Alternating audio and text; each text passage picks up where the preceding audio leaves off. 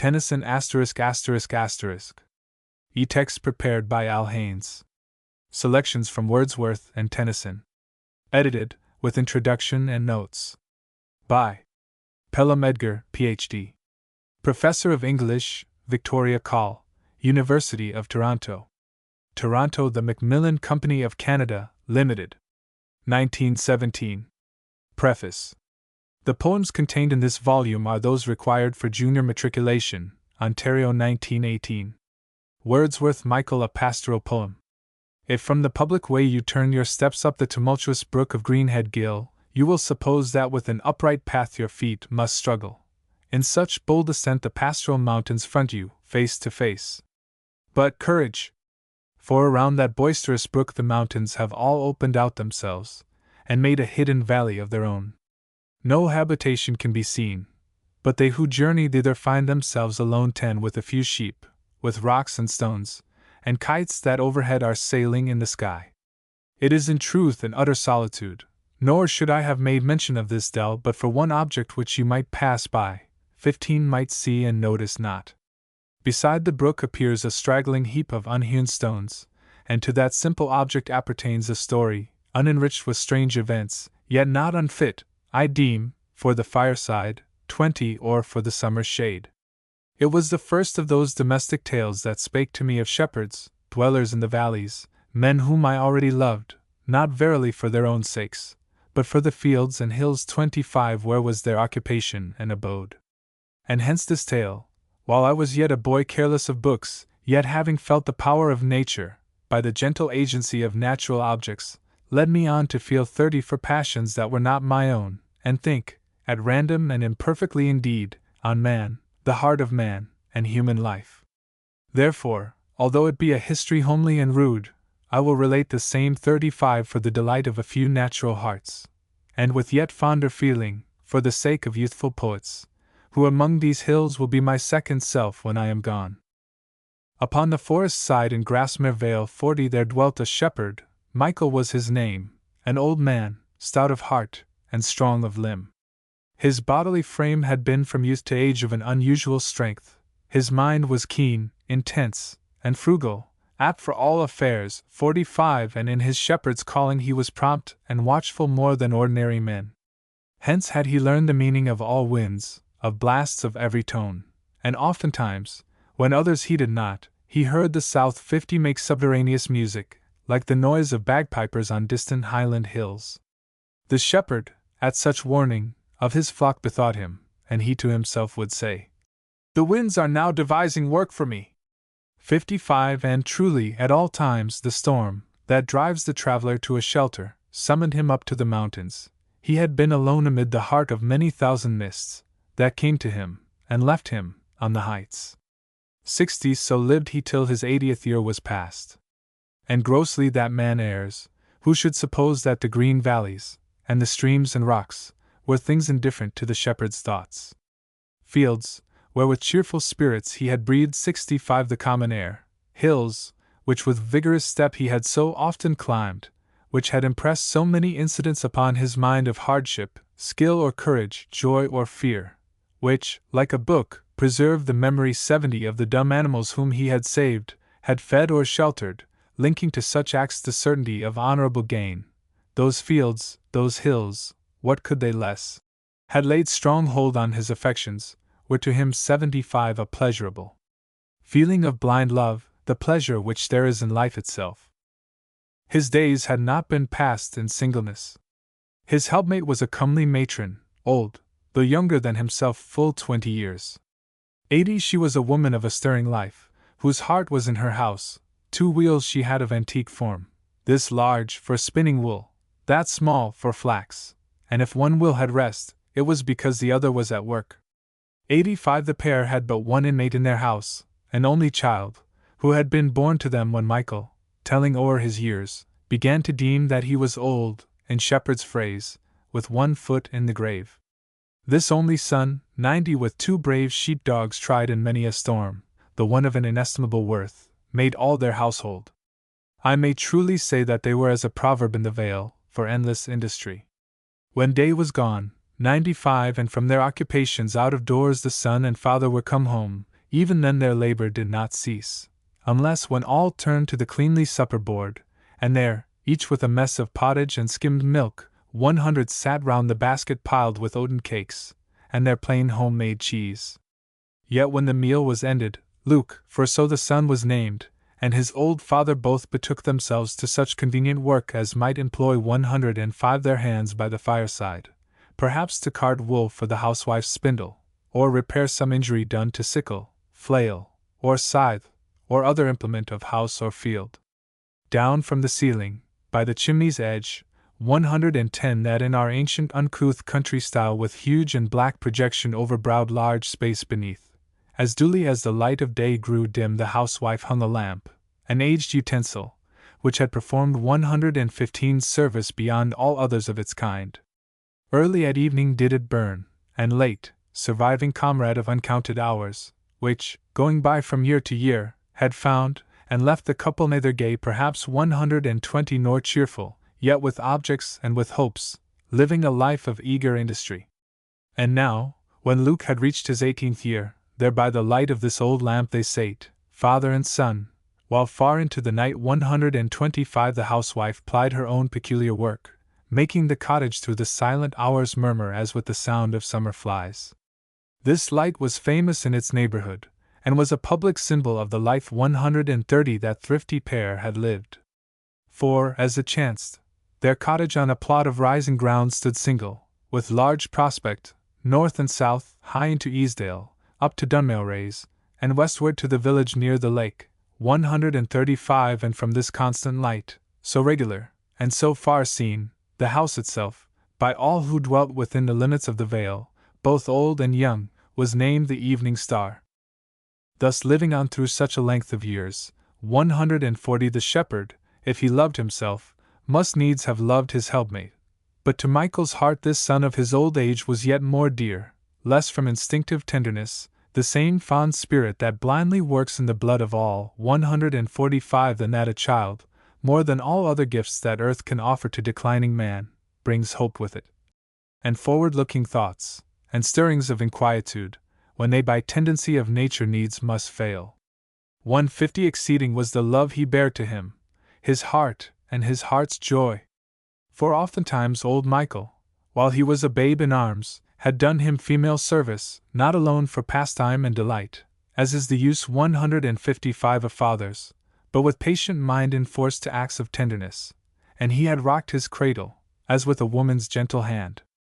And in a later time, ere yet the boy had put on boy's attire, did Michael love, 160 albeit of a stern, unbending mind, to have the young one in his sight, when he wrought in the field, or on his shepherd's stool sat with a fettered sheep before him stretched under the large old oak, that near his door 165 stood single, and from matchless depth of shade, chosen for the shearer's covert from the sun.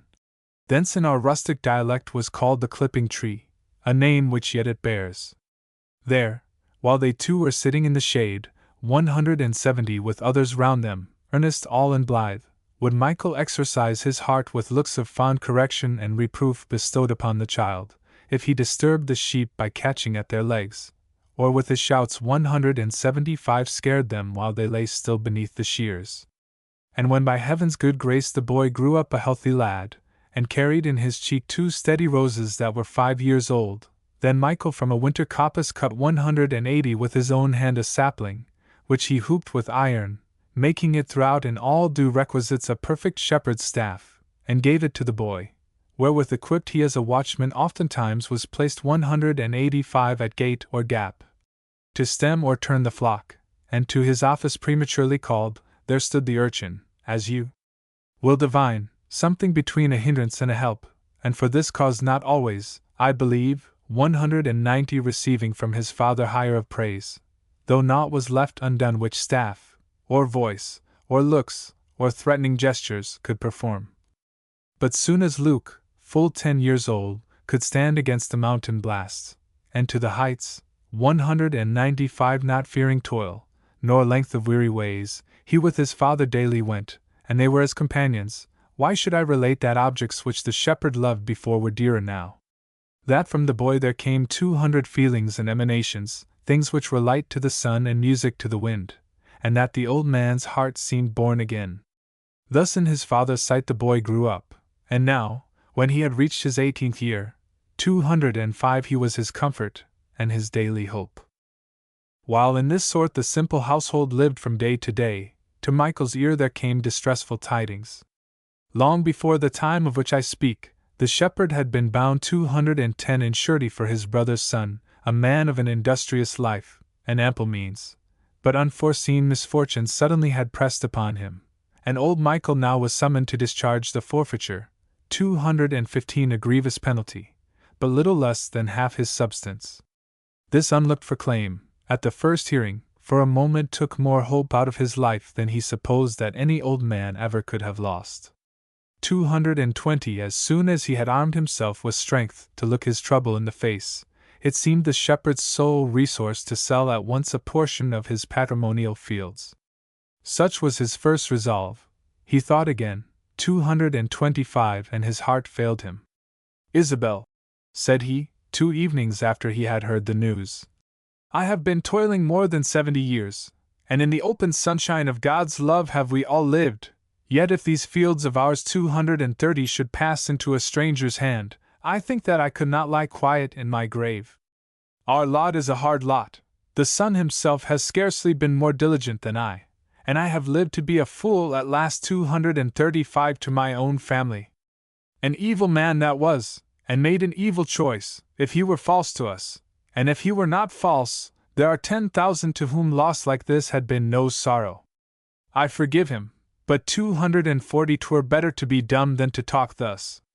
When I began, my purpose was to speak of remedies and of a cheerful hope. Our Luke shall leave us, Isabel, the land shall not go from us, and it shall be free. 245 he shall possess it, free as is the wind that passes over it. We have, thou knowst, another kinsman. He will be our friend in this distress. He is a prosperous man, thriving in trade, and Luke to him shall go, 250, and with his kinsman's help and his own thrift he quickly will repair this loss, and then he may return to us. If here he stay, what can be done?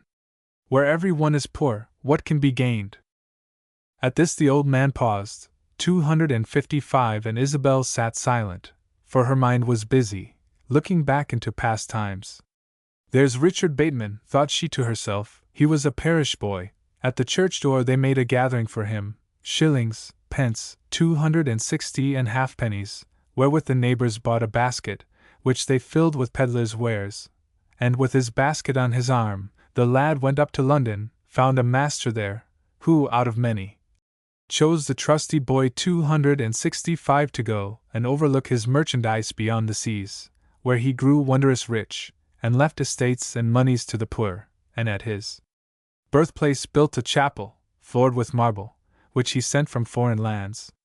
270 these thoughts, and many others of like sort, passed quickly through the mind of Isabel, and her face brightened.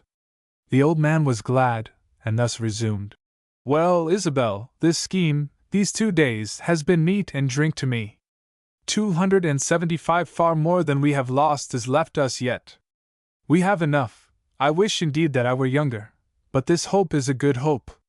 Make ready Luke's best garments, of the best buy for him more, and let us send him forth 280 tomorrow, or the next day, or tonight. If he could go, the boy should go tonight." Here Michael ceased, and to the fields went forth with a light heart. The housewife for 5 days was restless morn and night, and all day long 285 wrought on with her best fingers to prepare things needful for the journey of her son.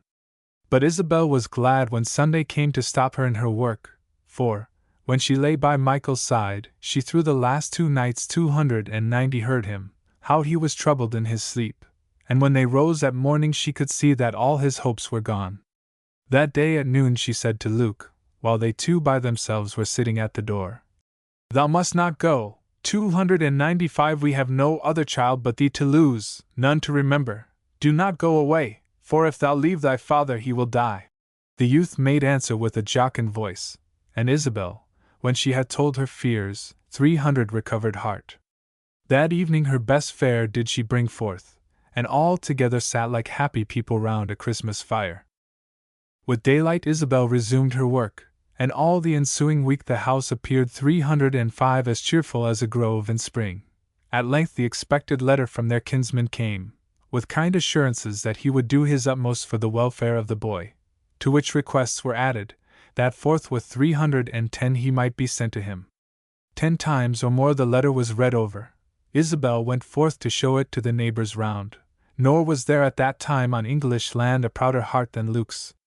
When Isabel 315 had to her house returned, the old man said, "He shall depart tomorrow." To this word the housewife answered, talking much of things which, if at such short notice he should go, would surely be forgotten. But at length 320 she gave consent, and Michael was at ease. Near the tumultuous brook of Greenhead Gill, in that deep valley, Michael had designed to build a sheepfold, and before he heard the tidings of his melancholy loss, 325 for this same purpose he had gathered up a heap of stones, which by the streamlet's edge lay thrown together, ready for the work. With Luke that evening thitherward he walked, and soon as they had reached the place he stopped, 330, and thus the old man spake to him. "My son, tomorrow thou wilt leave me. With full heart I look upon thee, for thou art the same that wert a promise to me ere thy birth, and all thy life hast been my daily joy. 335 I will relate to thee some little part of our two histories. 'Twill do thee good when thou art from me, even if I should touch on things thou canst not know of. After thou first camest into the world, as oft befalls 340 to newborn infants, thou didst sleep away 2 days, and blessings from thy father's tongue then fell upon thee. Day by day passed on, and still I loved thee with increasing love. Never to living ear came sweeter sounds 345 than when I heard thee by our own fireside first uttering, without words, a natural tune, while thou, a feeding babe, didst in thy joy sing at thy mother's breast. Month followed month, and in the open fields my life was passed, 350 and on the mountains, else I think that thou hadst been brought up upon thy father's knees. But we were playmates, Luke, among these hills, as well thou knowest. In us the old and young have played together, nor with me didst thou 355 lack any pleasure which a boy can know." Luke had a manly heart, but at these words he sobbed aloud. The old man grasped his hand and said, "Nay, do not take it so. I see that these are things of which I need not speak. 360, even to the utmost I have been to thee a kind and a good father, and herein I but repay a gift which I myself received at others' hands. For, though now old beyond the common life of man, I still 365 remember them who loved me in my youth. Both of them sleep together. Here they lived, as all their forefathers had done, and when at length their time was come, they were not loath to give their bodies to the family mold. 370 I wish that thou shouldst live the life they lived, but 'tis a long time to look back, my son, and see so little gained from 60 years. These fields were burthened when they came to me, till I was 40 years of age, not more 375 than half of my inheritance was mine. I toiled and toiled, God blessed me in my work, until the 3 weeks past the land was free. It looks as if it never could endure another master. Heaven forgive me, Luke, 380 if I judge ill for thee, but it seems good that thou shouldst go." At this the old man paused.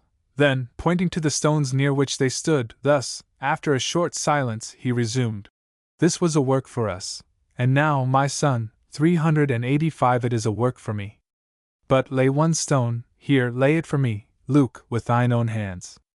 Nay, boy, be of good hope, we both may live to see a better day. At 84 I still am strong and hale. Do thou thy part, 390 I will do mine. I will begin again with many tasks that were resigned to thee, up to the heights, and in among the storms, will I without thee go again, and do all works which I was wont to do alone, 395 before I knew thy face. Heaven bless thee, boy! Thy heart these 2 weeks has been beating fast with many hopes. It should be so. Yes, yes, I knew that thou couldst never have a wish to leave me, Luke. Thou hast been bound to me 400 only by links of love. When thou art gone, what will be left to us? But I forget my purposes. Lay now the cornerstone, as I requested, and hereafter, Luke, when thou art gone away, should evil men 405 be thy companions, think of me, my son, and of this moment. Hither turn thy thoughts, and God will strengthen thee, amid all fear and all temptation, Luke, I pray that thou mayst bear in mind the life thy fathers lived, 410 who, being innocent, did for that cause bestir them in good deeds. Now fare thee well. When thou returnest, thou in this place wilt see a work which is not here, a covenant 'twill be between us. But whatever fate 415 befall thee, I shall love thee to the last, and bear thy memory with me to the grave. The shepherd ended here, and Luke stooped down, and, as his father had requested, laid the first stone of the sheepfold. At the sight 420 the old man's grief broke from him. To his heart he pressed his son, he kissed him and wept, and to the house together they returned.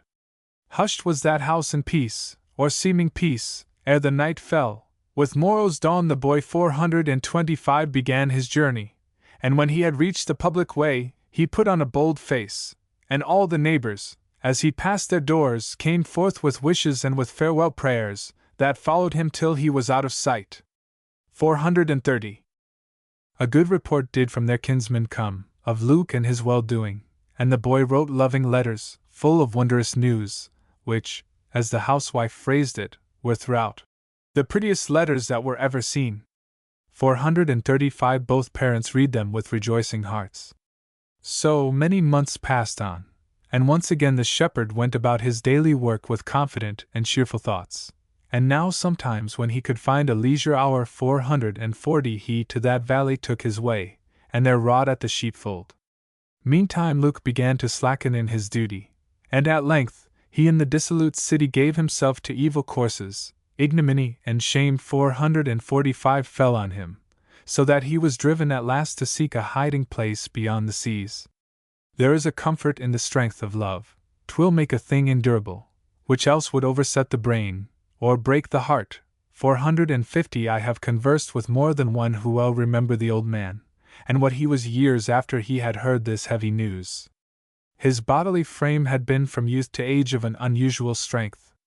Among the rocks 455 he went, and still looked up to sun and cloud, and listened to the wind, and, as before, performed all kinds of labor for his sheep, and for the land, his small inheritance. And to that hollow dell from time to time 460 did he repair, to build the fold of which his flock had need. 'Tis not forgotten yet the pity which was then in every heart for the old man, and 'tis believed by all that many and many a day he thither went, 465, and never lifted up a single stone. There by the sheepfold, sometimes was he seen sitting alone, or with his faithful dog, then old, beside him, lying at his feet. The length of full 7 years, from time to time 570 he at the building of this sheepfold wrought, and left the work unfinished when he died. 3 years, or little more, did Isabel survive her husband. At her death the estate was sold, and went into a stranger's hand. 475 The cottage which was named the Evening Star is gone, the plowshare has been through the ground on which it stood, great changes have been wrought in all the neighborhood, yet the oak is left, that grew beside their door, and the remains 480 of the unfinished sheepfold may be seen beside the boisterous brook of Greenhead Gill. 2. Greenhead Gill. Near Dove Cottage, Wordsworth's home at Grasmere. Gill. A short, steep, and narrow valley with a stream running through it. 5. The Pastoral Mountains. In Professor Knight's Life of Wordsworth are found fragments which the poet intended for Michael and which were recovered from Dorothy Wordsworth's manuscript book. Among these are the following lines, which, as Professor Dowden suggests, are given as Wordsworth's answer to the question, "What feeling for external nature had such a man as Michael?" The lines, which correspond to lines 62 to 77 of the poem, are as follows.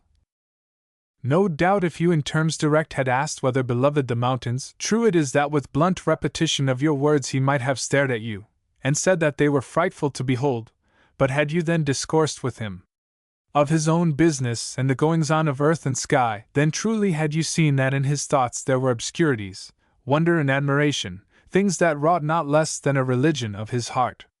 17. In Dorothy Wordsworth's journal for October 11, 1800, we read, After dinner, we walked up Greenhead Gill in search of a sheepfold.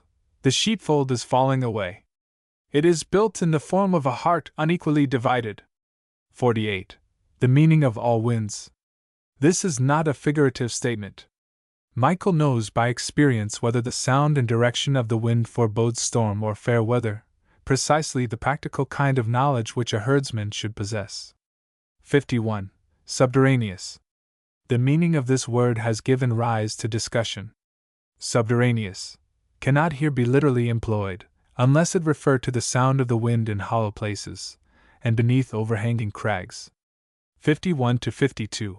Like the noise, etc., is there a special appropriateness in the use of a Scottish simile? What is the general character of the similes throughout the poem? 56 to 77. Wordsworth never attributes to Michael the subtler and more philosophical sensations which he himself derived from nature. Such poems as the Prelude or the Excursion contain many elevated passages on the influence of nature, which would have been exceedingly inappropriate here. 115. Scan this line. 121. Nor cheerful. The epithet seems not well chosen in view of the fact that all the circumstances of their life breathe a spirit of quiet cheerfulness. Surely the light, 129 to 131, was a symbol of cheer. 126. Peculiar work. Bring out the force of the epithet. 134. Easdale. Near Grasmere. Dunmail Raise. The pass leading from Grasmere to Keswick. Raise. A provincial word meaning an ascent. 139. The Evening Star. This name was actually given to a neighboring house. 143 to 152.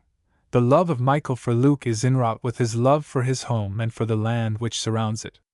These he desires at his death to hand down unencumbered to his son.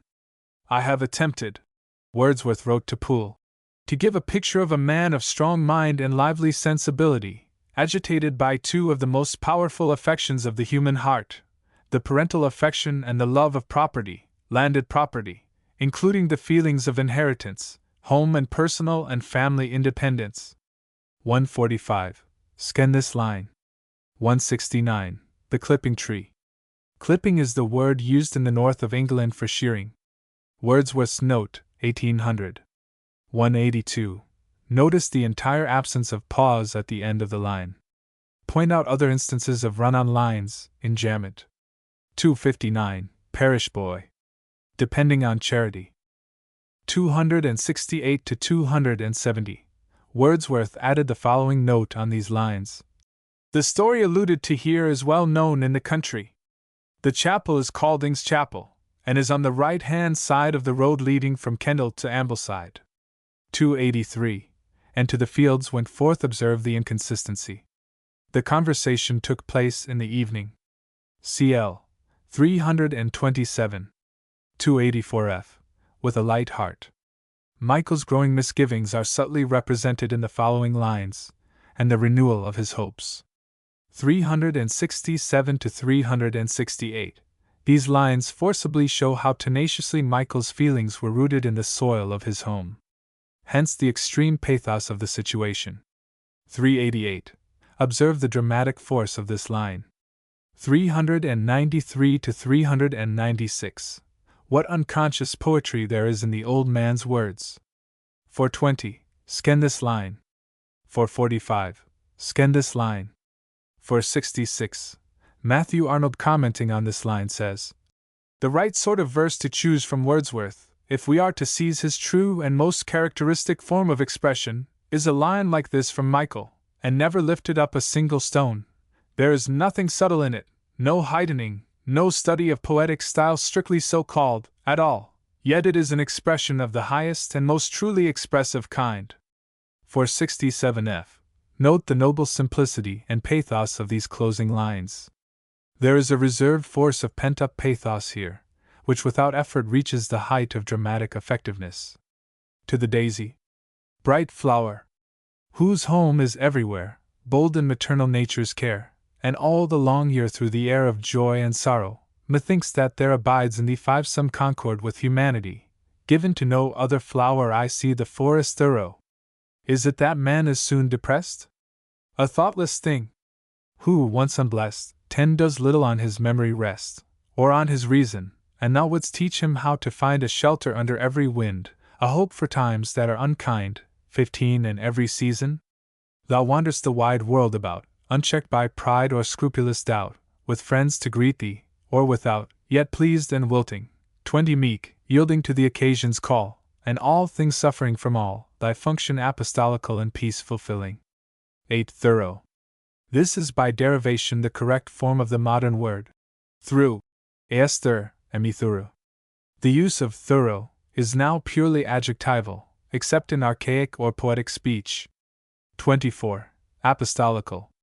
The stanza in which this word occurs was omitted in 1827 and 1832, because the expression was censured as almost profane. Wordsworth in his dictated note to Miss Fenwick has the following. The word apostolical is adopted with reference to its derivation, implying something sent out on a mission, and assuredly this little flower, especially when the subject of verse, may be regarded, in its humble degree, as administering both to moral and spiritual purposes. To the Cuckoo. O blithe newcomer! I have heard, I hear thee and rejoice. O cuckoo! Shall I call thee bird, or but a wandering voice?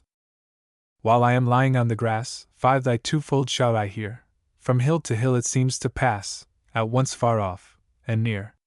Though babbling only to the vale of sunshine and of flowers, 10 now bringest unto me a tale of visionary hours. Thrice welcome, darling of the spring!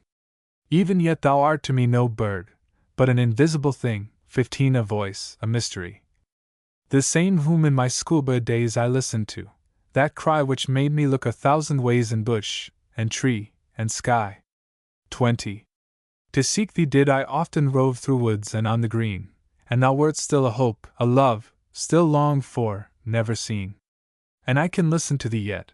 25 Can lie upon the plain and listen, till I do beget that golden time again.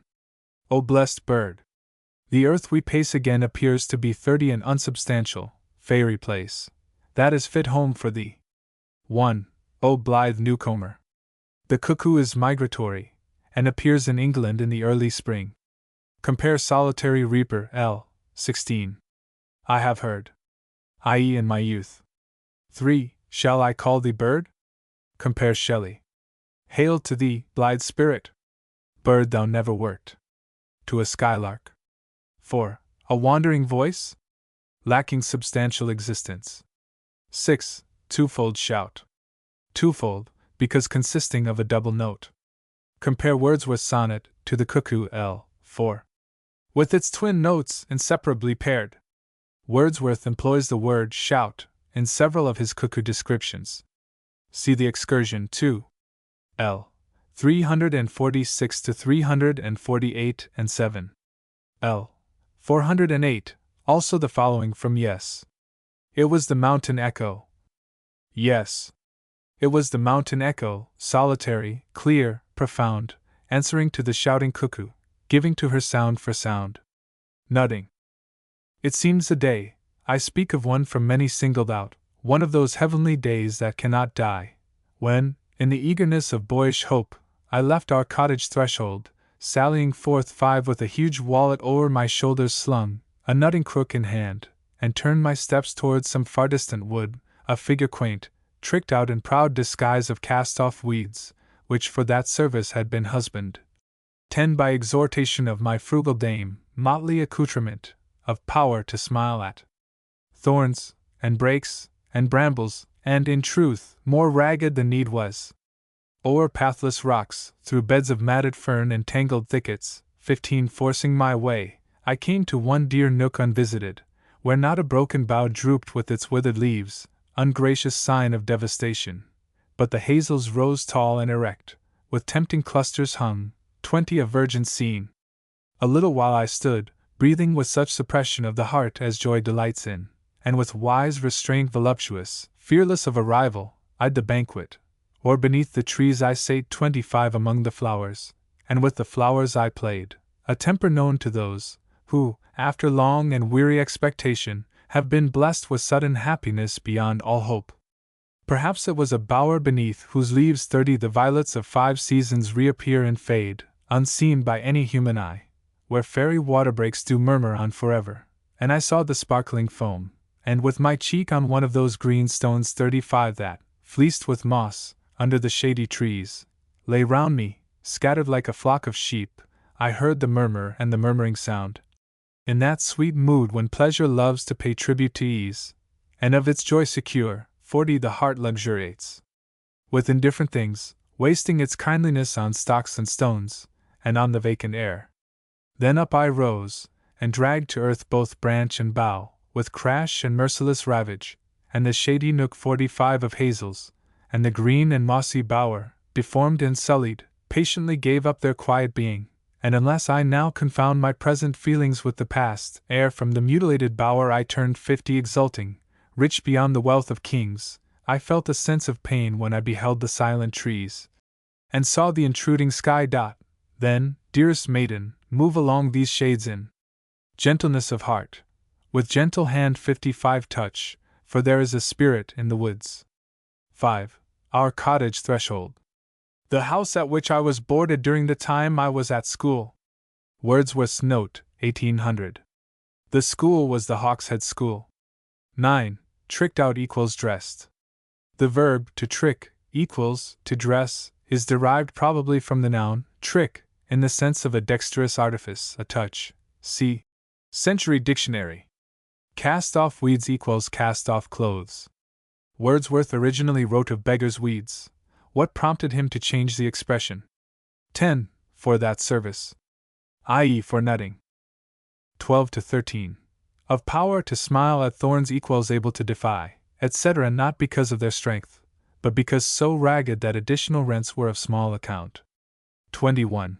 Virgin equals unmarred, undevastated. 31. Explain the line. Notice the poetical way in which the poet conveys the idea of solitude. L. 30 to 32. 33. Fairy water breaks equals wavelets, ripples. Cf. Many a silvery water break above the golden gravel. Tennyson, The Brook. 36. Fleeced with moss. Suggests a reason why the term, fleeced, has peculiar appropriateness here. 39 to 40. Paraphrase these lines to bring out their meaning. 43 to 48. Then up I rose. Contrast this active, exuberant pleasure not unmixed with pain with the passive, meditative joy that the preceding lines express. 47 to 48. Patiently gave up their quiet being. Notice the attribution of life to inanimate nature. Wordsworth constantly held that there was a mind and all the attributes of mind in nature. Cf. L. 56. For there is a spirit in the woods. 53. And saw the intruding sky. Bring out the force of this passage. 54. Then, dearest maiden. This is a reference to the poet's sister, Dorothy Wordsworth. 56. For there is a spirit in the woods. Cf. Tinton Abbey, 101f. A motion and a spirit that impels all thinking things, all objects of all thought, and rolls through all things. Influence of natural objects. Wisdom and spirit of the universe. Thou soul, that art the eternity of thought, and givest to forms and images a breath and everlasting motion. Not in vain, by day or starlight, thus from my first dawn 5 of childhood didst thou intertwine for me the passions that build up our human soul, not with the mean and vulgar works of man, but with high objects, with enduring things, with life and nature, purifying thus 10 the elements of feeling and of thought, and sanctifying by such discipline both pain and fear, until we recognize a grandeur in the beatings of the heart. Nor was this fellowship vouchsafed to me 15 with stinted kindness. In November days, when vapors rolling down the valleys made a lonely scene more lonesome, among woods at noon, and mid the calm of summer nights, when, by the margin of the trembling lake, 20 beneath the gloomy hills, homeward I went in solitude, such intercourse was mine. Mine was it in the fields both day and night, and by the waters, all the summer long. And in the frosty season, when the sun 25 was set, and visible for many a mile, the cottage windows through the twilight blazed, I heeded not the summons. Happy time it was indeed for all of us. For me it was a time of rapture. Clear and loud 30 the village clock told 6. I wheeled about, proud and exulting like an untired horse, that cares not for his home. All shod with steel we hissed along the polished ice, in games confederate, imitative of the chase 35 and woodland pleasures, the resounding horn, the pack loud chiming, and the hunted hare. So through the darkness and the cold we flew, and not a voice was idle. With the din smitten, the precipices rang aloud. 40 the leafless trees and every icy crag tinkled like iron, while far distant hills into the tumult sent an alien sound of melancholy, not unnoticed, while the stars, eastward, were sparkling clear, and in the west 45 the orange sky of evening died away.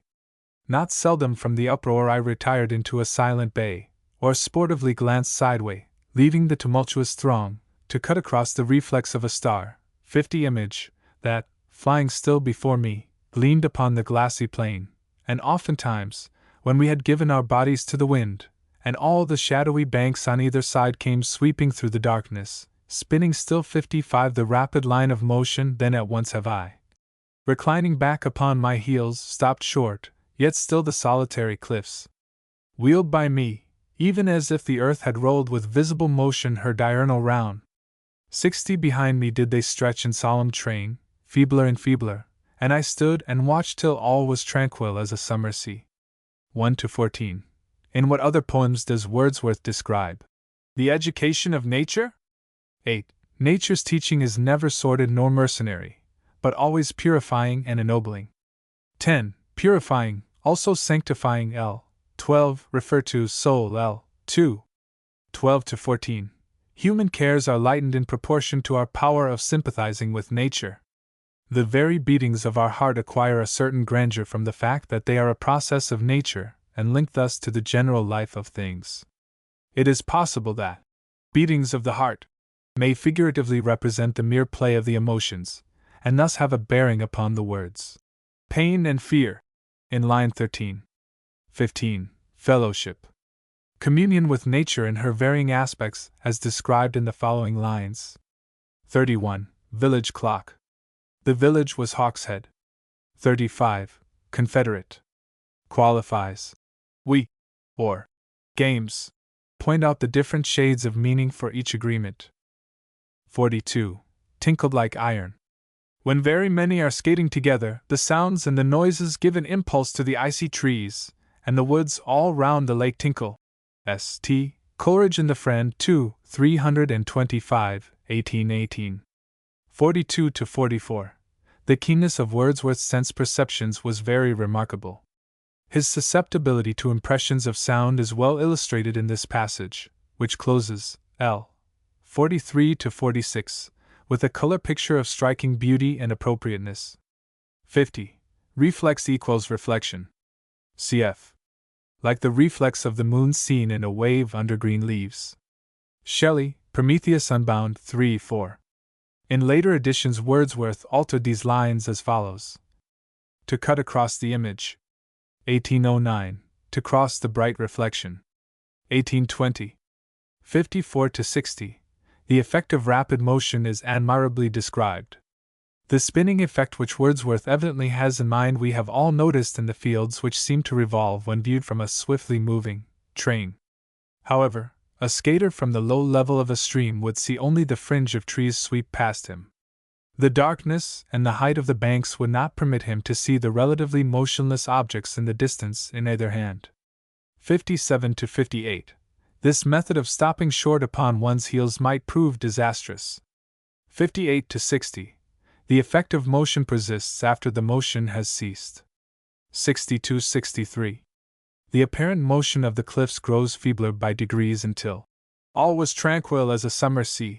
In the transcriber's note, the rest of this footnote is missing from the original book because of a printing error. To the Rev. Dr. Wordsworth, with the sonnets to the River Dudon, and other poems in this collection, 1820. The minstrels played their Christmas tune tonight beneath my cottage eaves, while, smitten by a lofty moon, the encircling laurels, thick with leaves, gave back a rich and dazzling sheen, 5 that overpowered their natural green. Through hill and valley every breeze had sunk to rest with folded wings, keen was the air, but could not freeze, nor check, the music of the strings. 10 so stout and hearty were the band that scraped the chords with strenuous hand. And who but listened, till was paid respect to every inmate's claim, the greeting given, the music played, 15 in honor of each household name, duly pronounced with lusty call, and Merry Christmas, wished to all. O brother! I revere the choice that took thee from thy native hills. 20 And it is given thee to rejoice, though public care full often tills, heaven only witness of the toil, a barren and ungrateful soil. Yet, would that thou, with me in mine, 25 hadst heard this never-failing right, and seen on other faces shine a true revival of the light which nature and these rustic powers, in simple childhood, spread through ours. 30. For pleasure hath not ceased to wait on these expected annual rounds, whether the rich man's sumptuous gate call forth the unelaborate sounds, or they are offered at the door 35 that guards the lowliest of the poor.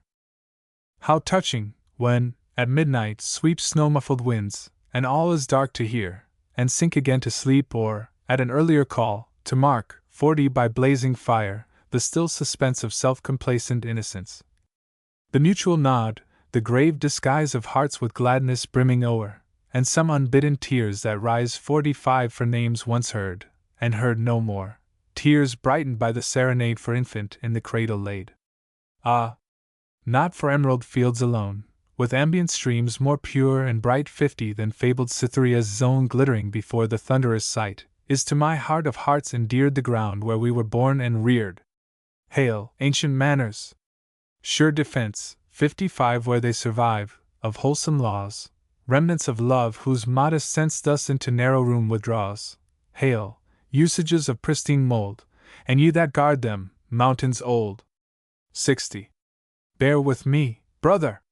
Quench the thought that slights this passion, or condemns, if the fond fancy ever brought from the proud margin of the Thames, and Lambeth's venerable towers, 65 to humbler streams, and greener bowers. Yes, they can make, who fail to fill short leisure even in busiest days, moments, to cast a look behind, and profit by those kindly rays 70 that through the clouds do sometimes steal, and all the far-off past reveal. Hence, while the imperial city's din beats frequent on thy satiate ear, a pleased attention I may win 75 to agitations less severe, that neither overwhelm nor cloy, but fill the hollow vale with joy. Christopher Wordsworth was born at Cockermouth in Cumberland on June 9, 1774. He received his early education at Hawkshead Grammar School and in 1792 entered Trinity College, Cambridge, as a pensioner. He graduated in 1796 with high honors in mathematics, and in 1798 was elected a Fellow of his college. He took his M.A. degree in 1799 and was awarded the degree of Doctor of Divinity in 1810. While at Cambridge, Christopher had been tutor to Viscount Canterbury, who introduced him to his father, at that time Bishop of Norwich.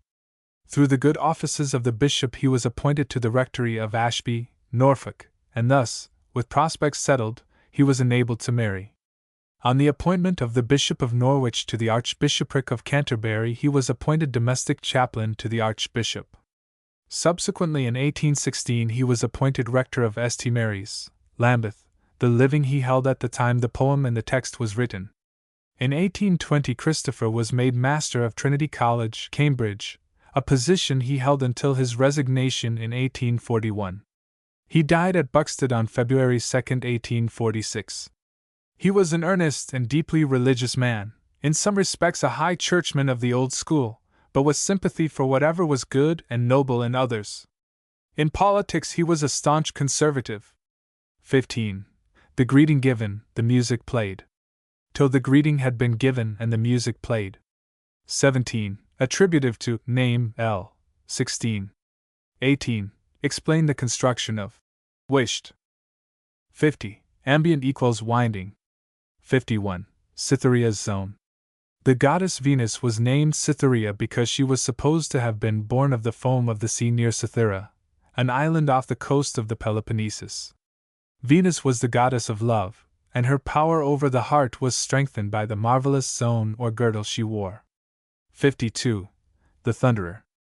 The reference is to Jupiter, who is generally represented as seated upon a golden or ivory throne holding in one hand the thunderbolts, and in the other a scepter of cypress. 55 to 60. Suggest how this stanza is characteristic of Wordsworth. 65. Lambeth's venerable towers. Lambeth Palace, the official residence of the Archbishop of Canterbury, is on the Thames. Wordsworth's brother Christopher, afterwards master of Trinity College, was then, 1820, rector of Lambeth. Elegiac stanzas suggested by a picture of Peel Castle, in a storm, painted by Sir George Beaumont. I was thy neighbor once, thou rugged pile. For summer weeks I dwelt in sight of thee. I saw thee every day, and all the while thy form was sleeping on a glassy sea. So pure the sky, so quiet was the air. 5 so like, so very like, was day to day. Whene'er I looked, thy image still was there. It trembled, but it never passed away. How perfect was the calm! It seemed no sleep, no mood, which season takes away, or brings. 10 I could have fancied that the mighty deep was even the gentlest of all gentle things. Ah! Then, if mine had been the painter's hand, to express what then I saw, and add the gleam, the light that never was. On sea or land, 15 the consecration, and the poet's dream. I would have planted thee, thou hoary pile, amid a world how different from this. Beside a sea that could not cease to smile, on tranquil land, beneath a sky of bliss. 20. Thou shouldst have seemed a treasure house divine of peaceful years, a chronicle of heaven. Of all the sunbeams that did ever shine, the very sweetest had to thee been given. A picture had it been of lasting ease, 25 Elysian quiet, without toil or strife, no motion but the moving tide, a breeze, or merely silent nature's breathing life.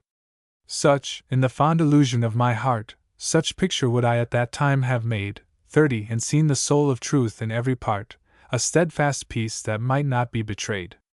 So once it would have been, 'tis so no more. I have submitted to a new control, a power is gone, which nothing can restore. 35 A deep distress hath humanized my soul. Not for a moment could I now behold a smiling sea, and be what I have been. The feeling of my loss will ne'er be old. This, which I know, I speak with mind serene. 40. Then, Beaumont, friend. Who would have been the friend, if he had lived, of him whom I deplore? This work of thine I blame not, but commend, this sea in anger, and that dismal shore. Oh, 'tis a passionate work, yet wise and well. 45 Well chosen is the spirit that is here, that hulk which labors in the deadly swell, this rueful sky, this pageantry of fear. And this huge castle, standing here sublime, I love to see the look with which it braves. 50 Cased in the unfeeling armor of old time, the lightning, the fierce wind, and trampling waves. Farewell, farewell the heart that lives alone, housed in a dream, at distance from the kind. Such happiness, wherever it be known, 55 is to be pitied, for 'tis surely blind. But welcome fortitude, and patient cheer, and frequent sights of what is to be born. Such sights, or worse, as are before me here. Not without hope we suffer and we mourn. 60. 2. For summer weeks. In 1794 Wordsworth spent part of a summer vacation at the house of his cousin, Mr. Barker, at Rampside, a village near Peel Castle. 6-7. Shelley has twice imitated these lines. Compare. Within the surface of time's fleeting river its wrinkled image lies, as then it lay immovably unquiet, and forever it trembles, but it cannot pass away. Ode to Liberty 6. Also the following. Within the surface of the fleeting river the wrinkled image of the city lay, immovably unquiet, and forever it trembles, but it never fades away. Evening. 9-10. The calm was so complete that it did not seem a transient mood of the sea, a passing sleep. 13-16. Compare with the above original reading of 1807, restored after 1827, the lines which Wordsworth substituted in 1820 and 1827. Ah! Then, if mine had been the painter's hand, to express what then I saw, and add a gleam, the lustre, known to neither sea nor land, but borrowed from the youthful poet's dream. 35-36. A power is gone, soul. The reference is to the death at sea of his brother Captain John Wordsworth. The poet can no longer see things wholly idealized. His brother's death has revealed to him, however, the ennobling virtue of grief. Thus a personal loss is converted into human gain. Note especially in this connection L. 35 and LL 53-60. 54. From the kind. From our fellow beings. It is not to be thought of. It is not to be thought of that the flood of British freedom, which to the open sea of the world's praise from dark antiquity hath flowed, with pomp of waters, unwithstood, roused though it be full often to a mood which spurns the check of salutary bands, that this most famous stream in bogs and sands should perish, and to evil and to good be lost forever. In our halls is hung armory of the invincible knights of old, 10 we must be free or die, who speak the tongue that Shakespeare spake, the faith and morals hold which Milton held. In everything we are sprung of earth's first blood, have titles manifold. For, with pomp of waters unwithstood, this is quoted from Daniel's Civil War, Book 2, stanza 7. Written in London, September, 1802. O friend! I know not which way I must look for comfort, being, as I am, oppressed, to think that now our life is only dressed for show, mean handiwork of craftsman, cook, or groom. We must run glittering like a brook 5 in the open sunshine, or we are unblessed. The wealthiest man among us is the best. No grandeur now in nature or in book delights us. Rapine, avarice, expense, this is idolatry, and these we adore. 10 plain living and high thinking are no more. The homely beauty of the good old cause is gone. Our peace, our fearful innocence, and pure religion breathing household laws. London, 1802. Milton. Thou shouldst be living at this hour. England hath need of thee. She is a fen of stagnant waters. Altar, sword, and pen, fireside, the heroic wealth of hall and bower, have forfeited their ancient English dower 5 of inward happiness. We are selfish men. Oh! Raise us up, return to us again, and give us manners, virtue, freedom, power. Thy soul was like a star, and dwelt apart. Thou hadst a voice whose sound was like the sea, 10 pure as the naked heavens, majestic, free. So didst thou travel on life's common way, in cheerful godliness, and yet thy heart the lowliest duties on herself did lay. Dark and more dark the shades of evening fell. Dark and more dark the shades of evening fell. The wished for point was reached, but at an hour when little could be gained from that rich dower of prospect, whereof many thousands tell. Yet did the glowing west with marvelous power 5 salute us. There stood Indian citadel, temple of Greece, and minster with its towers substantially expressed, a place for bell or clock to toll from. Many a tempting isle, with groves that never were imagined, lay 10 mid-seas how steadfast. Objects all for the eye of silent rapture, but we felt the while we should forget them. They are of the sky and from our earthly memory fade away. Surprised by joy, impatient as the wind. Surprised by joy, impatient as the wind I turned to share the transport. Oh! With whom but thee, deep buried in the silent tomb, that spot which no vicissitude can find? Love, faithful love, recalled thee to my mind. 5 But how could I forget thee? Through what power, even for the least division of an hour, have I been so beguiled as to be blind to my most grievous loss? That thought's return was the worst pang that sorrow ever bore. 10 Save one only, when I stood forlorn, knowing my heart's best treasure was no more, that neither present time, nor years unborn could to my sight that heavenly face restore. Hail, twilight, sovereign of one peaceful hour! Hail, twilight, sovereign of one peaceful hour! Not dull art thou as undiscerning night, but studious only to remove from sight day's mutable distinctions. Ancient power! Thus did the waters gleam, the mountains lower, 5 to the rude Briton, when, in wolfskin vest here roving wild, he laid him down to rest on the bare rock, or through a leafy bower looked ere his eyes were closed. By him was seen the self-same vision which we now behold. 10 At thy meek bidding, shadowy power brought forth these mighty barriers, and the gulf between, the flood, the stars, a spectacle as old as the beginning of the heavens and earth. I thought of thee, my partner and my guide. I thought of thee, my partner and my guide, as being passed away. Vain sympathies. For, backward, on, as I cast my eyes, I see what was, and is, and will abide. Still glides the stream, and shall forever glide. 5 The form remains, the function never dies, while we, the brave, the mighty, and the wise, we men, who in our morn of youth defied the elements, must vanish. Be it so. Enough, if something from our hands have power 10 to live, and act, and serve the future hour. And if, as toward the silent tomb we go, through love, through hope, and faith's transcendent dower, we feel that we are greater than we know. Such age, how beautiful!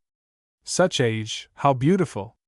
O Lady bright, whose mortal lineaments seem all refined by favoring nature and a saintly mind to something purer and more exquisite than flesh and blood, whene'er thou meetest my sight, 5 when I behold thy blanched unwithered cheek, thy temples fringed with locks of gleaming white, and head that droops because the soul is meek, thee with the welcome snowdrop I compare, that child of winter, prompting thoughts that climb 10 from desolation toward the genial prime, or with the moon conquering earth's misty air, and filling more and more with crystal light as pensive evening deepens into night. Tennyson Enoni.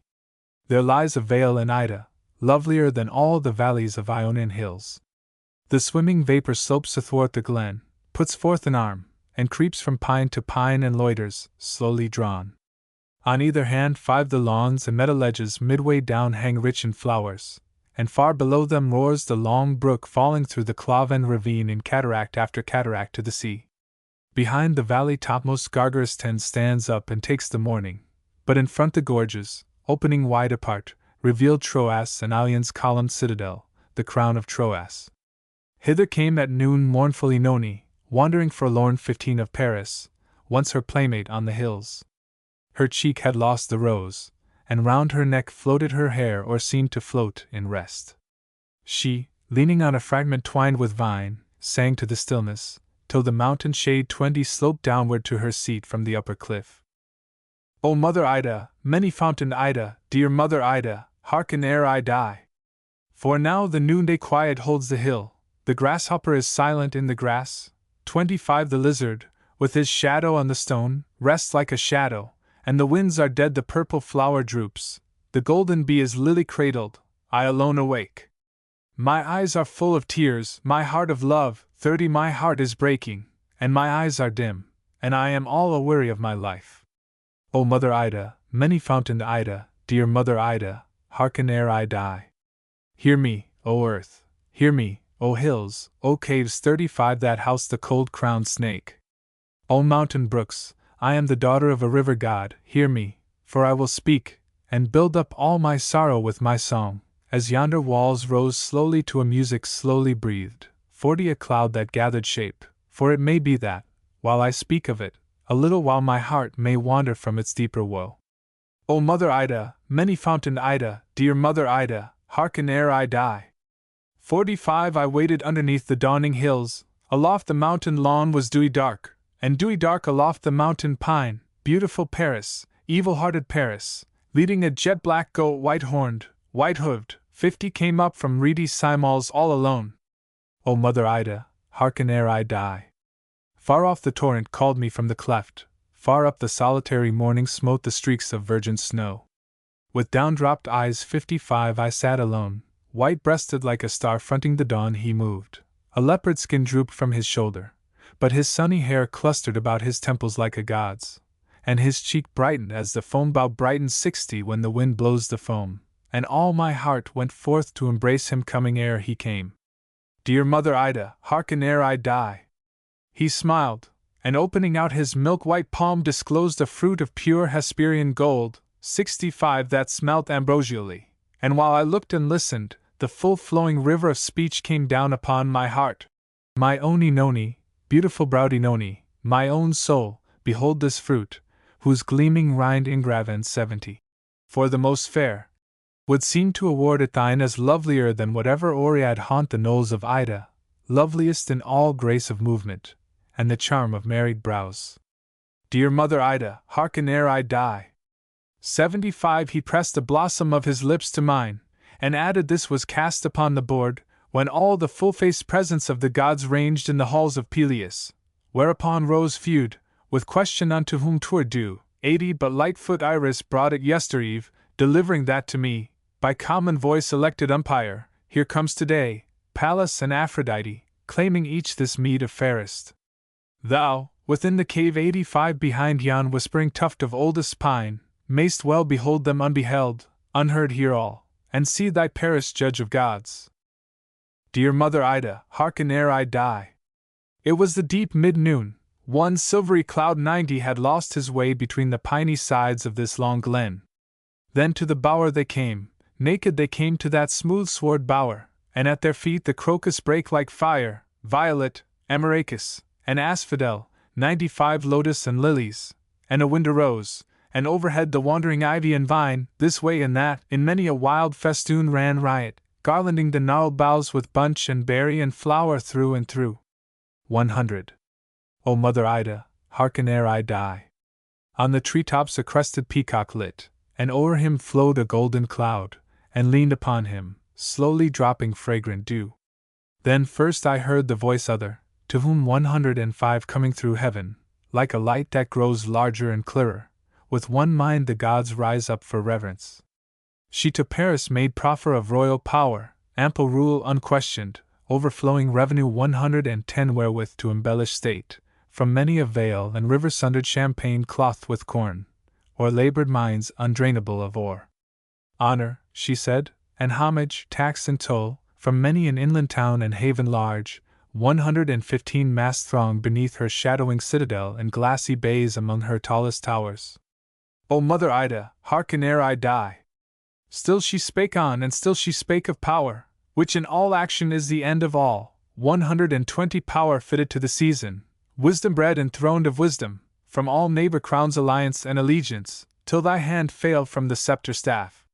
Such boon from me, heaven's queen, Paris, to thee king born, 125 a shepherd all thy life but yet king born, should come most welcome, seeing men, in power only, are likest gods, who have attained rest in the happy place and quiet seats above the thunder, with undying bliss 130 in knowledge of their own supremacy. Dear Mother Ida, hearken ere I die. She ceased, and Paris held the costly fruit out at arm's length, so much the thought of power flattered his spirit. But Pallas, where she stood 135 somewhat apart, her clear and bared limbs o'erthwarted with the brazen-headed spear upon her pearly shoulder leaning cold, the while, above, her full and earnest eye over her snow-cold breast and angry cheek 140 kept watch, waiting decision, made reply. Self-reverence, self-knowledge, self-control, these three alone lead life to sovereign power.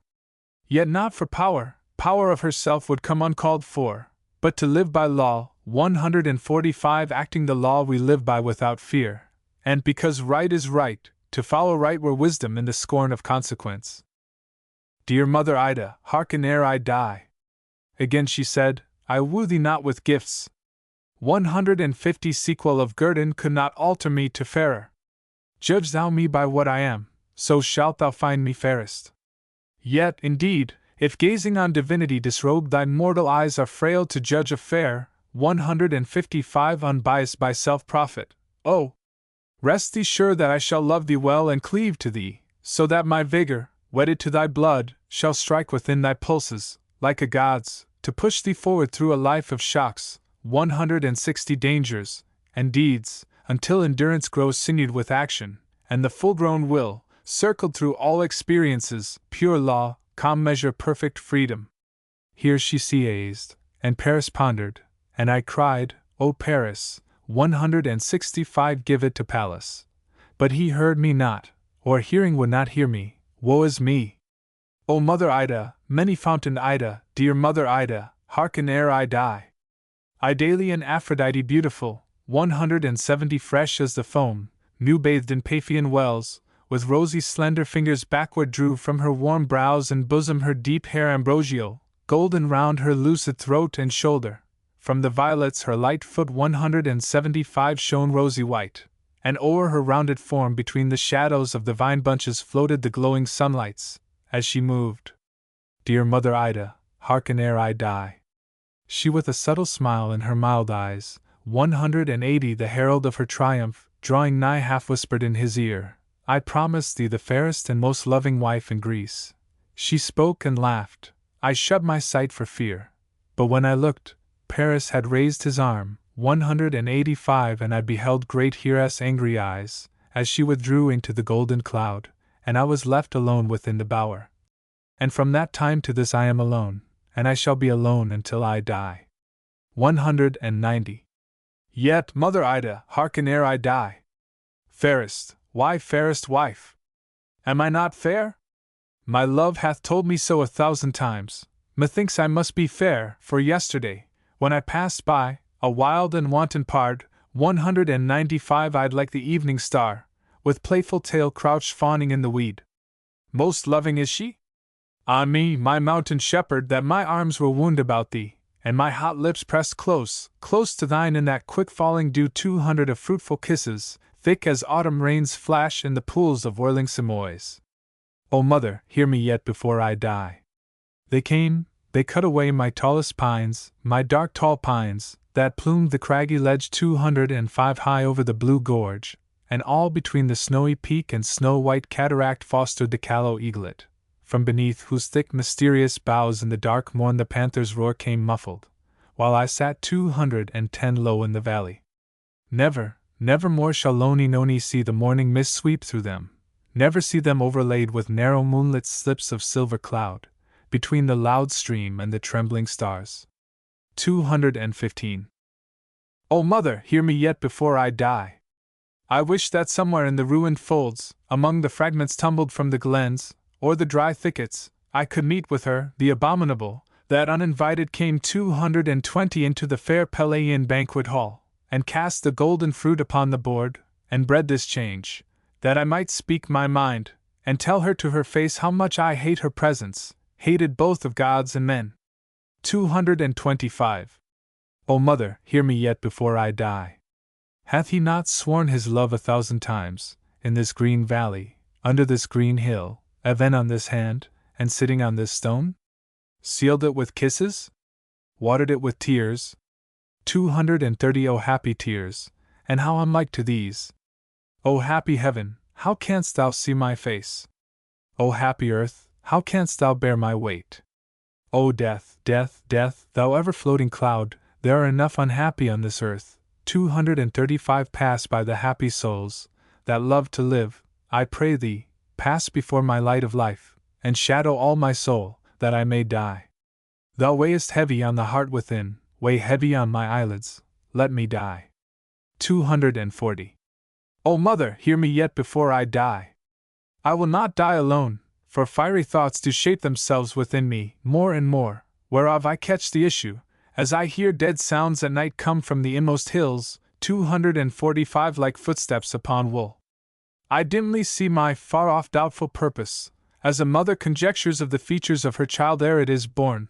Her child, a shudder comes across me, never child be born of me, 250 unblessed, to vex me with his father's eyes. O mother, hear me yet before I die. Hear me, O earth. I will not die alone, lest their shrill happy laughter come to me walking the cold and starless road of death 255 uncomforted, leaving my ancient love with the Greek woman. I will rise and go down into Troy, and ere the stars come forth talk with the wild Cassandra, for she says a fire dances before her, and a sound 260 rings ever in her ears of armed men. What this may be I know not, but I know that, wheresoe'er I am by night and day, all earth and air seem only burning fire. The Epic.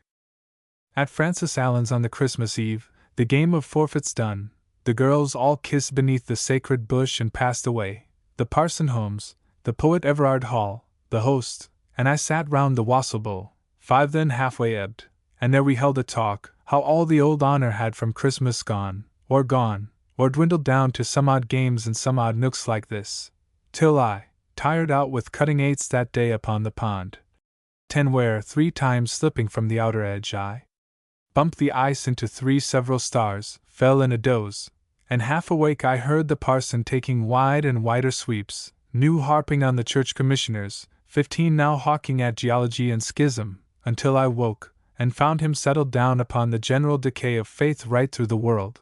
At home was little left, and none abroad, there was no anchor, none, 20 to hold by. Francis, laughing, clapped his hand on Everard's shoulder, with I hold by him. And I, quoth Everard, by the wassail bowl.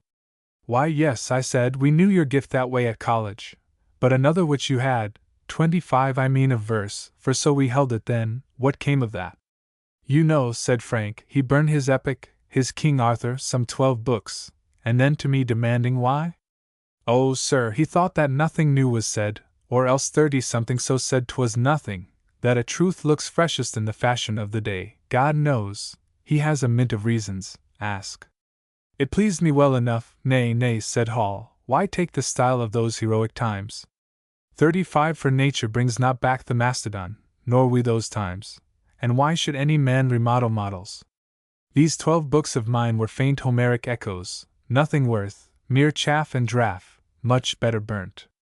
But I, 40, said Francis, pick the 11th from this hearth and have it, keep a thing, its use will come. I hoard it as a sugar plum for Holmes.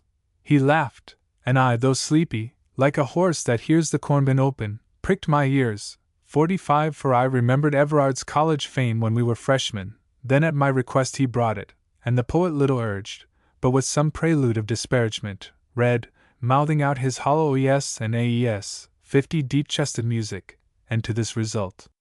Mort d'Arthur.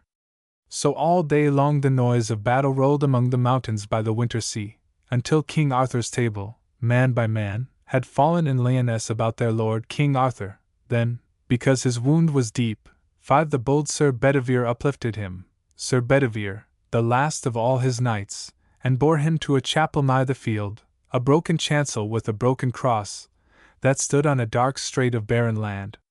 10 on one side lay the ocean, and on one lay a great water, and the moon was full. Then spake King Arthur to Sir Bedivere, the sequel of today unsold us all the goodliest fellowship of famous knights 15 whereof this world holds record. Such a sleep they sleep, the men I loved. I think that we shall never more, at any future time, delight our souls with talk of knightly deeds, walking about the gardens and the halls 20 of Camelot, as in the days that were. I perish by this people which I made, though Merlin sware that I should come again to rule once more. But let what will be, be. I am so deeply smitten through the helm 25 that without help I cannot last till morn. Thou therefore take my brand Excalibur, which was my pride, for thou rememberest how in those old days, one summer noon, an arm rose up from out the bosom of the lake, 30 clothed in white samite, mystic, wonderful, holding the sword, and how I rode across and took it, and have worn it, like a king, and wheresoever I am sung or told in aftertime, this also shall be known. 35 But now delay not, take Excalibur, and fling him far into the middle mere, watch what thou sayest, and lightly being me. Word. To him replied the bold Sir Bedivere, it is not meet, Sir King, to leave thee thus, 40 aidless, alone, and smitten through the helm. A little thing may harm a wounded man. Yet I thy hest will all perform at full, watch what I see, and lightly bring thee word. So saying, from the ruined shrine he stepped 45 and in the moon athwart the place of tombs, where lay the mighty bones of ancient men, old knights, and over them the sea wind sang shrill, chill, with flakes of foam. He, stepping down by zigzag paths and juts of pointed rock, 50 came on the shining levels of the lake. There drew he forth the brand Excalibur, and o'er him, drawing it, the winter moon, brightening the skirts of a long cloud, ran forth and sparkled keen with frost against the hilt. 55 for all the half twinkled with diamond sparks, myriads of topaz lights and jacinth work of subtlest jewelry. He gazed so long that both his eyes were dazzled, as he stood, this way and that dividing the swift mind, 60 an act to throw, but at the last it seemed better to leave Excalibur concealed there in the many knotted water flags, that whistled stiff and dry about the marge. So strode he back slow to the wounded king 65. Then spake King Arthur to Sir Bedivere, hast thou performed my mission which I gave? What is it thou hast seen? Or what hast heard? An answer made the bold Sir Bedivere, I heard the ripple washing in the reeds, 70 and the wild water lapping on the crag. To whom replied King Arthur, faint and pale, thou hast betrayed thy nature and thy name, not rendering true answer, as beseemed thy fealty, nor like a noble knight. 75 for sure a sign had followed, either hand, or voice, or else a motion of the mere. This is a shameful thing for men to lie. Yet now, I charge thee, quickly go again as thou art lief and dear, and do the thing 80 I bade thee, watch, and lightly bring me word. Then went Sir Bedivere the second time across the ridge, and paced beside the mere, counting the dewy pebbles, fixed in thought, but when he saw the wonder of the hilt, 85 how curiously and strangely chased, he smote his palms together, and he cried aloud. And if indeed I cast the brand away, surely a precious thing, one worthy note, should thus be lost forever from the earth, 90 which might have pleased the eyes of many men. What good should follow this, if this were done? What harm undone? Deep harm to disobey, seeing obedience is the bond of rule. Were it well to obey then, if a king demand 95 and act unprofitable, against himself? The king is sick, and knows not what he does. What record, or what relic of my lord should be to aftertime, but empty breath and rumors of a doubt? But were this kept, 100 stored in some treasure house of mighty kings, some one might show it at a joust of arms, saying, King Arthur's sword, Excalibur, wrought by the lonely maiden of the lake. 9 years she wrought it, sitting in the deeps 105 upon the hidden bases of the hills. So might some old man speak in the aftertime to all the people, winning reverence. But now much honor and much fame were lost. So spake he, clouded with his own conceit, 110 and hit Excalibur the second time, and so strode back slow to the wounded king. Then spoke King Arthur, breathing heavily, What is it thou hast seen? Or what hast heard? An answer made the bold Sir Bedivere, 115 I heard the water lapping on the crag, and the long ripple washing in the reeds. To whom replied King Arthur, much in wrath, Ah, miserable and unkind, untrue, unknightly, traitor-hearted! Woe is me! 120 Authority forgets a dying king, laid widowed of the power in his eye that bowed the will. I see thee what thou art, for thou, the latest left of all my knights, in whom should meet the offices of all, 125 thou wouldst betray me for the precious hilt, either from lust of gold, or like a girl valuing the giddy pleasure of the eyes. Yet, for a man may fail in duty twice, and the third time may prosper, get thee hence, 130 but if thou spare to fling Excalibur, I will arise and slay thee with my hands. Then quickly rose Sir Bedivere, and ran, and leaping down the ridges lightly, plunged among the bulrush beds, and clutched the sword, 135 and strongly wheeled and threw it. The great brand made lightnings in the splendor of the moon, and flashing round and round, and whirled in an arch, shot like a streamer of the northern morn, seen where the moving isles of winter shock 140 by night, with noises of the northern sea. So flashed and fell the brand Excalibur, but ere he dipped the surface, rose an arm clothed in white samite, mystic, wonderful, and caught him by the hilt, and brandished him 145 3 times, and drew him under in the mere. And lightly went the other to the king. Then spoke King Arthur, drawing thicker breath, Now see I by thine eyes that this is done. Speak out, what is it thou hast heard, or seen? 150. An answer made the bold Sir Bedivere, Sir King, I closed mine eyelids, lest the gems should blind my purpose, for I never saw, nor shall see, here or elsewhere, till I die, not though I live 3 lives of mortal men, 155 so great a miracle as yonder hilt. Then with both hands I flung him, wheeling him. But when I looked again, behold an arm, clothed in white samite, mystic, wonderful, that caught him by the hilt, and brandished him 163 times, and drew him under in the mere. An answer made King Arthur, breathing hard, My end draws nigh, 'tis time that I were gone. Make broad thy shoulders to receive my weight, and bear me to the margin, yet I fear 165 my wound hath taken cold, and I shall die. So saying, from the pavement he half rose, slowly, with pain, reclining on his arm, and looking wistfully with wide blue eyes as in a picture. Him Sir Bedivere 170 remorsefully regarded through his tears, and would have spoken, but he found not words, then took with care, and kneeling on one knee, o'er both his shoulders drew the languid hands, and rising bore him through the place of tombs. 175. But as he walked, King Arthur panted hard, like one that feels a nightmare on his bed when all the house is mute. So sighed the king, muttering and murmuring at his ear, Quick, quick! I fear it is too late, and I shall die. 180. But the other swiftly strode from ridge to ridge, clothed with his breath, and looking, as he walked, larger than human on the frozen hills. He heard the deep behind him, and a cry before. His own thought drove him like a goad. 185 dry clashed his harness in the icy caves and barren chasms, and all to left and right the bare black cliff clanged round him, as he based his feet on juts of slippery crag that rang sharp smitten with the dint of armed heels. 190, and on a sudden, lo! the level lake, and the long glories of the winter moon.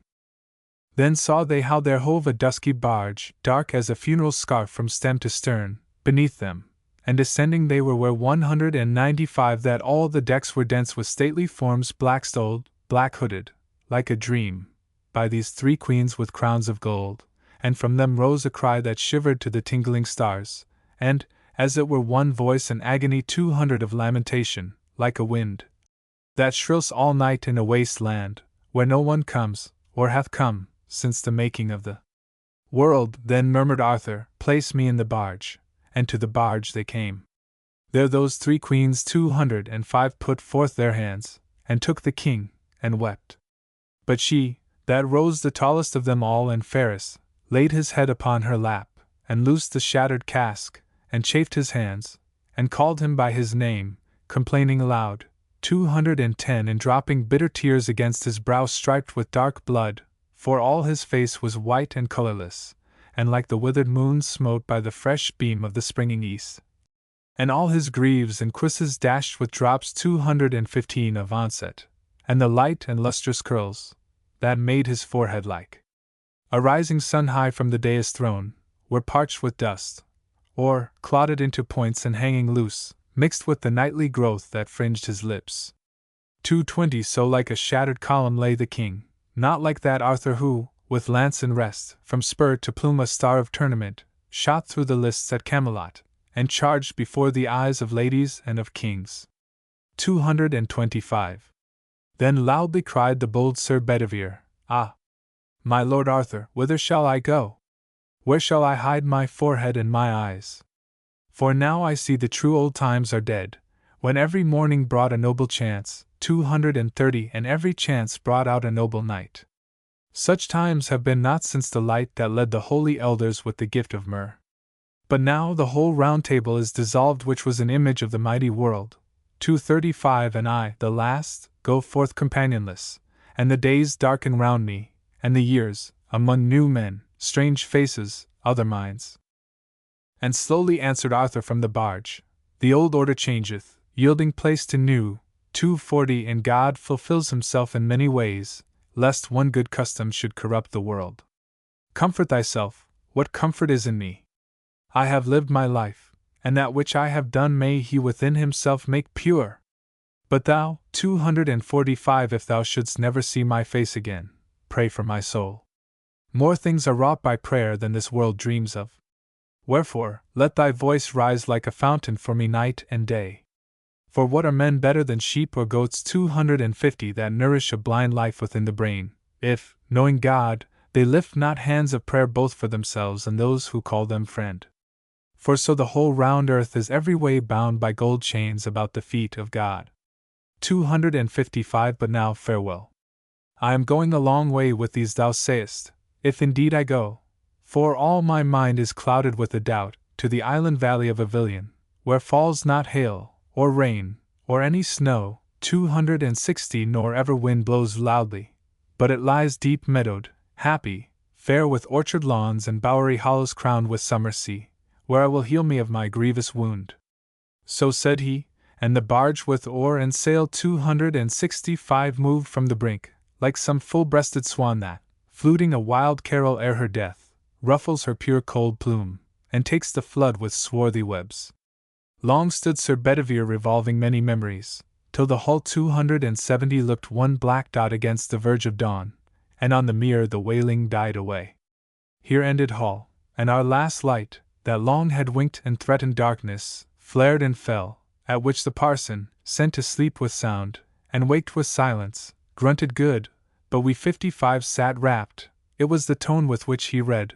Perhaps some modern touches here and there redeemed it from the charge of nothingness, or else we loved the man, and prized his work, I know not, but we sitting, as I said, 60 the cock crew loud, as at that time of year the lusty bird takes every hour for dawn. Then Francis, muttering, like a man ill-used, there now, That's nothing, drew a little back, and drove his heel into the smoldered log 65 that sent a blast of sparkles up the flue, and so to bed, where yet in sleep I seemed to sail with Arthur under looming shores, point after point, till on to dawn, when dreams begin to feel the truth and stir of day. 70 to me, methought, who waited with a crowd, there came a bark that, blowing forward, bore King Arthur, like a modern gentleman of stateliest port, and all the people cried, Arthur is come again, he cannot die. 75 then those that stood upon the hills behind repeated, come again, and thrice as fair, and further inland voices echoed, come with all good things, and war shall be no more. At this 100 bells began to peal, 80 that with the sound I woke, and heard indeed the clear church bells ring in the Christmas morn. The brook. Here, by this brook, we parted, I to the east and he for Italy, too late, one whom the strong sons of the world despise, for lucky rhymes to him were scrip and share, and mellow meters more than cent for cent. 5 Nor could he understand how money breeds, thought it a dead thing, yet himself could make the thing that is not as the thing that is. Oh, had he lived! In our schoolbooks we say, of those that held their heads above the crowd, 10 they flourished then or then. But life in him could scarce be said to flourish, only touched on such a time as goes before the leaf, when all the wood stands in a mist of green, and nothing perfect, yet the brook he loved. 15 For which, in branding summers of Bengal, or even the sweet half-English Neilgherry air I panted, seems, as I re-listened to it, prattling the primrose fancies of the boy, to me that loved him. 4 O brook, he says, 20 O babbling brook, says Edmund in his rhyme, whence come you? And the brook, why not? Replies, I come from haunts of coot and hern, I make a sudden sally, and sparkle out among the fern. 25 To bicker down a valley. By 30 hills I hurry down, or slip between the ridges, by 20 thorps, a little town, and half 100 bridges. 30 Till last by Philip's farm I flow to join the brimming river, for men may come and men may go, but I go on forever. Poor lad, he died at Florence, quite worn out. 35 Traveling to Naples. There is Darnley Bridge, it has more ivy, there the river, and there stands Philip's farm where brook and river meet. I chatter over stony ways, in little sharps and trebles. 40 I bubble into eddying bays, I babble on the pebbles. With many a curve my banks I fret by many a field and fallow, and many a fairy foreland set. 45 With willowweed and mallow. I chatter, as I flow to join the brimming river, for men may come and men may go, but I go on forever. 50 But Philip chattered more than brook or bird, old Philip, all about the fields you caught his weary day-long chirping, like the dry high-elbowed grigs that leap in summer grass. I wind about, and in and out. 55 With here a blossom sailing, and here and there a lusty trout, and here and there a grayling, and here and there a foamy flake upon me, as I travel. 60 With many a silvery water break above the golden gravel, and draw them all along, and flow to join the brimming river, for men may come and men may go, but I go on forever. O darling Katy Willows, his one child, a maiden of our century yet most meek, a daughter of our meadows yet not coarse, straight, but as lissom as a hazel wand. 70 Her eyes a bashful azure, and her hair in gloss and hue the chestnut, when the shell divides threefold to show the fruit within. Sweet Katy, once I did her a good turn, her and her far-off cousin and betrothed. 75 James Willows, of one name and heart with her. For here I came, 20 years back, the week before I parted with poor Edmund, close by that old bridge which, half in ruins then, still makes a hoary eyebrow for the gleam. 80 Beyond it, where the waters merry, crossed, whistling a random bar of bonny Doon, and pushed at Philip's garden gate. The gate, half parted from a weak and scolding hinge, stuck, and he clamoured from a casement, Run, 85 To Katy somewhere in the walks below. Run, Katy! Katy never ran, she moved to meet me, winding under woodbine bowers, a little fluttered, with her eyelids down, fresh apple blossom, blushing for a boon. 90 What was it? Less of sentiment than sense had Katy, not illiterate, nor of those who dabbling in the fount of fictive tears, and nursed by mealy-mouthed philanthropies, divorced the feeling from her mate the deed. 95 She told me. She and James had quarreled. Why? What cause of quarrel? None, she said, no cause. James had no cause, but when I pressed the cause, I learnt that James had flickering jealousies which angered her. Who angered James? I said. 100, but Katy snatched her eyes at once from mine, and sketching with her slender pointed foot some figure like a wizard pentagram on garden gravel, let my query pass unclaimed, in flushing silence, till I asked 105 if James were coming. Coming every day, she answered, ever longing to explain, but evermore her father came across with some long-winded tale, and broke him short, and James departed vexed with him and her. 110. How could I help her? Would I? Was it wrong? Clasped hands and that petitionary grace of sweet 17 subdued me ere she spoke. Or would I take her father for 1 hour, for 1/2 hour, and let him talk to me? 115. And even while she spoke, I saw where James made toward us, like a wader in the surf, beyond the brook, waist deep in meadow sweet. O Katy, what I suffered for your sake! For in I went, and called old Philip out 120 to show the farm. Full willingly he rose, he led me through the short, sweet-smelling lanes of his wheat suburb, babbling as he went. He praised his land, his horses, his machines, he praised his plows, his cows, his hogs, his dogs. 125. He praised his hens, his geese, his guinea hens, his pigeons, who in session on their roofs approved him, bowing at their own deserts. Then from the plaintive mother's teat he took her blind and shuddering puppies, naming each 130, and naming those, his friends, for whom they were, then crossed the common into Darnley Chase to show Sir Arthur's deer. In copse and fern twinkled the innumerable ear and tail.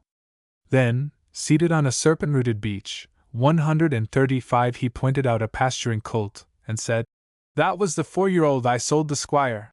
And there he told a long-winded tale of how the squire had seen the colt at grass, and how it was the thing his daughter wished. 140. And how he sent the bailiff to the farm to learn the price, and what the price he asked, and how the bailiff swore that he was mad, but he stood firm, and so the matter hung.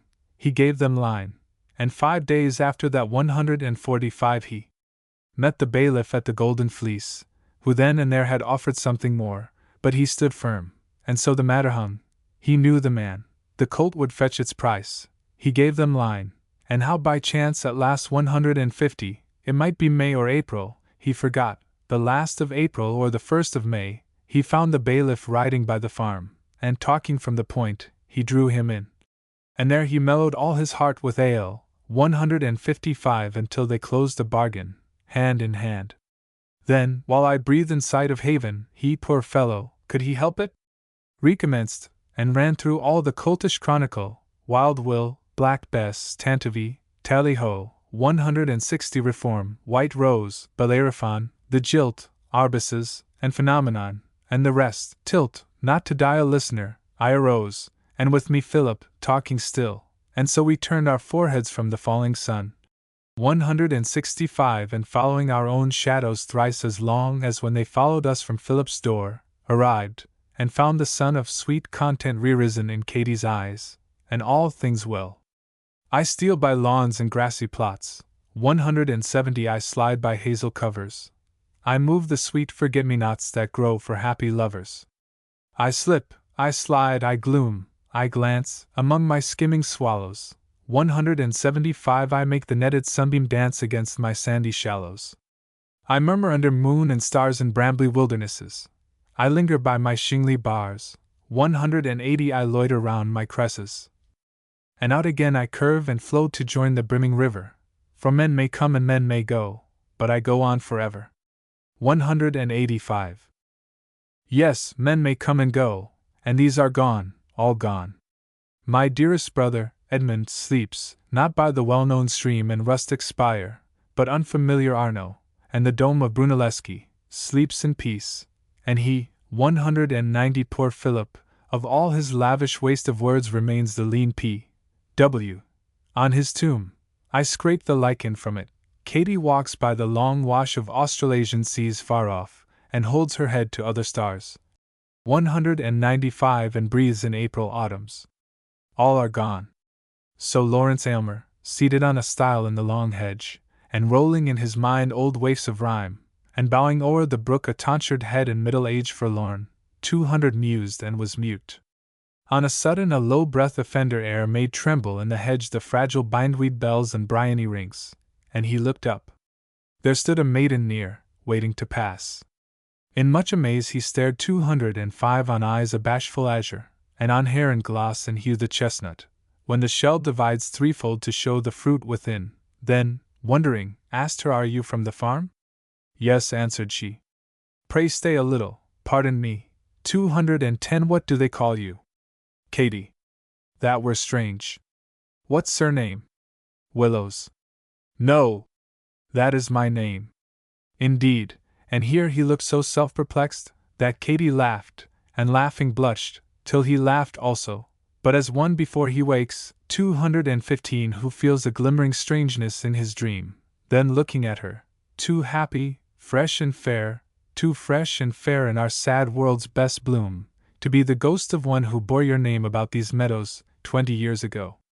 220. "Have you not heard?" said Katy. "We came back. We bought the farm we tenanted before." "Am I so like her?" "So they said on board." "Sir, if you knew her in her English days, my mother, as it seems you did, the days 225 that most she loves to talk of, come with me. My brother James is in the harvest field, but you will be welcome. Oh, come in. In Memoriam 27. I envy not in any moods the captive void of noble rage, the linnet born within the cage, that never knew the summer woods.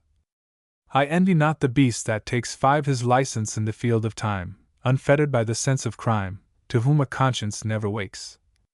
Nor, what may count itself as blessed, the heart that never plighted troth 10 but stagnates in the weeds of sloth, nor any want-begotten rest. I hold it true, whatever befall, I feel it, when I sorrow most, 'tis better to have loved and lost 15 than never to have loved at all. 64. Dost thou look back on what hath been, as some divinely gifted man, whose life in low estate began and on a simple village green, who breaks his burst's invidious bar 5 and grasps the skirts of happy chance, and breasts the blows of circumstance, and grapples with his evil star, who makes by force his merit known and lives to clutch the golden keys, 10 to mold a mighty state's decrees, and shape the whisper of the throne, and moving up from high to higher, becomes on fortune's crowning slope the pillar of a people's hope, 15 the center of a world's desire. Yet feels, as in a pensive dream, when all his active powers are still, a distant dearness in the hill, a secret sweetness in the stream. 20.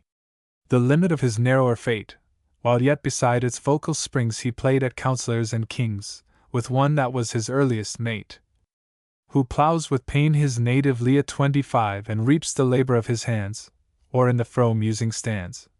Does my old friend remember me? 83.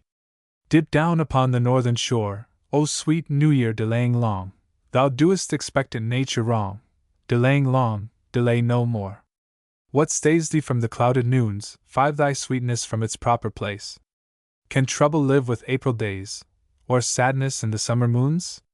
Bring orchis, bring the foxglove spire, the little speedwell's darling blue, 10 deep tulips dashed with fiery dew, laburnums, dropping wells of fire. O thou, New Year, delaying long, delayest the sorrow in my blood, that longs to burst a frozen bud 15 and flood a fresher throat with song. 86. Sweet after showers, ambrosial air, that rollest from the gorgeous gloom of evening over brake and bloom and meadow, slowly breathing bare the round of space, and wrapped below 5 through all the dewy tasseled wood, and shadowing down the horned flood in ripples, fan my brows and blow the fever from my cheek, and sigh the full new life that feeds thy breath 10 throughout my frame, till doubt and death, ill brethren, let the fancy fly from belt to belt of crimson seas on leagues of odor streaming far, to where in yonder orient star 15 100 spirits whisper, Peace. See I. Unwatched, the garden bough shall sway, the tender blossom flutter down, unloved, that beech will gather brown, this maple burn itself away. Unloved, the sunflower, shining fair, 5 ray round with flames her disk of seed, and many a rose carnation feed with summer spice the humming air. Unloved, by many a sandy bar, the brook shall babble down the plain, 10 at noon or when the lesser wane is twisting round the polar star. Uncared for, gird the windy grove, and flood the haunts of hern and crake, or into silver arrows break 15 the sailing moon in creek and cove. Till from the garden and the wild a fresh association blow, and year by year the landscape grow familiar to the stranger's child. 20. As year by year the laborer tills his wonted glebe, or lops the glades, and year by year our memory fades from all the circle of the hills. Xiv. Who loves not knowledge? Who shall rail against her beauty? May she mix with men and prosper? Who shall fix her pillars? Let her work prevail. But on her forehead sits a fire. 5. She sets her forward countenance, and leaps into the future chance, submitting all things to desire. Half grown as yet, a child, and vain, she cannot fight the fear of death. 10. What is she, cut from love and faith, but some wild palace from the brain of demons?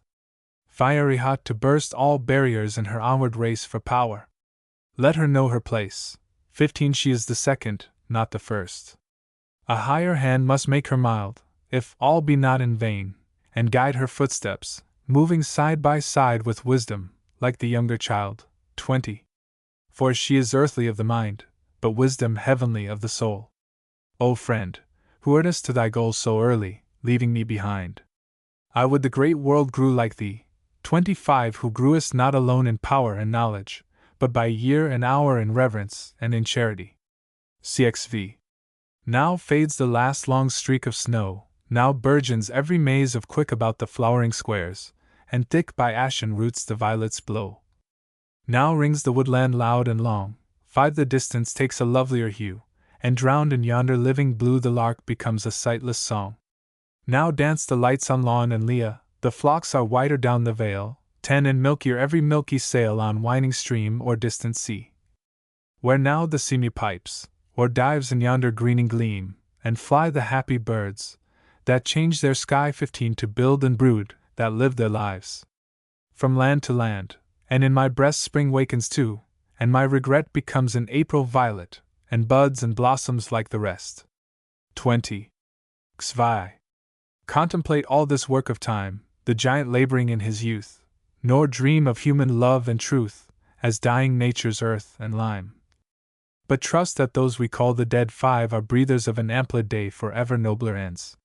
They say, the solid earth whereon we tread, in tracks of fluent heat began, and grew to seeming random forms, 10. The seeming prey of cyclic storms, till at the last arose the man, who throve and branched from clime to clime, the herald of a higher race, and of himself in higher place. 15. If so he typed this work of time within himself, from more to more, or, crowned with attributes of woe-like glories, move his course, and show that life is not as idle or 20. But iron dug from central gloom, and heated hot with burning fears, and dipped in baths of hissing tears, and battered with the shocks of doom, to shape and use. Arise and fly. 25. The reeling fawn, the sensual feast, move upward, working out the beast, and let the ape and tiger die. Xi. There rolls the deep where grew the tree. O earth, what changes hast thou seen?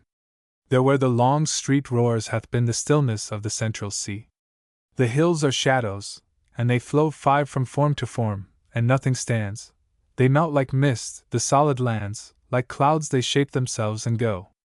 But in my spirit will I dwell, and dream my dream, and hold it true. 10. For though my lips may breathe adieu, I cannot think the thine farewell. Wordsworth. William Wordsworth. Biographical sketch. William Wordsworth was born at Cockermouth, Cumberland, on April 7, 1770. His father, John Wordsworth, was the agent of Sir J. Lowther, who later became the first Earl of Lonsdale. At the age of 8 the boy was sent to school at Hawkshead.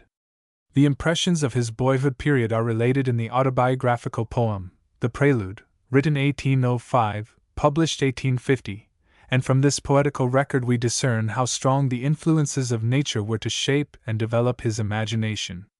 Wordsworth's father died in 1783, leaving the family poorly provided for. The main asset was a considerable claim upon the Earl of Lonsdale, which that individual refused to pay. On his death, in 1802, The successor to the title and estates paid the amount of the claim in full with accumulated interest. In the interval, however, the Wordsworth family remained in very straitened circumstances. Enough money was provided by Wordsworth's guardians to send him to Cambridge University in 1787. He entered St. John's College, and after an undistinguished course graduated without honors in January, 1791. His vacations were spent chiefly in Hawkshead and Wales, but one memorable vacation was marked by a walking excursion with a friend through France and Switzerland, the former country then being on the verge of revolution. Shortly after leaving the university, in November, 1791, Wordsworth returned to France, remaining there until December of the following year. During this period he was completely won over to the principles of the Revolution. The later reaction from these principles constituted the one moral struggle of his life. In 1793 his first work appeared before the public, 2 poems, entitled The Evening Walk and Descriptive Sketches. Coleridge, who read these pieces at Cambridge, divined that they announced the emergence of an original poetical genius above the horizon. Readers of the poems today, who are wise after the event, could scarcely divine as much. At about this period Wordsworth received a bequest of £900 from Raisley Calvert, which enabled him and his sister Dorothy to take a small cottage at Racedown in Dorsetshire. Here he wrote a number of poems in which he worked off the ferment of his revolutionary ideas. These ideas can scarcely be said to have troubled him much in later years. An important incident in his life, hardly second in importance to the stimulating companionship of his sister, was his meeting with Coleridge, which occurred probably towards the close of 1795. Coleridge, who was but little younger than Wordsworth, had the more richly equipped, if not the more richly endowed, mind. He was living at Nether Stowey, and in order to benefit by the stimulus which such a friendship offered, the Wordsworths moved to Alfoxden, 3 miles away from Stowey, July, 1797. It was during a walking expedition to the Quantock Hills in November of that year that the poem of the Ancient Mariner was planned. It was intended that the poem should be a joint production, but Wordsworth's contribution was confined to the suggestion of a few details merely, and some scattered lines which are indicated in the notes to that poem. Their poetic theories were soon to take definite shape in the publication of the famous Lyrical Ballads, September, 1798, to which Coleridge contributed the Ancient Mariner, and Wordsworth some characteristic lyrical, reflective, and narrative poems. The excessive simplicity and alleged triviality of some of these poems long continued to give offense to the conservative lovers of poetry. Even today we feel that Wordsworth was sometimes the victim of his own theories. In June of this same year, 1798, Wordsworth and his sister accompanied Coleridge to Germany. They soon parted company, the Wordsworths settling at Goslar, while Coleridge, intent upon study, went in search of German metaphysics at Göttingen. Wordsworth did not come into any contract with German life or thought, but sat through the winter by a stove writing poems for a second edition of the Lyrical Ballads. April, 1799, found the brother and sister again in England. In December they settled down at Dove Cottage, Town End, Grasmere, and never, save for brief intervals, abandoned the Lake Country. In 1802, as has been said, a slight accession of fortune fell to Wordsworth by the settlement of the Lonsdale claim. The share of each of the family was £1,800. On the strength of this windfall the poet felt that he might marry, and accordingly brought home Mary Hutchinson as his wife. The subsequent career of Wordsworth belongs to the history of poetry. Of events in the ordinary sense there are few to record. He successively occupies 3 houses in the Lake Country after abandoning Dove Cottage.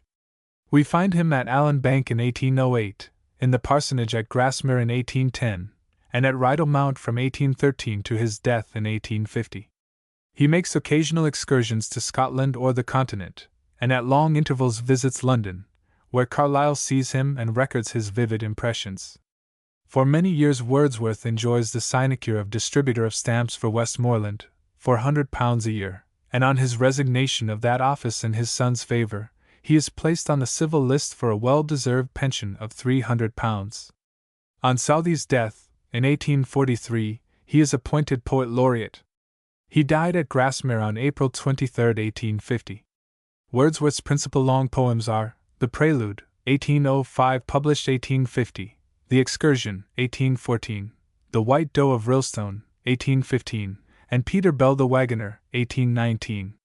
His fame rests principally on his shorter narrative poems, his meditative lyrics, including his two great odes, To Duty and On the Intimations of Immortality, and on the sonnets, which rank with the finest in the language.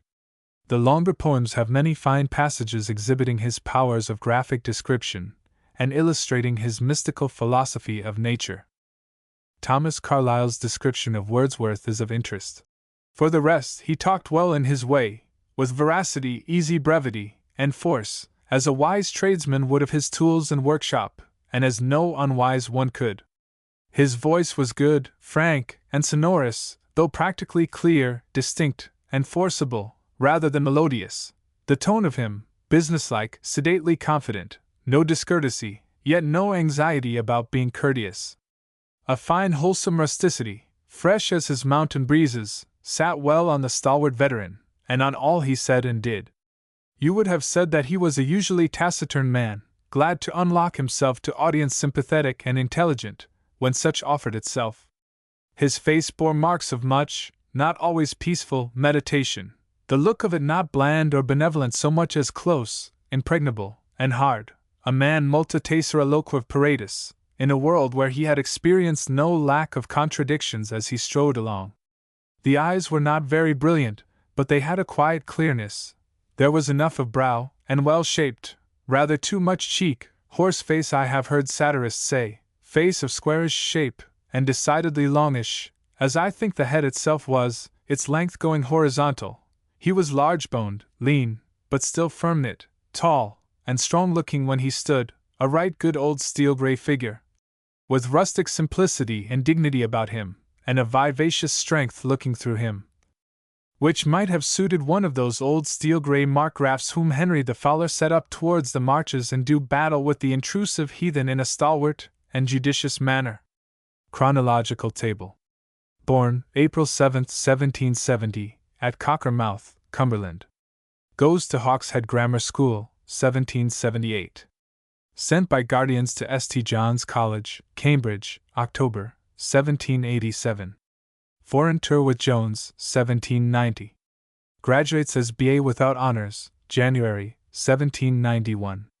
Residence in France, November, 1791, to December, 1792. Publication of The Evening Walk, and Descriptive Sketches, 1793. Legacy from Raisley Calvert of £900, 1794. Lives at Racedown, Dorsetshire, autumn of 1795 to summer of 1797.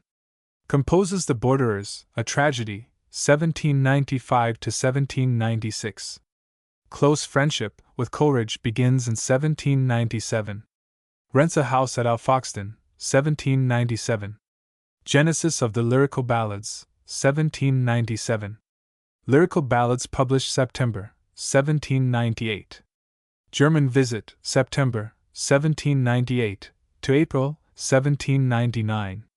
Lives at Dove Cottage, Grasmere, December 21, 1799 to 1806, 1807 to 1808. The Lonsdale debt of £8,500 repaid, 1802.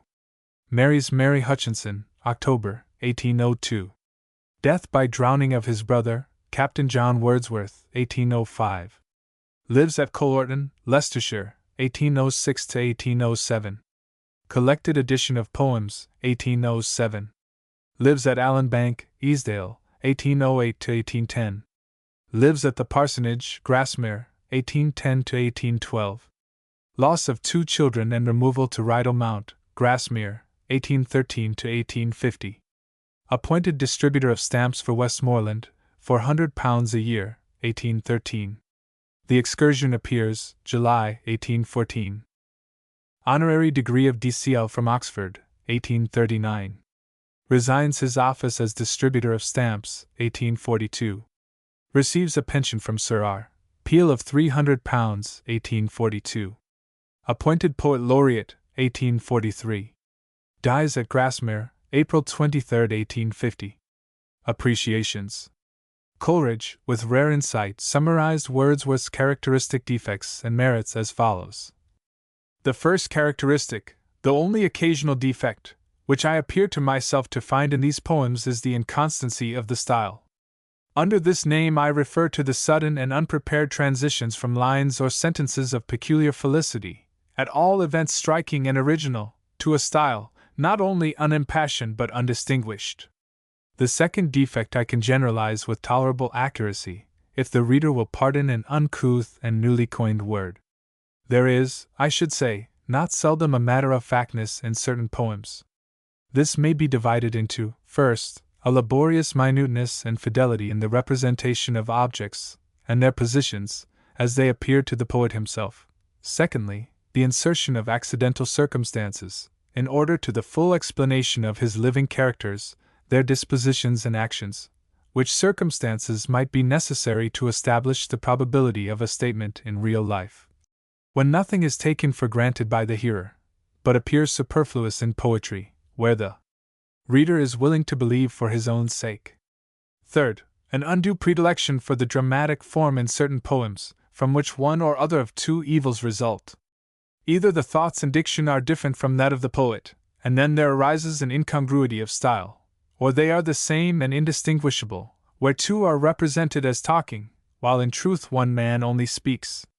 The fourth class of defects is closely connected with the former, but yet are such as arise likewise from an intensity of feeling disproportionate to such knowledge and value of the objects described, as can be fairly anticipated of men in general, even of the most cultivated classes, and with which therefore few only, and those few particularly circumstanced, can be supposed to sympathize, in this class. I comprise occasional prolixity, repetition, and an eddying, instead of progression of thought. Fifth and last, thoughts and images too great for the subject. This is an approximation to what might be called mental bombast, as distinguished from verbal, for, as in the latter there is a disproportion of the expressions to the thoughts, so in this there is a disproportion of thought to the circumstance and occasion. To these defects, which are only occasional, I may oppose the following, for the most part correspondent, excellencies. First, an austere purity of language both grammatically and logically, in short, a perfect appropriateness of the words to the meaning. The second characteristic excellence of Mr. Wordsworth's works is a correspondent weight and sanity of the thoughts and sentiments, won not from books, but from the poet's own meditative observations. They are fresh and have the dew upon them. Third, the sinewy strength and originality of single lines and paragraphs, the frequent curiosa felicitas of his diction. Fourth, the perfect truth of nature in his images and descriptions as taken immediately from nature, and proving a long and genial intimacy with the very spirit which gives the physiognomic expressions to all the works of nature. Like a green field reflected in a calm and perfectly transparent lake, the image is distinguished from the reality only by its greater softness and luster. Like the moisture or the polish on a pebble, genius either distorts nor false colors its objects, but on the contrary, brings out many a vein and many a tint, which escape the eye of common observation, thus raising to the rank of gems what had been often kicked away by the hurrying foot of the traveler on the dusty high road of custom. Fifth, a meditative pathos, a union of deep and subtle thought with sensibility, a sympathy with man as man, the sympathy indeed of a contemplator, rather than a fellow-sufferer or co-mate, but of a contemplator, from whose view no difference of rank conceals the sameness of the nature, no injuries of wind or weather, of toil, or even of ignorance, wholly disguise the human face divine. The superscription and the image of the Creator still remains legible to him under the dark lines, with which guilt or calamity had cancelled or crossbarred it. Here the man and the poet lose and find themselves in each other, the one as glorified, the latter as substantiated. In this mild and philosophic pathos, Wordsworth appears to me without a compeer. Such as he is, so he writes. Last and preeminently, I challenge for this poet the gift of imagination in the highest and strictest sense of the word. In the play of fancy, Wordsworth, to my feelings, is not always graceful and sometimes recondite, but in imaginative power he stands nearest of all writers to Shakespeare and Milton, and yet in a kind perfectly unborrowed and his own. These are the grounds upon which Coleridge bases the poetic claims of Wordsworth. Matthew Arnold, in the preface to his well-known collection of Wordsworth's poems, accords to the poet a rank no less exalted. I firmly believe that the poetical performance of Wordsworth is, after that of Shakespeare and Milton, of which all the world now recognizes the worth, undoubtedly the most considerable in our language from the Elizabethan age to the present time. His essential greatness is to be found in his shorter pieces, despite the frequent intrusion of much that is very inferior. Still it is, by the great body of powerful and significant work which remains to him after every reduction and deduction has been made, that Wordsworth's superiority is proved. Coleridge had not dwelt sufficiently, perhaps, upon the joyousness which results from Wordsworth's philosophy of human life and external nature. This Matthew Arnold considers to be the prime source of his greatness. Wordsworth's poetry is great because of the extraordinary power with which Wordsworth feels the joy offered to us in the simple primary affections and duties, and because of the extraordinary power with which, in case after case, he shows us this joy, and renders it so as to make us share it. Goethe's poetry, as Wordsworth once said, is not inevitable enough, is too consciously molded by the supreme will of the artist. But Wordsworth's poetry, writes Arnold, when he is at his best, is inevitable as nature herself. It might seem that nature not only gave him the matter for his poem, but wrote his poem for him. The set poetic style of the Excursion is a failure, but there is something unique and unmatchable in the simple grace of his narrative poems and lyrics. Nature herself seems, I say, to take the pen out of his hand, and to write for him with her own bare, sheer, penetrating power. This arises from two causes, from the profound sincereness with which Wordsworth feels his subject, and also from the profoundly sincere and natural character of his subject itself. He can and will treat such a subject with nothing but the most plain, first-hand, almost austere naturalness. His expression may often be called bald, as, for instance, in the poem of Resolution and Independence, but it is bald as the bare mountain tops are bald, with a baldness which is full of grandeur. Wherever we meet with the successful balance, in Wordsworth, of profound truth of subject with profound truth of execution, he is unique. Professor Dowden has also laid stress upon the harmonious balance of Wordsworth's nature, his different faculties seeming to interpenetrate one another and yield mutual support. He has likewise called attention to the austere naturalism of which Arnold speaks. Wordsworth was a great naturalist in literature, but he was also a great idealist. And between the naturalist and the idealist in Wordsworth no opposition existed, each worked with the other, each served the other. While Scott, by allying romance with reality, saved romantic fiction from the extravagances and follies into which it had fallen, Wordsworth's special work was to open a higher way for naturalism in art by its union with ideal truth. Criticism has long since ceased to ridicule his Betty Foy and his Harry Gill, whose teeth they chatter still. Such malicious sport proved only too easy for Wordsworth's contemporaries, and still the essential value of his poetry was unimpaired. The range of poetry is indeed inexhaustible, and even the greatest poets must suffer some subtraction from universal preeminence. Therefore we may frankly admit the deficiencies of Wordsworth, that he was lacking in dramatic force and in the power of characterization, that he was singularly deficient in humor, and therefore in the saving grace of self-criticism and the capacity to see himself occasionally in a ridiculous light, that he has little of the romantic glamour and none of the narrative energy of Scott, that Shelley's lyrical flights leave him plodding along the dusty highway, and that Byron's preternatural force makes his passion seen by contrast pale and ineffectual. All this and more may freely be granted, and yet for his influence upon English thought, and especially upon the poetic thought of his country, he must be named after Shakespeare and Milton.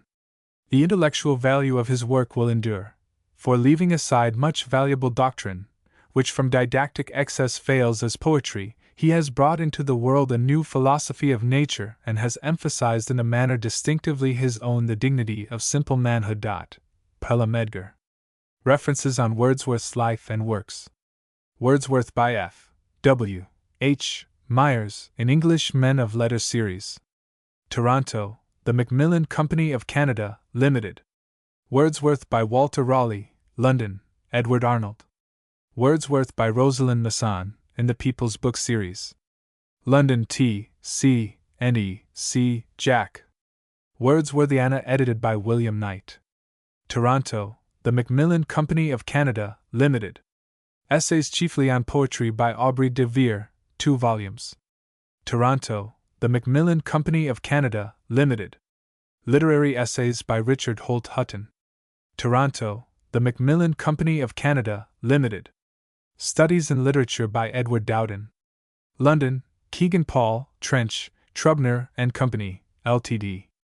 Aspects of Poetry by J. S. C. Sharp. Boston, Houghton Mifflin and Company. Lives of Great English Writers from Chaucer to Browning by Walter S. Hinchman and Francis B. Gummier. Boston, Houghton, Mifflin and Company. Great English Poets by Julian Hill. Philadelphia, George W. Jacobs and Co. The Greater English Poets of the 19th Century by William Morton Payne. New York, Henry Holt and Company. The Religious Spirit in the Poets by W. Boyd Carpenter, New York, Thomas Y. Crowell and Co. Landscape and Poetry from Homer to Tennyson by Francis T. Palgrave. Toronto, The Macmillan Company of Canada, Limited. A History of 19th Century Literature by George Saintsbury. Toronto, The Macmillan Company of Canada, Limited. Personal Traits of British Authors by E. T. Mason. New York, Charles Scribner's Sons. The English Poets edited by T. Humphrey Ward, Volume 4. Toronto, The Macmillan Company of Canada, Limited. Selections from Wordsworth edited by Matthew Arnold in the Golden Treasury series. Toronto, The Macmillan Company of Canada, Limited. Literary Studies by Walter Bagehot, Volume 2. London, Longmans, Green & Co. A Study of English and American Poets by J. Scott Clark. New York, Charles Scribner's Sons. Prophets of the Century edited by Arthur Rickett. London, Ward Lock & Company, Limited. History of English Literature by A. S. Mackenzie. Toronto, The Macmillan Company of Canada, Limited. A Student's History of English Literature by William Edward Simons. Boston, Houghton, Mifflin and Company. Poems of William Wordsworth edited by Edward Dowden. Boston, Ginn and Company.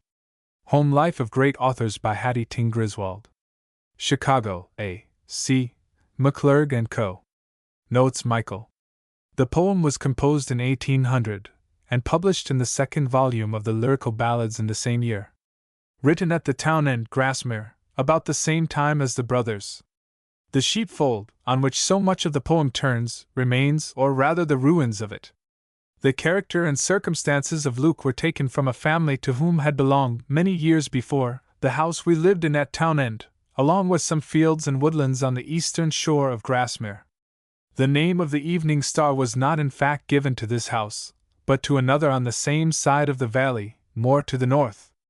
In a letter to Charles James Fox the poet says, "In the 2 poems, The Brothers and Michael, I have attempted to draw a picture of the domestic affections, as I know they exist among a class of men who are now almost confined to the north of England.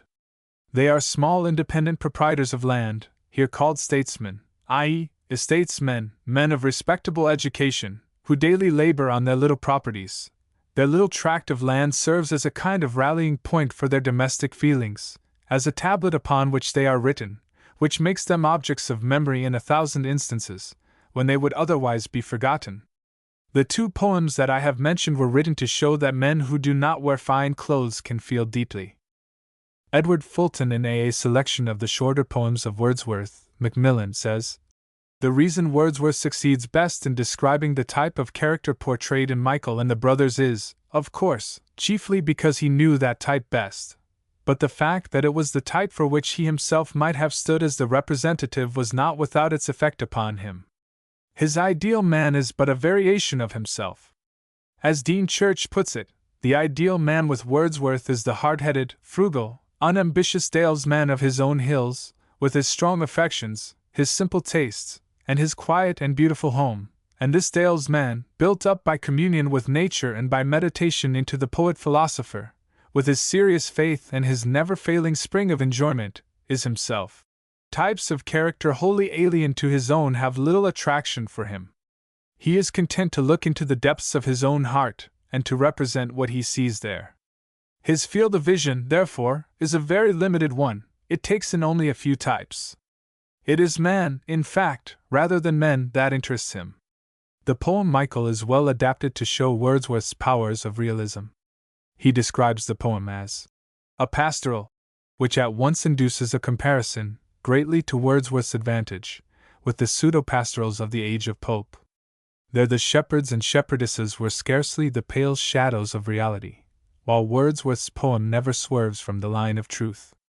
The poet, as Sir Henry Taylor says with reference to Michael, writes in his confidence to impart interest to the realities of life, deriving both the confidence and the power from the deep interest which he feels in them. It is an attribute of unusual susceptibility of imagination to need no extraordinary provocatives, and when this is combined with intensity of observation and peculiarity of language, it is the high privilege of the poet so endowed to rest upon the common realities of life and to dispense with its anomalies. The student should therefore be careful to observe, 1. The truth of description, and the appropriateness of the description to the characters. 2. The strong and accurate delineation of the characters themselves. Not only is this to be noted in the passages where the poet has taken pains openly to portray their various characteristics, but there are many passages, or single lines perhaps, which serve more subtly to delineate them. What proud reserve, what sorrow painfully restrained, the following line, for example, contains. 2 evenings after he had heard the news. To the Daisy, composed 1802, published 1807. This and the other poems addressed to the same flower were composed at Townend, Grasmere, during the earlier part of my residence there. The 3 poems on the Daisy were the outpourings of one mood, and were prompted by the same spirit which moved him to write his poems of humble life. The sheltered garden flowers have less attraction for him than the common blossoms by the wayside. In their unobtrusive humility, these unassuming commonplaces of nature might be regarded, as the poet says, as administering both to moral and spiritual purposes. The lesser celandine, buffeted by the storm, affords him, on another occasion, a symbol of meek endurance. Shelley and Keats have many beautiful references to flowers in their poetry. Keats has merely a sensuous delight in their beauty, while Shelley both revels in their hues and fragrance, and sees in them a symbol of transitory loveliness. His sensitive plant shows his exquisite sympathy for flower life. To the Cuckoo, composed in the orchard at Townend 1802, published 1807. Wordsworth, in his preface to the 1815 edition, has the following note on ll3:4 of the poem. This concise interrogation characterizes the seeming ubiquity of the cuckoo, and dispossesses the creature almost of corporeal existence, the imagination being tempted to this exertion of her power, by a consciousness in the memory that the cuckoo is almost perpetually heard throughout the season of spring, but seldom becomes an object of sight. The cuckoo is the bird we associate with the name of the vale of sunshine and of flowers, and yet its wandering voice brings back to him the thought of his vanished childhood. We have already noticed the almost sacred value which Wordsworth attaches to the impressions of his youth, and even to the memory of these impressions which remains with him to console his mature life. The bird is a link which binds him to his childhood. And I can listen to thee yet, can lie upon the plain and listen, till I do beget that golden time again. In other poems, especially in the Intimatics of Immortality, he speaks of the glory and the freshness of a dream, which hallowed nature for him as a child, and which grew fainter as the shades of the prison house began to close upon the growing boy. Nutting, composed 1799, published 1800. Written in Germany, intended as a part of a poem on my own life, but struck out as not being wanted there. Like most of my schoolfellows, I was an impassioned nutter. For this pleasure, the Vale of Esthwaite, abounding in coppice wood, furnished a very wide range. These verses arose out of the remembrance of feelings I had often had when a boy, and particularly in the extensive woods that still stretch from the side of Esthwaite Lake towards Graythwaite. Wordsworth possessed in an unusual degree the power of reviving the impressions of his youth. Few autobiographical records are so vivid in this respect as his Prelude. In his famous ode on the intimations of immortality from recollections of early childhood, he dwells upon the unreflective exultation which in the child responds to the joyousness of nature, and with a profound intuition that may not be justified in the facts, he sees in this heedless delight a mystical intimation of immortality. In the poem Nutting, the animal exhilaration of boyhood is finely blended with this deeper feeling of mystery. The boy exultingly penetrates into one of those woodland retreats where nature seems to be holding communion with herself. For some moments he is subdued by the beauty of the place, and lying among the flowers he hears with ecstasy the murmur of the stream. Then the spirit of ravage peculiar to boyhood comes over him, and he rudely mars the beauty of the spot. And the shady nook of hazels, and the green and mossy bower, deformed and sullied, patiently gave up their quiet being. Such wantonness seems to his mature reflection a sacrilege, and even the boy was not insensible to the silent reproach of the intruding sky. Touch, for there is a spirit in the woods. Many lines might be quoted from Wordsworth to illustrate his theory of the personal attributes of nature. In some of his more elevated passages, nature in all her processes is regarded as the intimate revelation of the Godhead, the radiant garment in which the deity clothes himself that our senses may apprehend him. Thus, when we touch a tree or a flower, we may be said to touch God himself. In this way, the beauty and power of nature becomes sacred for Wordsworth, and inspired his verse at times with a solemn dignity to which other poets have rarely attained. The immanence of God in nature, and yet his superiority to his own revelation of himself, is beautifully expressed in some of the later verses of Heart Leap Well. The being that is in the clouds and air, that is in the green leaves among the groves, maintains a deep and reverential care for the unoffending creatures whom he loves. Yet the life in nature is capable of multiplying itself infinitely, and each of her manifold divisions possesses a distinctive mood, one might almost say a separate life of its own. It is, in his ability to capture the true emotional mood which clings to some beautiful object or scene in nature, and which that object or scene may truly be said to inspire, that Wordsworth's power lies. Wordsworth possessed every attribute necessary to the descriptive poet: subtle powers of observation, ears delicately tuned to seize the very shadow of sound, and a diction of copious strength suggestive beyond the limits of ordinary expression. Yet purely descriptive poetry he scorned. He expatiated much to me one day, writes Mr. Aubrey de Vere, as we walked among the hills above Grasmere, on the mode in which nature had been described by one of the most justly popular of England's modern poets, one for whom he preserved a high and affectionate respect, evidently Sir Walter Scott. He took pains, Wordsworth said. He went out with his pencil and notebook, and jotted down whatever struck him most: a river rippling over the sands, a ruined tower on a rock above it, a promontory, and a mountain ash waving its red berries. He went home and wove the whole together into a poetical description. After a pause, Wordsworth resumed, with a flashing eye and impassioned voice, "But nature does not permit an inventory to be made of her charms." He should have left his pencil and notebook at home, fixed his eye as he walked with a reverent attention on all that surrounded him, and taken all into a heart that could understand and enjoy. Then, after several days had passed by, he should have interrogated his memory as to the scene. He would have discovered that while much of what he had admired was preserved to him, much was also most wisely obliterated. That which remained, the picture surviving in his mind, would have presented the ideal and essential truth of the scene, and done so in a large part by discarding much which, though in itself striking, was not characteristic. In every scene many of the most brilliant details are but accidental. A true eye for nature does not note them, or at least does not dwell on them. The student should learn to compare the descriptive methods of Coleridge and Wordsworth. See especially Lowell's note quoted on pages 197 to 198. Also see pages 47f. Influence of Natural Objects. This poem was composed at Goslar in 1799 as part of the first book of the Prelude, published in 1850. It was first printed in Coleridge's periodical The Friend, in December, 1809, with the instructive though pedantic title, Growth of Genius from the Influences of Natural Objects on the Imagination, in Boyhood and Early Youth. It appeared in Wordsworth's Poems of 1815 with the following title, influence of natural objects in calling forth and strengthening the imagination in boyhood and early youth. The opening verses of this poem are still another instance of the identification of God with nature. As Mr. Stopford Brooke writes, "We are here in contact with a person, not with a thought. But who is this person? Is she only the creation of imagination, having no substantive reality beyond the mind of Wordsworth? No, she is the poetic impersonation of an actual being, the form which the poet gives to the living spirit of God in the outward world, in order that he may possess a metaphysical thought as a subject for his work as an artist."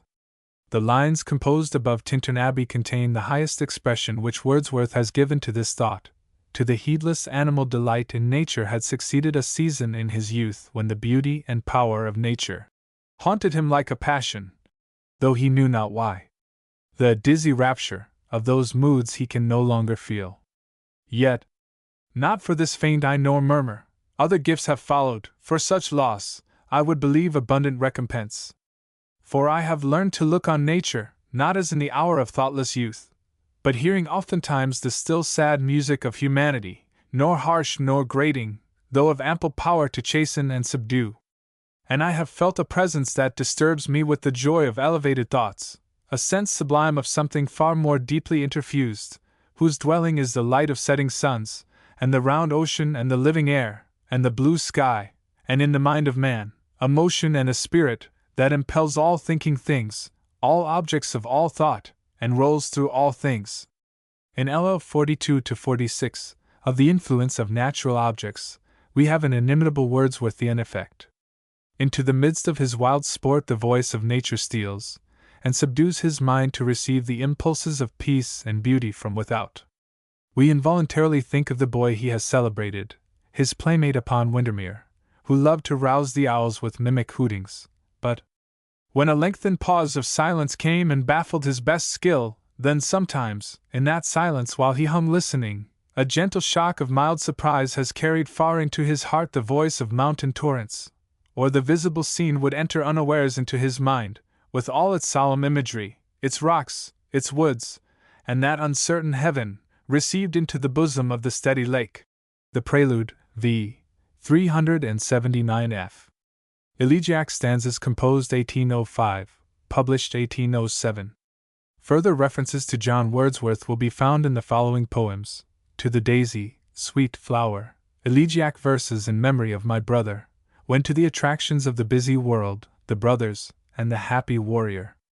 With lines 33-40, and 57-60, compare the intimations of immortality, LL 176-187. What though the radiance which was once so bright be now forever taken from my sight, though nothing can bring back the hour of splendor in the grass, of glory in the flower, we will grieve not, rather find strength in what remains behind, in the primal sympathy which having been must ever be, in the soothing thoughts that spring out of human suffering, in the faith that looks through death, in years that bring the philosophic mind. A brief history and description of the sonnet. The sonnet form was introduced into English poetry by Sir Thomas Wyatt and the Earl of Surrey. Their experiments in the sonnet were published in Tottel's Miscellany in 1557, and were prompted by an admiration of Petrarch and other Italian models. Italy was almost certainly the original home of the sonnet. Sonnet equals il sonetto, a little sound, or short strain, from suono, sound, and there it has been assiduously cultivated since the 13th century. In the 14th century Dante and Petrarch gave the form a European celebrity. The structure of the sonnet. Before saying anything of its development in English poetry, it is advisable to examine an admittedly perfect sonnet, so that we may gain an idea of the nature of this type of poem, both as to form and substance. Wordsworth's sonnet upon Milton, London, 1802, will serve our purpose. See page 187. By reference to it you will observe 1. That the sonnet is written in iambic pentameter, and consists of 14 lines, that number by repeated experimentation having been found the most appropriate for the expression of a single emotional mood. 2. As an examination of the rhymes will show, ABBA, CDD, there is a natural metrical division at the end of the 8th line. The first 8 lines in technical language are called the octave. The last 6 lines are called the sestet. The octave is sometimes said to consist of 2 quatrains, and the sestet of 2 tercets. 3. There is not only a metrical division between the octave and the sestet, but the character of the thought also undergoes a subtle change at that point. It is to be understood, of course, that in the whole poem there must be both unity of thought and mood. Yet, at the 9th line, the thought which is introduced in the octave is elaborated, and presented as it were under another aspect. As Mr. Mark Pattison has admirably expressed it, this thought or mood should be led up to, and opened in the early lines of the sonnet, strictly, in the first quatrain. In the second quatrain the hearer should be placed in full possession of it.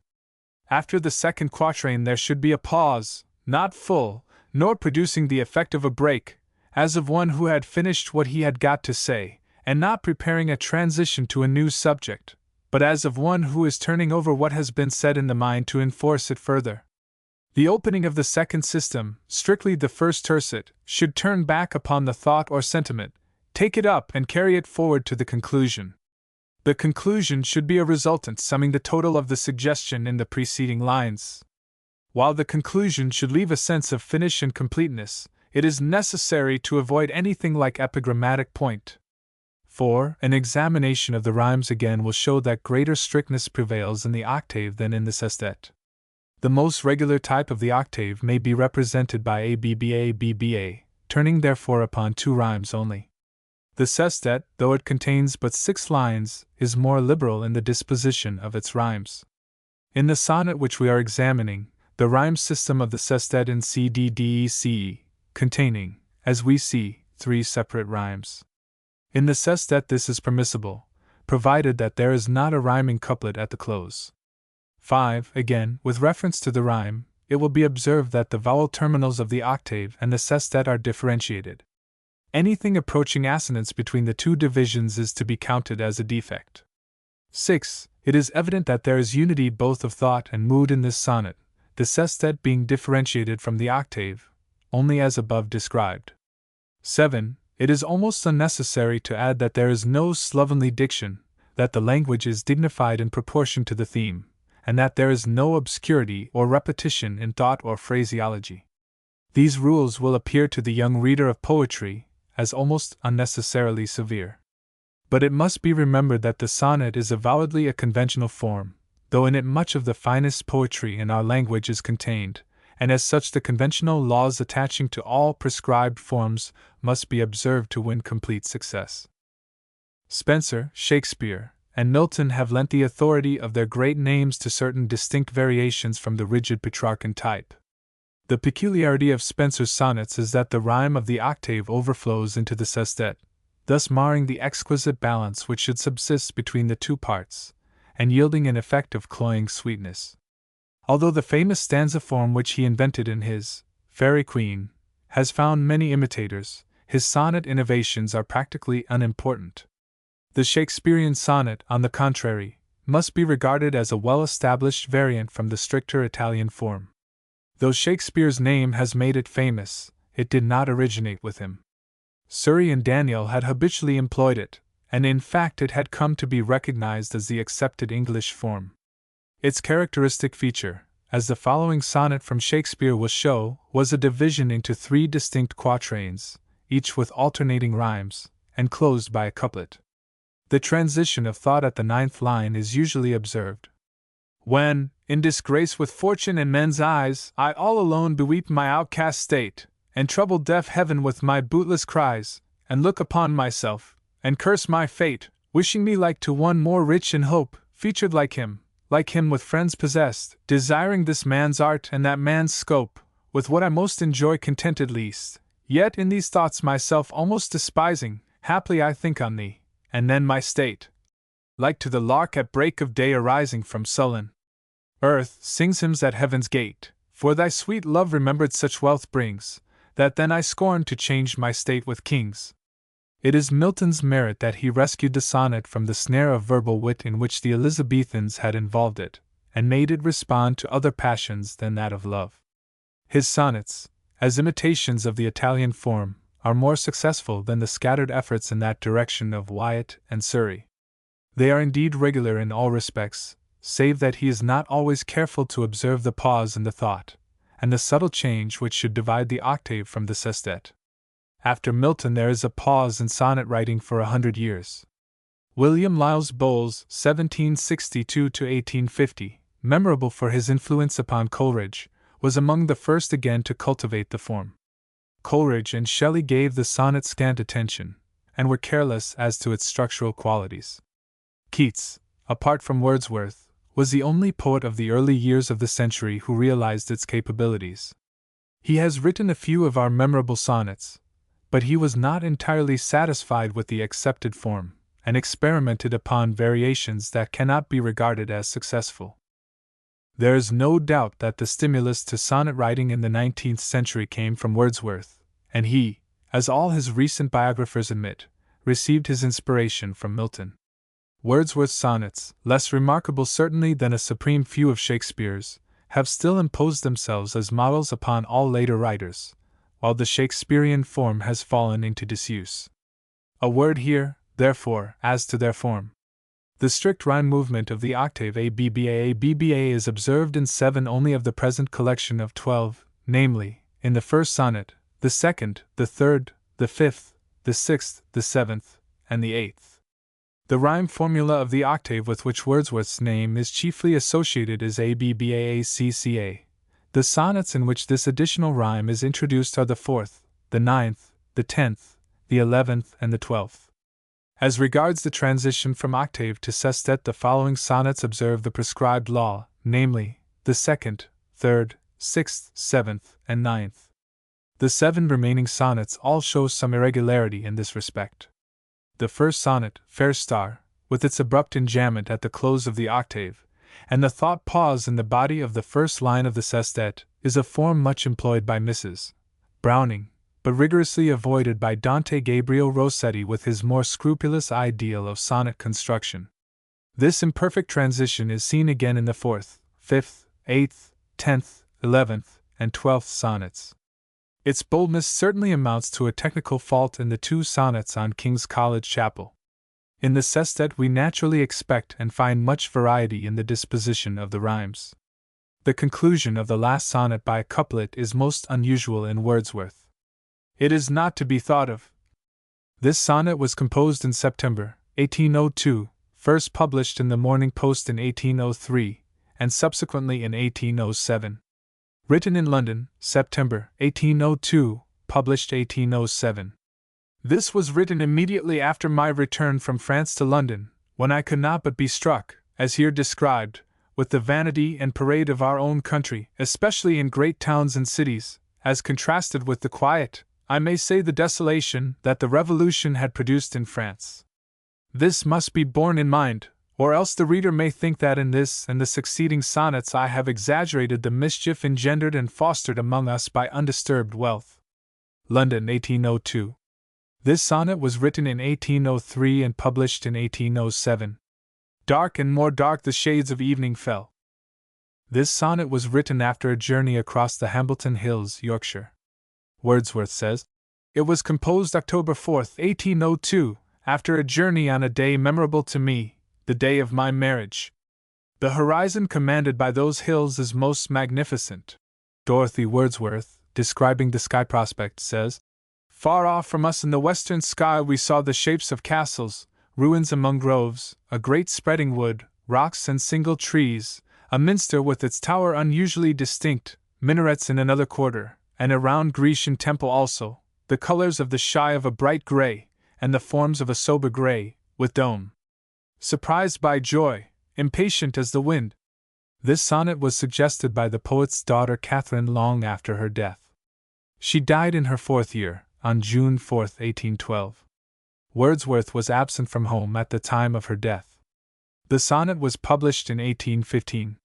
Hail, twilight sovereign of a peaceful hour! This sonnet was published in 1815. I thought of thee, my partner and my guide.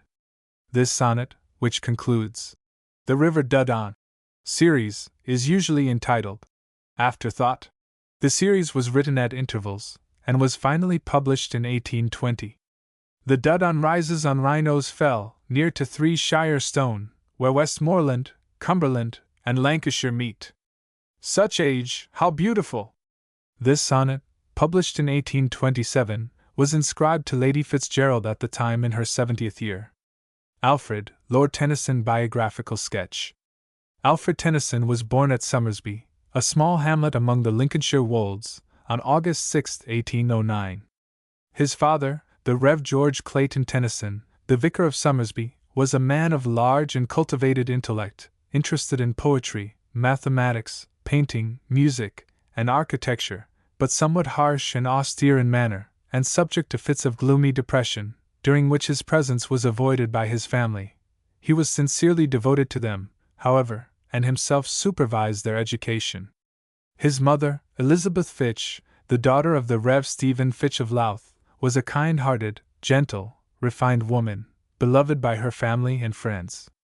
Her influence over her sons and daughters was unbounded, and over none more so than Alfred, who in after life recognized to the full what he owed to his mother. The family was large, consisting of 12 sons and daughters, of whom the eldest died in infancy.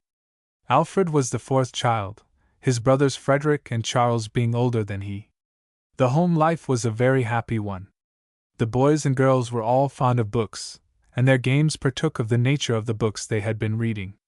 They were given to writing, and in this they were encouraged by their father, who proved himself a wise and discriminating critic. Alfred early showed signs of his poetic bent. At the age of 12 he had written an epic of 4,000 lines, and even before this a tragedy and innumerable poems in blank verse.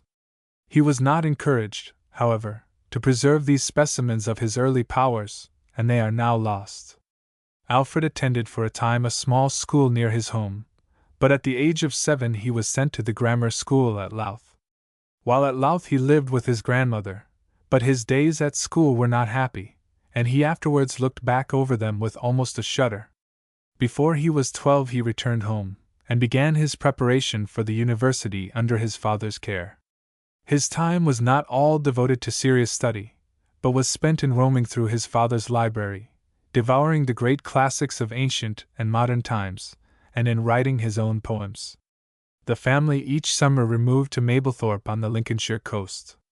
Here Alfred learned to love the sea in all its moods, a love which lasted through his life. In 1827, after Frederick had entered Cambridge, the two brothers, Charles and Alfred, being in want of pocket money, resolved to publish a volume of poems. They made a selection from their numerous poems, and offered the book to a bookseller in Louth. For some unknown reason he accepted the book, and soon after, it was published under the title, Poems by Two Brothers. There were in reality 3 brothers, as some of Frederick's poems were included in the volume. The brothers were promised £20, but more than one half of this sum they had to take out in books. With the balance they went on a triumphal expedition to the sea, rejoicing in the successful launching of their first literary effort. In 1828 Charles and Alfred Tennyson matriculated at Trinity College, Cambridge, where their elder brother Frederick had already been for some time. Alfred was a somewhat shy lad, and did not at once take kindly to the life of his college. He soon, however, found himself one of a famous society known as the Apostles, to which belonged some of the best men in the university. Not one member of the Apostles, at this time, but afterwards made a name for himself, and made his influence felt in the world of politics or letters. The society met at regular intervals, but Alfred did not take much part in the debates, preferring to sit silent and listen to what was said. All his friends had unbounded admiration for his poetry and unlimited faith in his poetic powers. This faith was strengthened by the award of the University Prize for English verse to Alfred in June, 1829. He did not wish to compete, but on being pressed, polished up an old poem that he had written some years before, and presented it for competition, the subject being Timbuktu. The poem was in blank verse and really showed considerable power. In fact, it was a remarkable poem for one so young. Perhaps the most powerful influence on the life of Tennyson was the friendship he formed while at Cambridge with Arthur Henry Hallam, the son of the historian Henry Hallam. The two became inseparable friends, a friendship strengthened by the engagement of Hallam to the poet's sister. The two friends agreed to publish a volume of poems as a joint production, but Henry Hallam, the elder, did not encourage the project, and it was dropped. The result was that in 1830, Poems, chiefly lyrical, was published with the name of Alfred Tennyson alone on the title page. The volume was reviewed enthusiastically by Hallam, but was more or less slated by Christopher North in the columns of Blackwood's magazine. Tennyson was very angry about the latter review and replied to the reviewer in some caustic, but entirely unnecessary, verses. In the same year Hallam and Tennyson made an expedition into Spain to carry aid to the rebel leader against the King of Spain. The expedition was not by any means a success. In 1831 Tennyson left Cambridge, without taking his degree, and shortly after his return home his father died. The family, however, did not remove from Somersby, but remained there until 1837. Late in 1832 appeared another volume entitled Poems by Alfred Tennyson. This drew upon the unfortunate author a bitterly sarcastic article in the Quarterly, written probably by its brilliant editor, John Gibson Lockhart. The result of this article was that Tennyson was silent for almost 10 years, a period spent in ridding himself of the weaknesses so brutally pointed out by the reviewer. In 1833, Arthur Henry Hallam died, and for a time the light of life seemed to have gone out for Alfred Tennyson. The effect of the death of Hallam upon the poet was extraordinary. It seemed to have changed the whole current of his life. Indeed, he is said, under the strain of the awful suddenness and unexpectedness of the event, to have contemplated suicide. But saner thoughts intervened, and he again took up the burden of life, with the determination to do what he could in helping others. From this time of storm and stress came In Memoriam. From 1832 to 1842 Tennyson spent a roving life. Now at home, now in London, now with his friends in various parts of England. He was spending his time in finishing his poems, so that when he again came before the world with a volume, he would be a master. The circle of his friends was widening, and now included the greater number of the masterminds of England. He was poor, so poor in fact that he was reduced to the necessity of borrowing the books he wished to read from his friends. But during all this time he never wavered in his allegiance to poetry. He had determined to be a poet, and to devote his life to poetry. At last in 1842 he published his poems in 2 volumes, and the world was conquered. From this time onwards he was recognized as the leading poet of his century. In 1845 Tennyson, poor still, was granted a pension of £200, chiefly through the influence of his friend Richard Monckton Milnes and Thomas Carlyle. There was a great deal of criticism regarding this pension from sources that should have been favorable, but the general verdict approved the grant. In 1847 appeared The Princess, a poem which, at that time, did not materially add to his fame, but the poet was now hailed as one of the great ones of his time, and much was expected of him. In 1853 most important events in the life of Tennyson happened. He published In Memoriam, in memory of his friend, Arthur Henry Hallam. He was appointed Poet Laureate, in succession to Wordsworth, and he married Emily Selwood, a lady to whom he had been engaged for 17 years, but whom his poverty had prevented him from leading to the altar. From this time onwards the life of the poet flowed smoothly.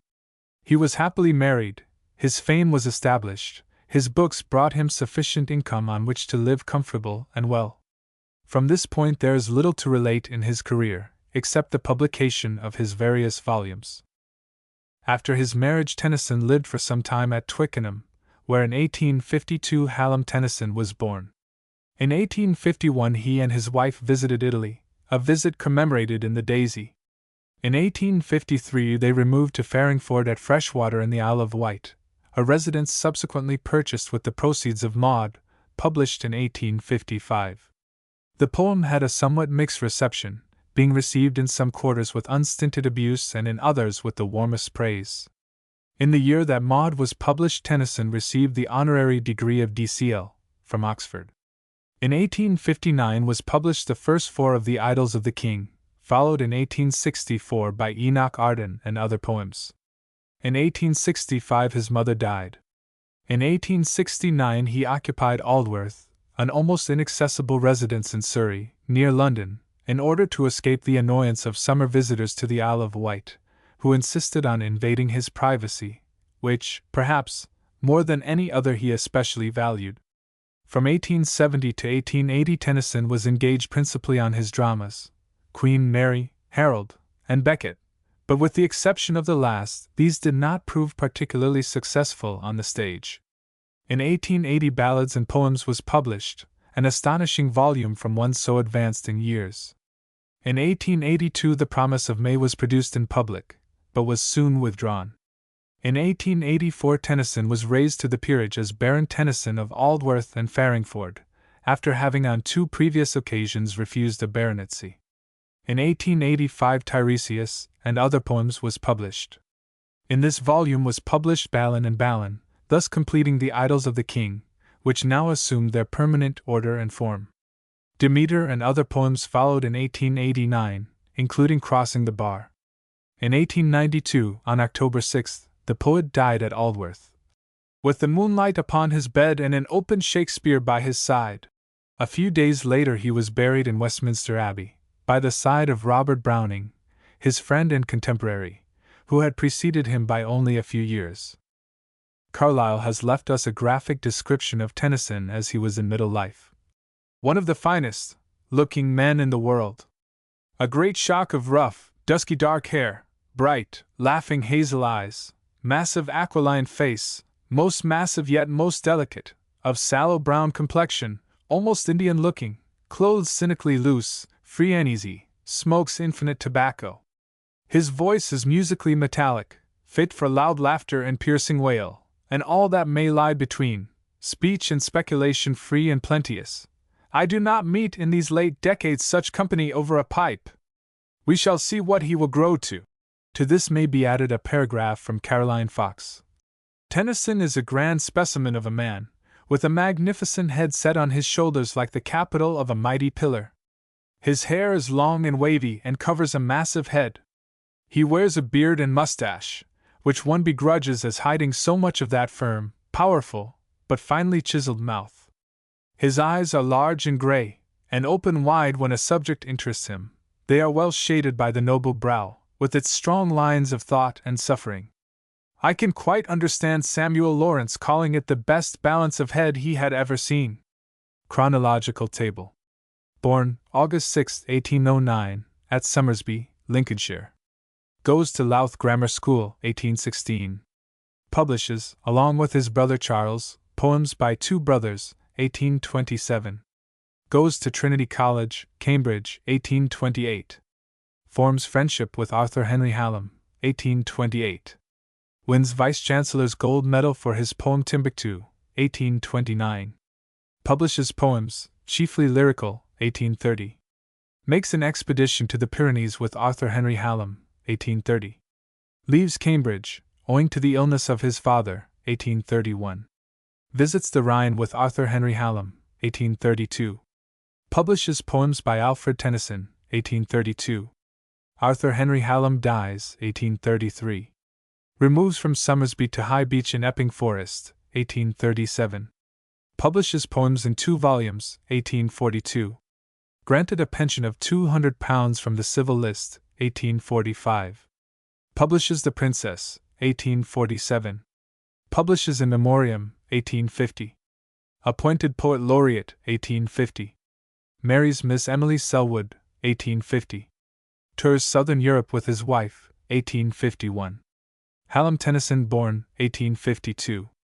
Writes Ode on the Death of the Duke of Wellington, 1852. Takes up his residence at Farringford in the Isle of Wight, 1853. Lionel Tennyson born, 1854.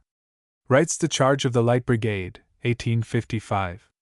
The University of Oxford confers on him the degree of DCL, 1855. Publishes Maud and Other Poems, 1855. Purchases Farringford, 1856. Publishes Idylls of the King, 1859. Writes his Welcome to Alexandra, 1863. Publishes Enoch Arden, 1864.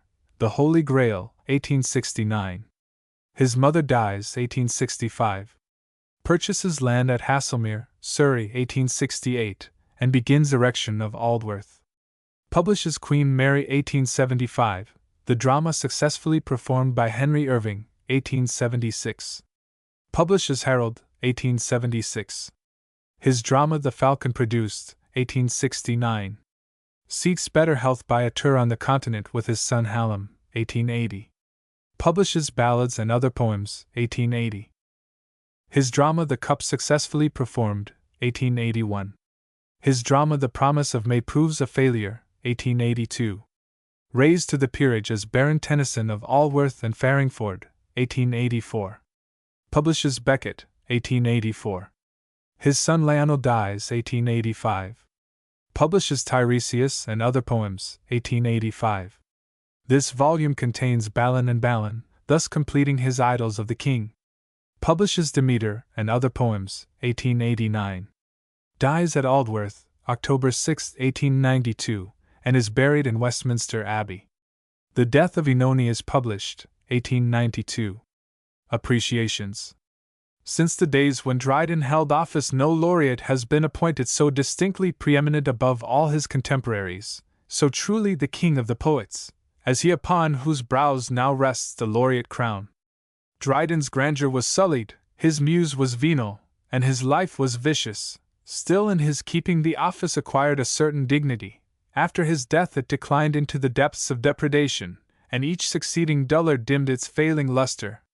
The first ray of hope for its revival sprang into life with the appointment of Southey, to whom succeeded Wordsworth, a poet of worth and genius, whose name certainly assisted in resuscitating the ancient dignity of the appointment. Alfred Tennyson derives less honor from the title than he confers upon it. To him we owe a debt of gratitude that he has redeemed the laurels with his poetry, noble, pure, and undefiled as ever poets sung. Walter Hamilton. Tennyson is many-sided. He has a great variety of subjects. He has treated of the classical and the romantic life of the world. He has been keenly alive to the beauties of nature, and he has tried to sympathize with the social problems that confront mankind. In this respect he is a representative poet of the age, for this very diversity of natural gifts has made him popular with all classes.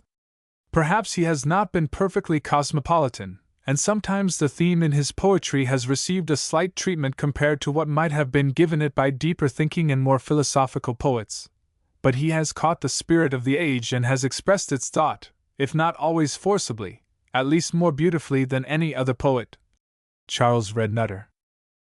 In technical elegance, as an artist in verse, Tennyson is the greatest of modern poets. Other masters, old and new, have surpassed him in special instances, but he is the only one who rarely nods, and who always finishes his verse to the extreme. Here is the absolute sway of meter, compelling every rhyme and measure needful to the thought. Here are sinuous alliterations, unique and varying breaks and pauses, winged flights and falls, the glory of sound and color everywhere present, or, if missing, absent of the poet's free will. The fullness of his art evades the charm of spontaneity. His original and fastidious art is of itself a theme for an essay. The poet who studies it may well despair, he can never excel it. Its strength is that of perfection, its weakness, the ever-perfection which marks a still-life painter. Edmund Clarence Stedman. A striking quality of Tennyson's poetry is its simplicity, both in thought and expression. This trait was characteristic of his life, and so we naturally expect to find it in his verse. Tennyson was too sincere by nature, and too strongly averse to experimenting in new fields of poetry, to attempt the affected or unique. He purposely avoided all subjects which he feared he could not treat with simplicity and clearness. So, in his shorter poems, there are few obscure or ambiguous passages, little that is not easy of comprehension. His subjects themselves tend to prevent ambiguity or obscurity. For he wrote of men and women as he saw them about him, of their joys and sorrows, their trials, their ideals, and in this was nothing complex. Thus there is a homely quality to his poems, but they are kept from the commonplace by the great tenderness of his feeling. Had Tennyson been primarily of a metaphysical or philosophical mind, all this might have been different.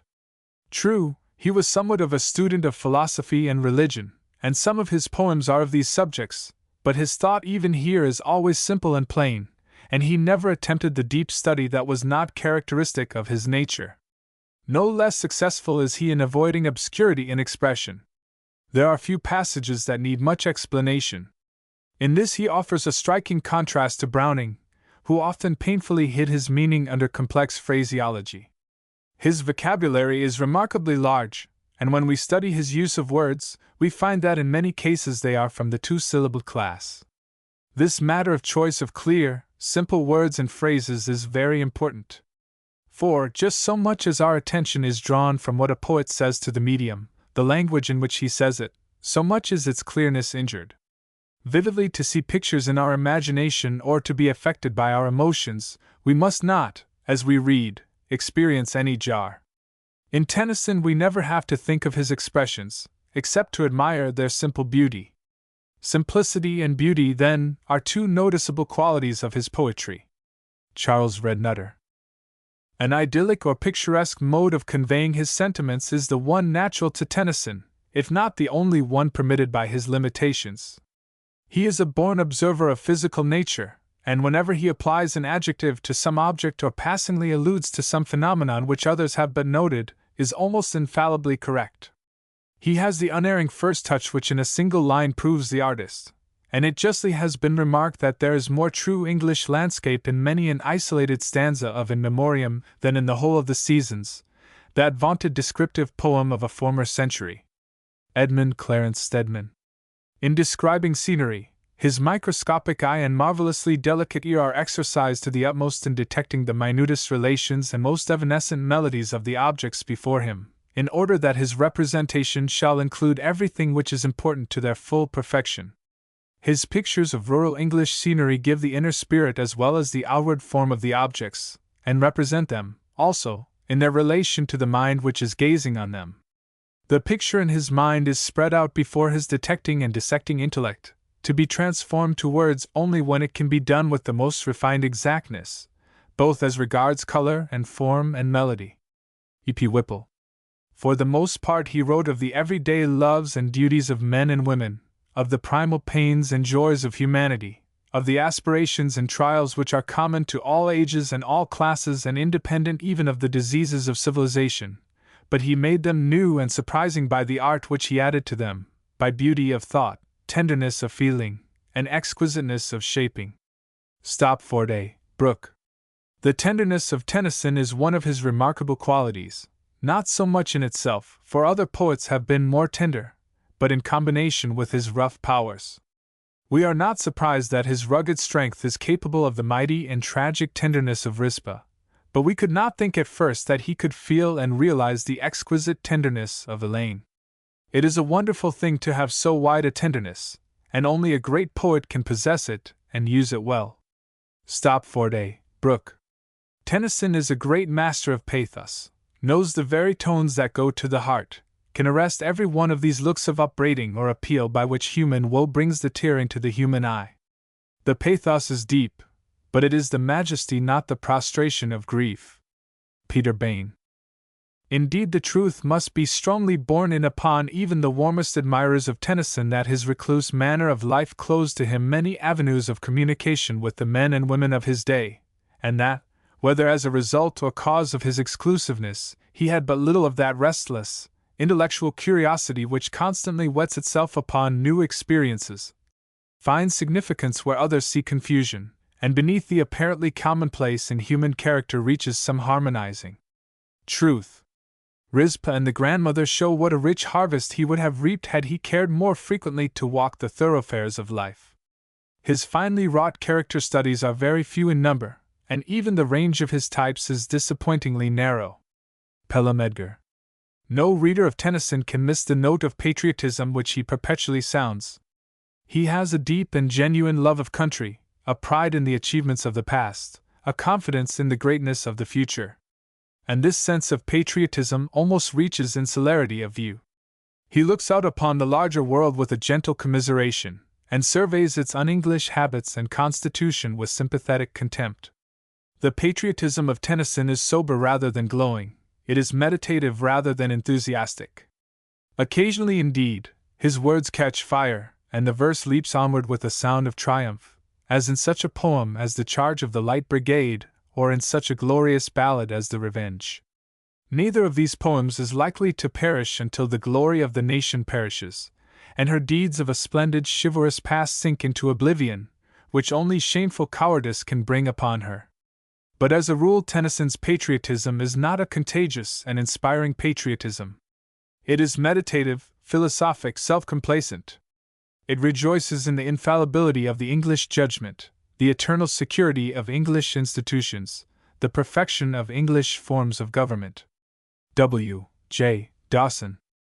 Tennyson always speaks from the side of virtue, and not of that new and strange virtue which some of our later poets have exalted, and which, when it is stripped of its fine garments, turns out to be nothing else than the unrestrained indulgence of every natural impulse, but rather of that old-fashioned virtue whose laws are self-reverence, self-knowledge, self-control, and which finds its highest embodiment in the morality of the New Testament.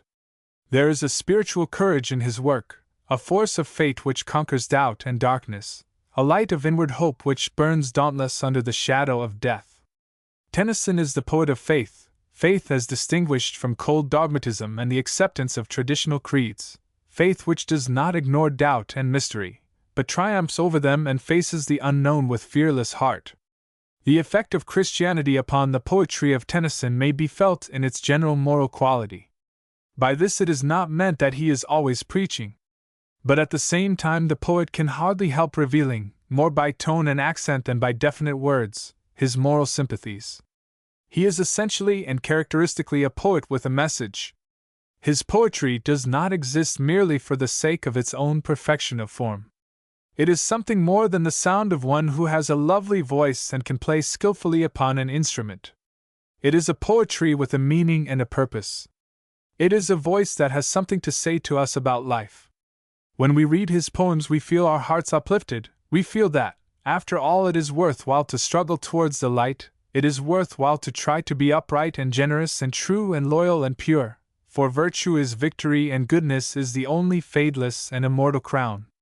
The secret of the poet's influence must lie in his spontaneous witness to the reality and supremacy of the moral life. His music must thrill us with the conviction that the humblest child of man has a duty, an ideal, a destiny. He must sing of justice and of love as a sure reward, a steadfast law, the safe port and haven of the soul. Henry Van Dyke. References on Tennyson's life and works. Alfred, Lord Tennyson, a memoir by Pelham Tennyson. Toronto, The Macmillan Company of Canada, Limited. Price $2. Tennyson and His Friends, edited by Pelham, Lord Tennyson. Toronto, The Macmillan Company of Canada, Limited. Alfred, Lord Tennyson, A Study of His Life and Works by Arthur Wall. London, William Heinemann. Tennyson by Sir Alfred Lyell in English Men of Letters series. Toronto, The Macmillan Company of Canada, Limited. Alfred Tennyson by Arthur Christopher Benson in Little Biographies. London, Methuen and Co. Alfred Tennyson, A Saintly Life by Robert F. Horton. London, J. M. Dent and Co. Alfred Tennyson by Andrew Lang. New York, Dodd, Mead and Company. Tennyson, His Art and Relation to Modern Life by Stopford A. Brooke. London, William Heinemann. A Study of the Works of Alfred, Lord Tennyson by Edward Campbell Tainch. Toronto, The Macmillan Company of Canada, Limited. The Poetry of Tennyson by Henry Van Dyke. New York, Charles Scribner's Sons. A Tennyson Primer by William McNeill Dixon. New York, Dodd, Mead and Company. A Handbook to the Works of Alfred, Lord Tennyson by Morton Luce. Toronto, The Macmillan Company of Canada, Limited. Tennyson, A Critical Study by Stephen Gwynn in the Victorian Era series. London, Blackie and Sons, Limited.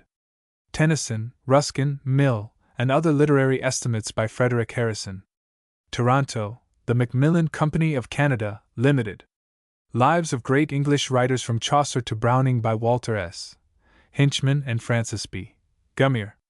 Boston, Houghton, Mifflin and Company. Personal Sketches of Recent Authors by Hattie Ting Griswold. Chicago, A. C. McClurg and Company. Records of Tennyson, Ruskin, Browning by and Ritchie. New York, Harper and Brothers. Memories of the Tennysons by Rev. H. D. Rawnsley. Glasgow, James MacLehose and Sons. The Teaching of Tennyson by John Oates. London, James Bowden. Tennyson as a Religious Teacher by Charles F. G. Masterman. London, Methuen and Co. The Social Ideals of Alfred Tennyson as Related to His Time by William Clark Gordon. Chicago, The University of Chicago Press. The Religious Spirit in the Poets by W. Boyd Carpenter. New York, Thomas Y. Crowell and Co. Literary Essays by R. H. Hutton. Toronto, The Macmillan Company of Canada, Limited. Victorian Poets by Edmund Clarence Stedman. Boston, Houghton, Mifflin and Company. The Greater English Poets of the 19th Century by William Morton Payne. New York, Henry Holt and Company. The Masters of English Literature by Stephen Gwynne. Toronto, The Macmillan Company of Canada, Limited. A Study of English and American Poets by J. Scott Clark. New York, Charles Scribner's Sons. The Works of Tennyson with Notes by the Author, edited with Memoir by Hallam, Lord Tennyson. Toronto, The Macmillan Company of Canada, Limited. Notes Oenone. The poem of Oenone is the first of Tennyson's elaborate essays in a meter over which he afterwards obtained an eminent command. It is also the first of his idylls and of his classical studies, with their melodious rendering of the Homeric epithets and the composite words, which Tennyson had the art of coining after the Greek manner, lily-cradled, river-sundered, dewy-dashed, for compact description or ornament. Several additions were made in a later edition, and the corrections then made show with what sedulous care the poet diversified the structure of his lines, changing the pauses that break the monotonous run of blank verse, and avoiding the use of weak terminals when the line ends in the middle of a sentence. The opening of the poem was in this manner decidedly improved, yet one may judge that the finest passages are still to be found almost as they stood in the original version, and the concluding lines, in which the note of anguish culminates, are left untouched. Nevertheless, the blank verse of Oenone lacks the even flow and harmonious balance of entire sections in the Morte d'Arthur or Ulysses, where the lines are swift or slow, rise to a point and fall gradually, in cadences arranged to correspond with the dramatic movement, showing that the poet has extended and perfected his metrical resources. The later style is simplified. He has rejected cumbrous metaphor. He is less sententious. He has pruned away the flowery exuberance and lightened the sensuous color of his earlier composition. Sir Alfred Lyell. First published in 1832-3. It received its present improved form in the edition of 1842. The story of Paris and Oenone may be read in Lempriere, or in any good classical dictionary. Briefly, it is as follows: Paris was the son of Priam, king of Troy, and Hecuba. It was foretold that he would bring great ruin on Troy, so his father ordered him to be slain at birth. The slave, however, did not destroy him, but exposed him upon Mount Ida, where shepherds found him and brought him up as one of themselves. He gained the esteem of all the shepherds, and his graceful countenance and manly development recommended him to the favor of Oenone, a nymph of Ida, whom he married, and with whom he lived in the most perfect tenderness. Their conjugal bliss was soon disturbed. At the marriage of Peleus and Thetis, Eris, the goddess of discord, who had not been invited to partake of the entertainment, showed her displeasure by throwing into the assembly of gods, who were at the celebration of the nuptials, a golden apple on which were written the words De ter pulchriere. All the goddesses claimed it as their own. The contention at first became general, but at last only three, Juno, Here, Venus, Aphrodite, and Minerva Pallas, wished to dispute their respective right to beauty. The gods, unwilling to become arbiters in an affair of so tender and delicate a nature, appointed Paris to adjudge the prize of beauty to the fairest of the goddesses, and indeed the shepherd seemed properly qualified to decide so great a contest, as his wisdom was so well established, and his prudence and sagacity so well known. The goddesses appeared before their judge without any covering or ornament, and each tried by promises and entreaties to gain the attention of Paris, and to influence his judgment. Juno promised him a kingdom, Minerva, military glory, and Venus, the fairest woman in the world, for his wife. Lempriere. Paris accorded the apple to Aphrodite, abandoned Oenone, and after he had been acknowledged the son of Priam went to Sparta, where he persuaded Helen, the wife of Menelaus, to flee with him to Troy.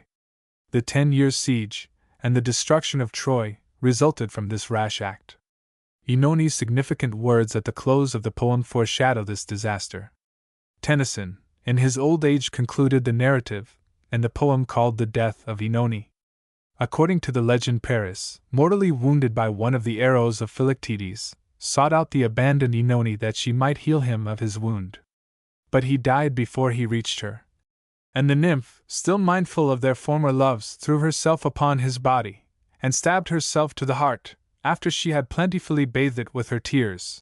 Tennyson follows another tradition in which Paris reaches Oenone, who scornfully repels him. He passed onward through the mist, and dropped dead upon the mountain side.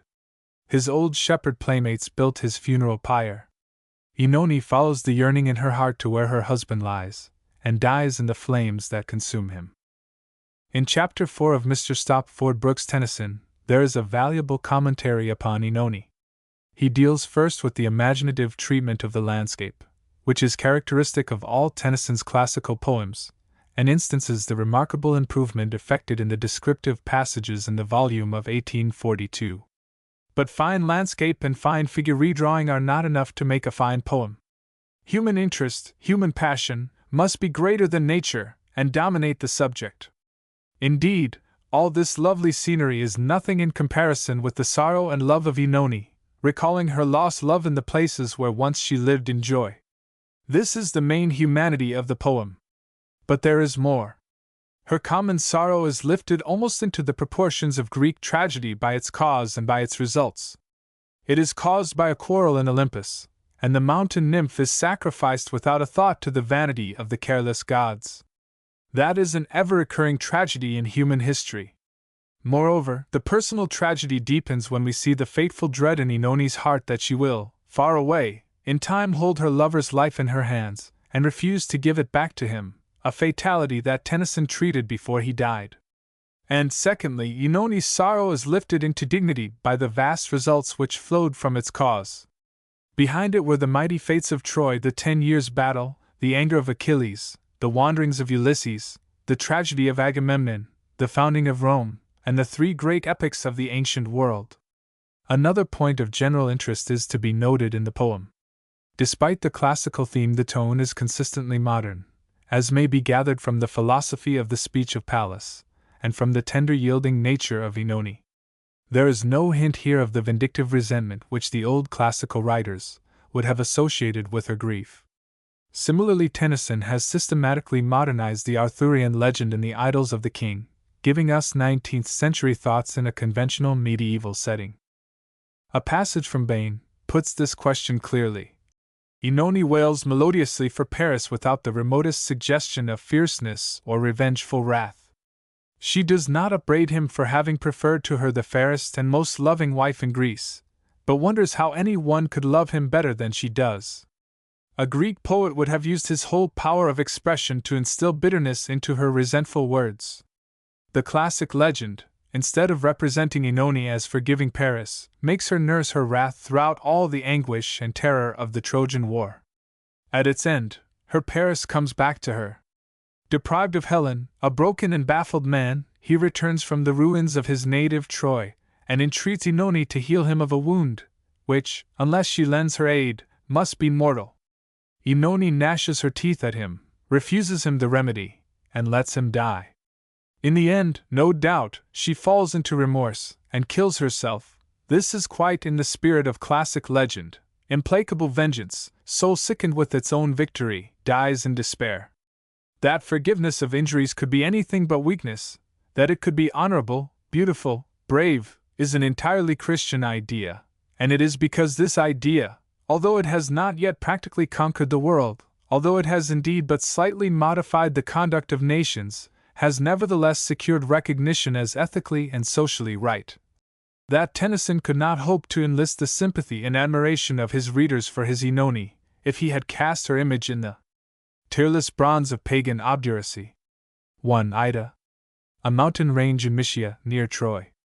The scenery is, in part, idealized, and partly inspired by the Valley of Cauderetz. See Introduction, page 16. 2. Ionian. Ionia was the district adjacent to Mysia. Ionin, therefore, is equivalent to neighboring. 10. Topmost Gargarus. A Latinism, cf. Summus Mons. 12. Troas. The Troas, was the district surrounding Troy. Ilion equals Ilium, another name for Troy. 14. Crown equals chief ornament. 22 to 23. O Mother Ida, die. Mr. Stedman, in his Victorian Poets, devotes a valuable chapter to the discussion of Tennyson's relation to Theocritus, both in sentiment and form. It is in the Oenone that we discover Tennyson's earliest adaptation of that refrain, which was a striking beauty of the pastoral elegiac verse. O Mother Ida, hearken ere I die, is the analogue of Theocr. 2. See thou, whence came my love, O Lady Moon, etc. Throughout the poem, the Syracusan manner and feeling are strictly and nobly maintained. Note, however, the modernization already referred to. Mother Ida. The Greeks constantly personified nature and attributed a separate individual life to rivers, mountains, etc. Wordsworth's Excursion, Book 4, might be read in illustration, especially from the line beginning, once more to distant ages of the world. Many fountained Ida. Many streams took their source in Ida. Homer applies the same epithet to this mountain. 24 to 32. These lines are an imitation of certain passages from Theocritus. See Stedman, Victorian Poets, pages 213f. They illustrate Tennyson's skill in mosaic work. 30. My eyes, love. Cf. Shakespeare, 2 Henry 6. 2, 3. 17. Mine eyes are full of tears, my heart of grief. 36. Cold crowned snake. Cold crown is not a compound epithet meaning, with a cold head. Each adjective marks a particular quality. Crowned has reference to the semblance of a coronet that the hoods of certain snakes, such as cobras, possess. 37. The daughter of a river god. Oenone was the daughter of the river Sabrinus in Phrygia. 39 to 40. As yonder walls breathed. The walls of Troy were built by Poseidon, Neptune, and Apollo, whom Jupiter had condemned to serve King Laomedon of Troas for a year.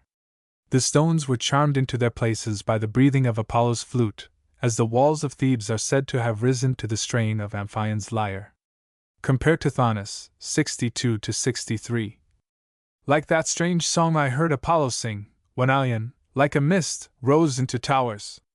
And cf. also the Princess 3. 326. 42 to 43, that, woe. Compare in Memoriam v. 50, white-hoofed. Cf. hooves for hoofs, in The Lady of Shalott, L. 101. 51, Simois. One of the many streams flowing from Mount Ida. 65. Hesperian gold. The fruit was in color like the golden apples in the garden of the Hesperides. The Hesperides were 3 or 4 nymphs, the daughters of Hesperus. They dwelt in the remotest west, near Mount Atlas in Africa, and were appointed to guard the golden apples which Hera gave to Zeus on the day of their marriage. One of Hercules' 12 labors was to procure some of these apples. See the articles Hesperides and Hercules in Lempriere. 66. Smelt ambrosially. Ambrosia was the food of the gods. Their drink was nectar. The food was sweeter than honey, and of most fragrant odor. 72. Whatever Oread. A classical construction. The Oreads were mountain nymphs. 78. Full-faced gods. This means either that not a face was missing, or refers to the impressive countenances of the gods. Another possible interpretation is that all their faces were turned full towards the board on which the apple was cast. Compare for this epithet Lotus Eaters 7 and Princess 2. 166. 79. Peleus. All the gods, save Eris, were present at the marriage between Peleus and Thetis, a sea deity. In her anger, Eris threw upon the banquet table the apple which Paris now holds in his hand. Peleus and Thetis were the parents of the famous Achilles. 81. Iris. The messenger of the gods. The rainbow is her symbol. 83. Delivering equals announcing. 89 to 100. These lines, and the opening lines of the poem are among the best of Tennyson's blank verse lines, and therefore among the best that English poetry contains. The description owes some of its beauty to Homer. In its earlier form, in the volume of 1832-3, it is much less perfect. 132. A crested peacock. The peacock was sacred to hear Juno. 103. A golden cloud. The gods were wont to recline upon Olympus beneath a canopy of golden clouds. 104. Dropping fragrant dew. Drops of glittering dew fell from the golden cloud which shrouded Here and Zeus. See Iliad 14, 341f. 105f. Here was the Queen of Heaven. Power was therefore the gift which she naturally proffered. 114. Supplied the ellipsis. 121-122. Power fitted, wisdom. Power that adapts itself to every crisis. Power which is born of wisdom and enthroned by wisdom, i.e., does not owe its supremacy to brute strength. 121-122. From all allegiance. Note the ellipsis and the inversion. 128-131. Who have attained supremacy. Cf. Lotus Eaters, L. 155f, and Lucretius, 104-108. The gods, who haunt the lucid interspace of world and world where never creeps a cloud, or moves a wind, nor ever falls the least white star of snow, nor ever lowest roll of thunder moans. 137. O'erthwarted with equals crossed by. 142f. Compare the tone of Pallas' speech with what has been said in the introduction, p. Liv f. concerning Tennyson's love of moderation and restraint, and his belief in the efficacy of law. Compare also the general temper of the ode on the death of the Duke of Wellington, and especially LL 201-205.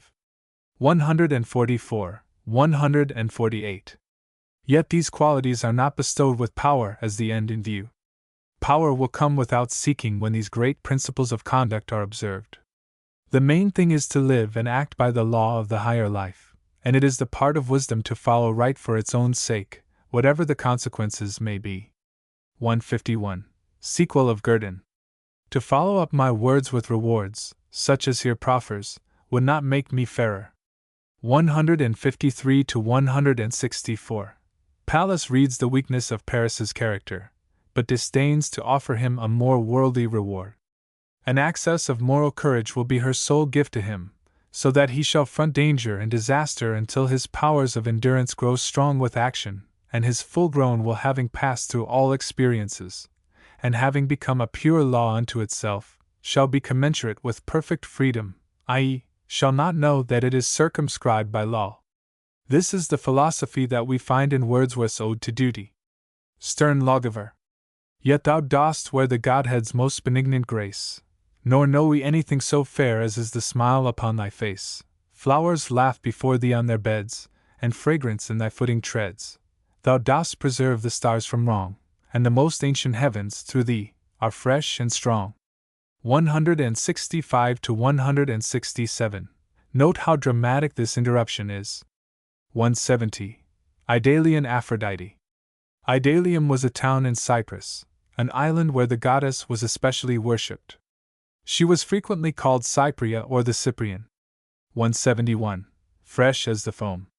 Aphrodite was born from the waves of the sea, near the island of Cyprus. New bathed in Paphian wells. Paphos was a town in Cyprus. Aphrodite was said to have landed at Paphos after her birth from the sea foam. She is sometimes called the Paphian or Paphia on this account. 184. She spoke and laughed. Homer calls her the laughter-loving Aphrodite. 195-97. A wild weed. The influence of beauty upon the beasts is a common theme with poets. Cf. Una and the Lion in Spenser's Faerie Queen. 204. They cut away my tallest pines, evidently to make ships for Paris's expedition to Greece. 235-240. There are die. Lamartine in Le Lac, written before 1820, has a very similar passage. 250. Cassandra. The daughter of King Priam, and therefore the sister of Paris. She had the gift of prophecy. 260, a fire dances, signifying the burning of Troy. The Epic and Morte d'Arthur. First published, with the epilogue as here printed, in 1842. The Morte d'Arthur was subsequently taken out of the present setting, and with substantial expansion appeared as the final poem of the Idylls of the King, with the new title, The Passing of Arthur. Walter Savage Landor doubtless refers to the Morte d'Arthur as early as 1837, when writing to a friend, as follows. Yesterday a Mr. Moreton, a young man of rare judgment, read to me a manuscript by Mr. Tennyson, being different in style from his printed poems. The subject is the death of Arthur. It is more Homeric than any poem of our time, and rivals some of the noblest parts of the Odyssey. A still earlier composition is assured by the correspondence of Edward Fitzgerald, who writes that, in 1835, while staying at the Speddings in the Lake Country, he met Tennyson and heard the poet read the Morte d'Arthur and other poems of the 1842 volume. They were read out of MS. in a little red book to him, and Spedding of a night when all the house was mute. In the epic we have specific reference to the Homeric influence in these lines. Nay, nay, said Hall. Why take the style of those heroic times? For nature brings not back the mastodon, nor we those times, and why should any man remodel models? These 12 books of mine were faint Homeric echoes, nothing worth. Critics have agreed for the most part in considering the Morte d'Arthur as the most Homeric of Tennyson's poems. Bain writes, not only in the language is it Homeric, but in the design and manner of treatment.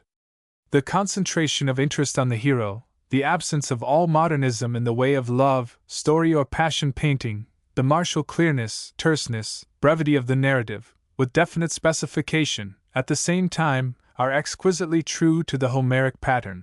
Brimley notes, with probably greater precision, that they are rather Virgilian than Homeric echoes, elaborate and stately, not naive and eager to tell their story, rich in pictorial detail, carefully studied, conscious of their own art, more anxious for beauty of workmanship than interest of action.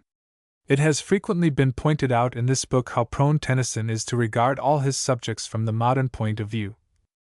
A truth looks freshest in the fashion of the day. The epic and the epilogue strongly emphasize this modernity in the varied modern types of character which they represent, with their diverse opinions upon contemporary topics. As to the epilogue, writes Mr. Brooke, page 130, it illustrates all I have been saying about Tennyson's method with subjects drawn from Greek or Romantic times. He filled and sustained those subjects with thoughts which were as modern as they were ancient. While he placed his readers in Camelot, Ithaca, or Ida, he made them feel also that they were standing in London, Oxford, or in English woodland. When the Morte d'Arthur is finished, the hearer of it sits rapt. There were modern touches here and there, he says, and when he sleeps he dreams of King Arthur, like a modern gentleman of stateliest port, and all the people cried, Arthur is come again, he cannot die. Then those that stood upon the hills behind repeated, come again, and thrice as fair, and further inland voices echoed, come with all good things and war shall be no more. The old tale, thus modernized in an epilogue, does not lose its dignity, for now the recoming of Arthur is the recoming of Christ in a wider and fairer Christianity. We feel here how the new movement of religion and theology had sent its full and exciting wave into Tennyson. Arthur's death in the battle and the mist is the death of a form of Christianity which, exhausted, died in doubt and darkness. His advent as a modern gentleman is the coming of a brighter and more loving Christ into the hearts of men. For so ends the epilogue. When the voices cry, come again, with all good things. At this 100 bells began to peal, that with the sound I woke, and heard indeed, the clear church bells ring in the Christmas morn. The allegorical element. The statement is made on page 35 of this book that in the Idylls of the King, the effort is made to reconcile the human story with the allegory, and in consequence the issues are confusedly presented to our mind. It is characteristic of the Morte d'Arthur fragment that it is apparently free from all allegorical intention. It is merely a moving human story with a fascinating element of mystery inspired by the original Celtic legend. An element of allegory lies in the epilogue, and the passing of Arthur still further enforces the allegorical purpose. But here, as Mr. Brooke again writes, page 371, We are close throughout to the ancient tale. No allegory, no ethics, no rational soul, no preaching symbolism enter here to dim, confuse, or spoil the story. Nothing is added which does not justly exalt the tale, and what is added is chiefly a greater fullness and breadth of humanity, a more lovely and supreme nature, arranged at every point to enhance into keener life the human feelings of Arthur and his knight, to lift the ultimate hour of sorrow and of death into nobility. Arthur is borne to a chapel nigh the field. A broken chancel with a broken cross, that stood on a dark strait of barren land. On one side lay the ocean, and on one lay a great water, and the moon was full. What a noble framework, and with what noble consciousness it is drawn!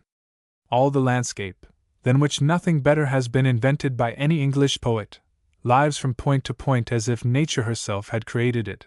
But even more alive than the landscape are the two human figures in it, Sir Bedivere standing by the great water, and Arthur lying wounded near the chapel, waiting for his knight. Take one passage, which to hear is to see the thing. So saying, from the ruined shrine he stepped, and in the moon athwart the place of tombs, where lay the mighty bones of ancient men, old knights, and over them the sea wind sang shrill, chill with flakes of foam. He, stepping down by zigzag paths, and jets of pointed rock came on the shining levels of the lake. Twice he hides the sword, and when Arthur asks, "What hast thou seen, what heard?"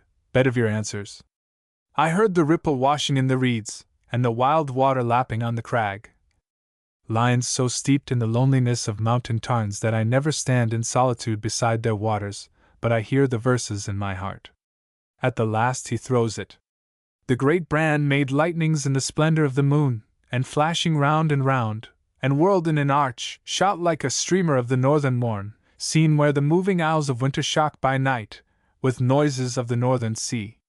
So flashed and fell the brand Excalibur, and never yet in poetry did any sword, flung in the air, flash so superbly.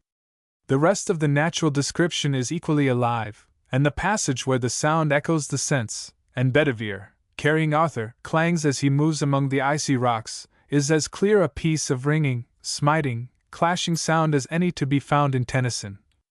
Dry clashed his harness in the icy caves and barren chasms, and all to left and right the bare black cliff clanged round him, as he based his feet on juts of slippery crag that rung sharp smitten with the dint of armed heels. We hear all the changes on the Valhalla, every sound of it used to give the impression, and then, in a moment, the verse runs into breadth, smoothness, and vastness, for Bedivere comes to the shore and sees the great water. And on a sudden lo! The level lake, and the long glories of the winter moon. In which the vowel O, in its changes, is used, as the vowel A has been used before. The questions and replies of Arthur and Bedivere, the reproaches of the king, the excuses of the knight, the sorrow and the final wrath of Arthur, are worthy of the landscape, as they ought to be, and the dominance of the human element in the scene is a piece of noble artist work. Arthur is royal to the close, and when he passes away with the weeping queens across the mere, unlike the star of the tournament he was of old, he is still the king. Sir Bedivere, left alone on the freezing shore, hears the king give his last message to the world. It is a modern Christian who speaks, but the phrases do not sound out of harmony with that which might be in romance.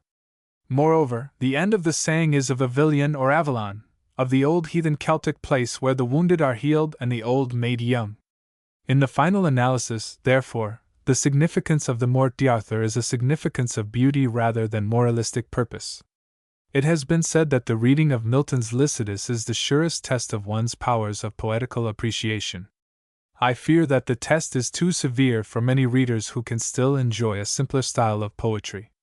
But any person who can read the Morte d'Arthur, and fail to be impressed by its splendid pictures, and subdued to admiration by the dignity of its language, need scarcely hope for pleasure from any poetry. The epic. 3. Sacred bush. The mistletoe. This plant was sacred to the Celtic tribes, and was an object of particular veneration with the Druids, especially when associated with the oak tree. 8. Orgon equals ithergon. 18. The general decay of faith. The story of Arthur is intended to show how faith survives, although the form be changed. Cesp. Morte d'Arthur, LL 240 to 242. 27 to 28. He burnt some 12 books. This must not be taken literally. See, however, page 33. Of the biographical sketch, as to Tennyson's hesitation in treating the subject. 48 to 51. This is self-portraiture. Lord Tennyson's method of reading was impressive though peculiar. Morte d'Arthur. The Arthurian legend. Throughout the medieval period, three great cycles of stories commanded the imagination of the poets. Of these cycles, one, the tale of Troy and its curious medieval guise, attested the potent spell of antique legend.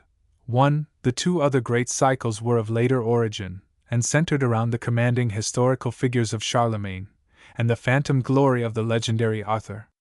1. The extraordinary interest in the half-legendary career of Alexander the Great must be noticed here, as also the profound respect amounting to veneration for the Roman poet, Virgil. The origin of the Arthurian story is involved in obscurity. The crudest form of the myth has doubtless a core of historic truth, and represents him as a mighty Celtic warrior, who works havoc among the heathen Saxon invaders. Accretions naturally are added, and a miraculous origin and a mysterious death throw a superstitious halo around the hero. When the brilliant personality of Lancelot breaks into the tale, and the legend of the Holy Grail is superadded, the theme exercised an irresistible fascination upon the imagination of medieval Europe. The vicissitudes of the Celtic inhabitants of Britain are as romantic as any of which history holds record. After the departure of the Roman invaders from the island, the native population swiftly reasserted itself. The Picts of Caledonia and the Scots of Ireland were their natural foes, but conflict with these enemies served only to stimulate the national life. But actual disaster threatened them when in the 5th and 6th centuries the heathen Angles and Saxons bore down in devastating hordes upon the land. It is at this critical period in the national history that Arthur must have lived. How long or how valiant the resistance was we cannot know. That it was vain is certain.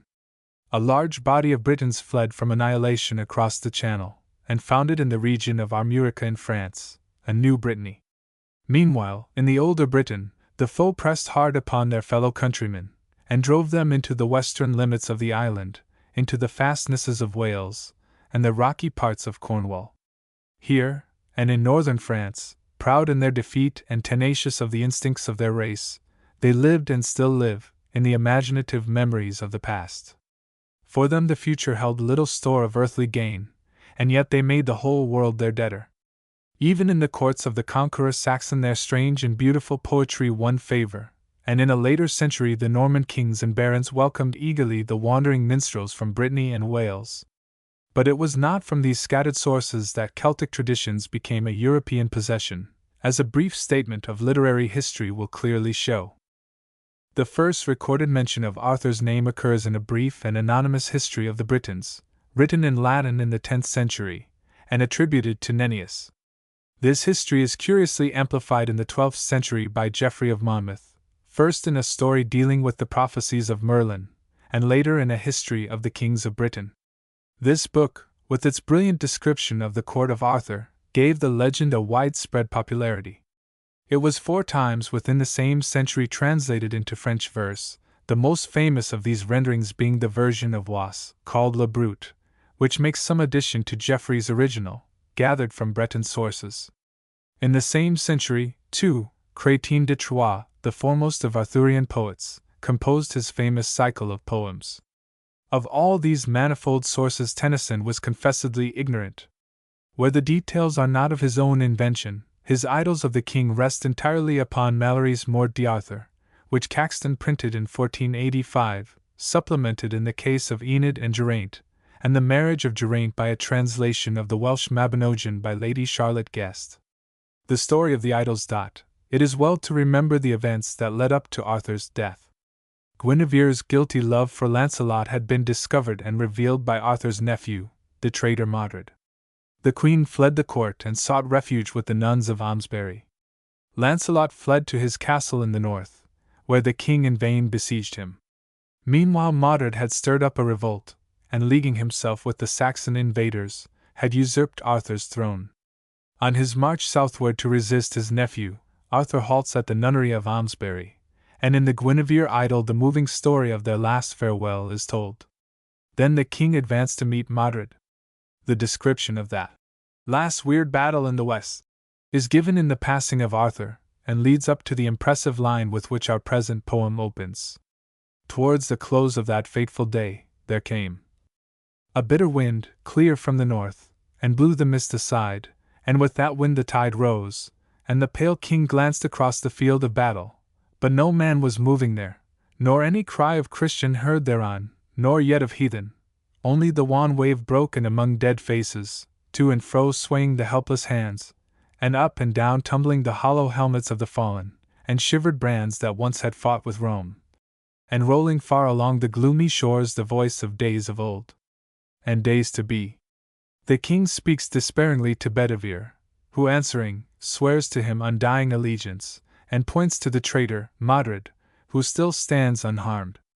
Thereupon the king made at the man, then Modred smote his liege hard on the helm which many a heathen sword had beaten thin, while Arthur at one blow, striking the last stroke with Excalibur, slew him, and all but slain himself, he fell. 4. Lyonesse. The geography of the idylls of the king is designedly vague. The region of Lyonesse was supposed to be adjacent to Cornwall, and the sea now covers it. The Scilly Islands are held to have been the western limit of this fabulous country. 6. The bold Sir Bedivere. The epithet bold is used repeatedly in this vaguely descriptive fashion with Sir Bedivere's name. Cf. lines 39, 69, 115, 151, 226. The use of permanent epithets in narrative poetry has been consecrated by the example of Homer, who constantly employs such expressions as the swift-footed Achilles, wide-ruling Agamemnon, etc. Bedivere is described in The Coming of Arthur as follows. For bold in heart and act and word was he whenever slander breathed against the king. 12. A great water. This expression has occasioned much unnecessary comment on the score of its alleged artificiality. There might be a gain in definiteness in substituting lake or river, as the case might be, but there would be a corresponding loss in poetry and in meaning at this particular place. Had a great lake been substituted for it, the phrase would have needed to be translated by the mind into water of a certain shape and size, before the picture was realized by the imagination. Brimley, it would have, consequently, been more precise, but less poetic and pictorial. If further justification for the expression were needed, it might be stated that water stands for lake in certain parts of England, e.g., Duntwater, etc., and what is of more importance, that Malory uses water in the same sense. The king saw afore him in a great water a little ship. Morte d'Arthur 4. 6. 21. Of Camelot. Arthur's capital, as noted in The Lady of Shalott. In speaking of the allegorical meaning of the idylls of the king, Tennyson states that Camelot, for instance, a city of shadowy palaces, is everywhere symbolical of the gradual growth of human beliefs and institutions, and of the spiritual development of man. Always bear in mind that Tennyson has also said, "There is no single fact or incident in the idylls, however seemingly mystical, which cannot be explained without any mystery or allegory whatever." 22. I perish, maid. In The Coming of Arthur this thought is amplified. For first Aurelius lived and fought and died, and after him King Uther fought and died, but either failed to make the kingdom one. And after these King Arthur for a space, and through the puissance of his Table Round drew all their petty princedoms under him, their king and head, and made a realm, and reigned. And in the passing of Arthur we read, "Ill doom is mine to war against my people and my knights." The king who fights his people fights himself. 23. Though Merlin swear, again. Merlin was the great wizard of Arthur's court. In the allegorical view of the poem he typifies the intellect, or, in Tennyson's words, the skeptical understanding. This prophecy concerning Arthur is again referred to in The Coming of Arthur. And Merlin in our time hath spoken also, not in jest, and sworn, though men may wound him, that he will not die, but pass and come again. This belief is common to all the Arthurian sources. Compare, for example, Wasse's Brut. Arthur, if the story lies not, was mortally wounded in the body. He had himself borne to Avalon to heal his wounds. There he is still. The Britons await him, as they say and understand. The prophet spoke truth, and one can doubt, and always will doubt whether he is dead or living. Dr. Sykes writes that the sleep of Arthur associates the British story with the similar stories of Charlemagne and Frederick Barbarossa of Germany, Brian in Ireland, Boabdil el Chico in Spain, etc. 27. Excalibur. Arthur's magical sword. It is described in The Coming of Arthur, LL 295f, as the sword that rose from out the bosom of the lake, and Arthur rode across and took it, rich with jewels, Elphinurim, on the hilt, bewildering heart, and eye, the blade so bright that men are blinded by it, on one side, graven in the oldest tongue of all this world. Take me. But turn the blade and ye shall see, and written in the speech ye speak yourself. Cast me away. It has been variously held that Excalibur typifies temporal authority, or spiritual power. The casting away of the sword, therefore, represents the inevitable change in which human things are involved, and even faith itself.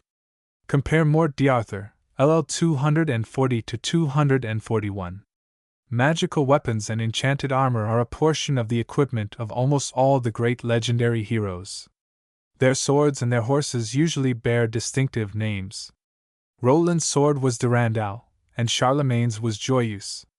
37. Fling him. The sword is viewed as possessing life. The Middlemere. Compare a similar classical construction in Oenone, L. 10 topmost Gargarus. 53-55. The winter moon, hilt. The frosty air made the moonlight more than usually brilliant. 60. This way mind. An echo of Virgil's line, Aeneid 8. 20. Ac animam nunc huc celerum, nunc dividit illic. And he divides his swift mind now this way, now that. 63. Many knotted water flags. Dr. Sykes has a careful note on this expression. Select poems of Tennyson, Gage and Company. The epithet many-knotted is difficult to explain. The possible explanations would refer the description to 1. The rootstock of the flag, which shows additional bulbs from year to year, 2. The joints in the flower stalks, of which some half-dozen may be found on each stalk, 3. The large seed pods that terminate in stalks, a very noticeable feature when the plant is sere, 4. The various bunches or knots of iris in a bed of the plants, so that the whole phrase suggests a thickly matted bed of flags. I favor the last interpretation, though Tennyson's fondness of technical accuracy in his references makes the second more than possible. 70-71. I heard Crag. It is interesting to read Chapter 5, Book 21, of Mallory in connection with Tennyson's version of the story. He is throughout true to the spirit of the original. Apropos of lines 70-71, we find in Mallory. What saw thou there? Said the king. Sir, he said, I saw nothing but the waters wap and the waves wan. Tennyson, in these two lines, gives us a consummate example of creative imitation. 84. Counting the dewy pebbles. This aptly describes the absorption of his mind. 85f. And 56-58 supra. Compare the description of Excalibur, and of Bedivere's hesitancy, in Mallory's book. So Sir Bedivere departed, and by the way he beheld that noble sword, that the pommel and haft were all of precious stones, and then he said to himself, If I throw this rich sword in the water, thereof shall never come good, but harm and loss. And then Sir Bedivere hid Excalibur under a tree. 104. The lonely maiden of the lake. The Lady of the Lake was present at the crowning of Arthur. In The Coming of Arthur she is described as dwelling down in a deep, calm, whatsoever storms may shake the world, and when the surface rolls hath power to walk the waters like our Lord. Arthur's first meeting with her is described in Mallory. So they rode till they came to a lake, the which was a fair water and broad, and in the midst of the lake Arthur was ware of an arm clothed in white samite that held a fair sword in that hand. Lo, said Merlin, yonder is that sword that I spake of. With that they saw a damsel going upon the lake. What damsel is that? Said Arthur. That is the Lady of the Lake, said Merlin, and within that lake is a rock, and therein is as fair a place as any upon earth, and richly beseen. In Gareth and Lynette the Lady of the Lake is mystically figured forth upon the great gate of Camelot. 105 to 106, 9 years, hills. Hallam, Lord Tennyson, in the memoir, quotes Fitzgerald's short account of a row on Lake Windermere with the poet. Resting on our oars one calm day on Windermere, whither we had gone for a week from dear Spedding's Meyer House, at the end of May, 1835, resting on our oars, and looking into the lake quite unruffled and clear, Alfred quoted from the lines he had lately read us from the MS. of Morte d'Arthur about the lonely Lady of the Lake and Excalibur. 9 years she wrought it, sitting in the deeps, under the hidden bases of the hills. Not bad, that. Fitz, is it? This kind of remark he would make when rendering his own or others' poetry when he came to lines that he particularly admired from no vanity but from a pure feeling of artistic pleasure. Volume 1, pages 152 to 153. 112. Note the slowness of the movement expressed in the rhythm of this line, and compare with it line 168. Contrast the swiftness and energy expressed in LL 133 to 136. 121. Authority, King. This line has been described as Shakespearean. Its strength is derived from the force of the metaphorical personification. The boldness of the poetical construction is carried into the metaphor in the next line. 129. For a man? Because a man. 132. And slay thee with my hands. Compare Mallory. And but if thou do now as I bid thee, if ever I may see thee, I shall slay thee with mine own hands, for thou wouldest from my rich sword see me dead. In Rowe and Webb's edition it is suggested that with my hands is added for one of two reasons either. Because he had now no sword, or more probably, these words are introduced in imitation of Homer's habit of mentioning specific details, cf. he went taking long steps with his feet. This explanation is ingenious, but unnecessary in view of the quotation from Mallory. The note proceeds. Notice the touch of human personality in the king's sharp anger. Otherwise Arthur is generally represented by Tennyson as a rather colorless being, and as almost too good for human nature's daily food. 133 to 142. Brimley in his valuable essay on Tennyson, analyses this poem in some detail. Of this passage he writes, a series of brilliant effects is hit off in these two words, made lightnings. Whirled in an arch, is a splendid instance of sound answering to sense, which the older critics made so much of, the additional syllable which breaks the measure, and necessitates an increased rapidity of utterance, seeming to express to the ear the rush of the sword up its parabolic curve. And with what lavish richness of presentative power is the boreal aurora, the collision, the crash, and the thunder of the meeting icebergs, brought before the eye. An inferior artist would have shouted through a page, and emptied a whole palette of color, without any result but interrupting his narrative, where Tennyson in 3 lines strikingly illustrates the fact he has to tell, associates it impressively with one of nature's grandest phenomena, and gives a complete picture of this phenomenon besides. The whole essay deserves to be carefully read. 143. Dip the surface. A poetical construction. 157. Note the personification of the sword. 182 to 183. Clothed, hills. His breath made a vapor in the frosty air through which his figure loomed of more than human size. Tennyson gives us the same effect in Guinevere, 597. The moving vapor rolling round the king, who seemed the phantom of a giant in it, and wound him fold by fold. But the classical example is found in Wordsworth's description of the mountain shepherd in the Prelude, Book 8. When up the lonely brooks on rainy days angling I went, or trod the trackless hills by mists bewildered, suddenly mine eyes have glanced upon him distant a few steps, in size a giant, stalking through thick fog, his sheep like Greenland bears, or as he stepped beyond the boundary line of some hill shadow, his form hath flashed upon me, glorified by the deep radiance of the setting sun. 191 to 192. And on a sudden, moon. Do we not, writes Brimley, seem to burst from the narrow steep path down the ravine, whose tall precipitous sides hide the sky and the broad landscape from sight, and come out in a moment upon the level lake, and the long glories of the winter moon. 193. Hove equals hove in sight. The closing scene in this drama is impressively described by Malory. So Sir Bedivere came again to the king, and told him what he saw. Alas, said the king, help me hence, for I dread me I have tarried over long. Then Sir Bedivere took the king upon his back, and so went with him to that water side. And when they were at the water side, even fast by the bank hove at a little barge, with many fair ladies in it, and among them all was a queen, and all they had black hoods, and all they wept and shrieked when they saw King Arthur. Now put me into the barge, said the king, and so they did softly. And there received him 3 queens with great mourning, and so they set him down, and in one of their laps King Arthur laid his head, and then that queen said, Ah, dear brother, why have ye tarried so long from me? Alas, this wound on your head hath caught overmuch cold. And so then they rode from the land, and Sir Bedivere beheld ill those ladies go from him. Then Sir Bedivere cried, Ah, my lord Arthur, what shall become of me now ye so from me, and leave me here alone among mine enemies? Comfort thyself, said the king, and do as well as thou mayest, for in me is no trust for to trust in. For I will into the vale of Avilion, to heal me of my grievous wound. And if thou hear never more of me, pray for my soul. But ever the queens and the ladies wept and shrieked, that it was pity to hear. And, as soon as Sir Bedivere had lost the sight of the barge, he wept and wailed, and so took the forest, and so he went all that night.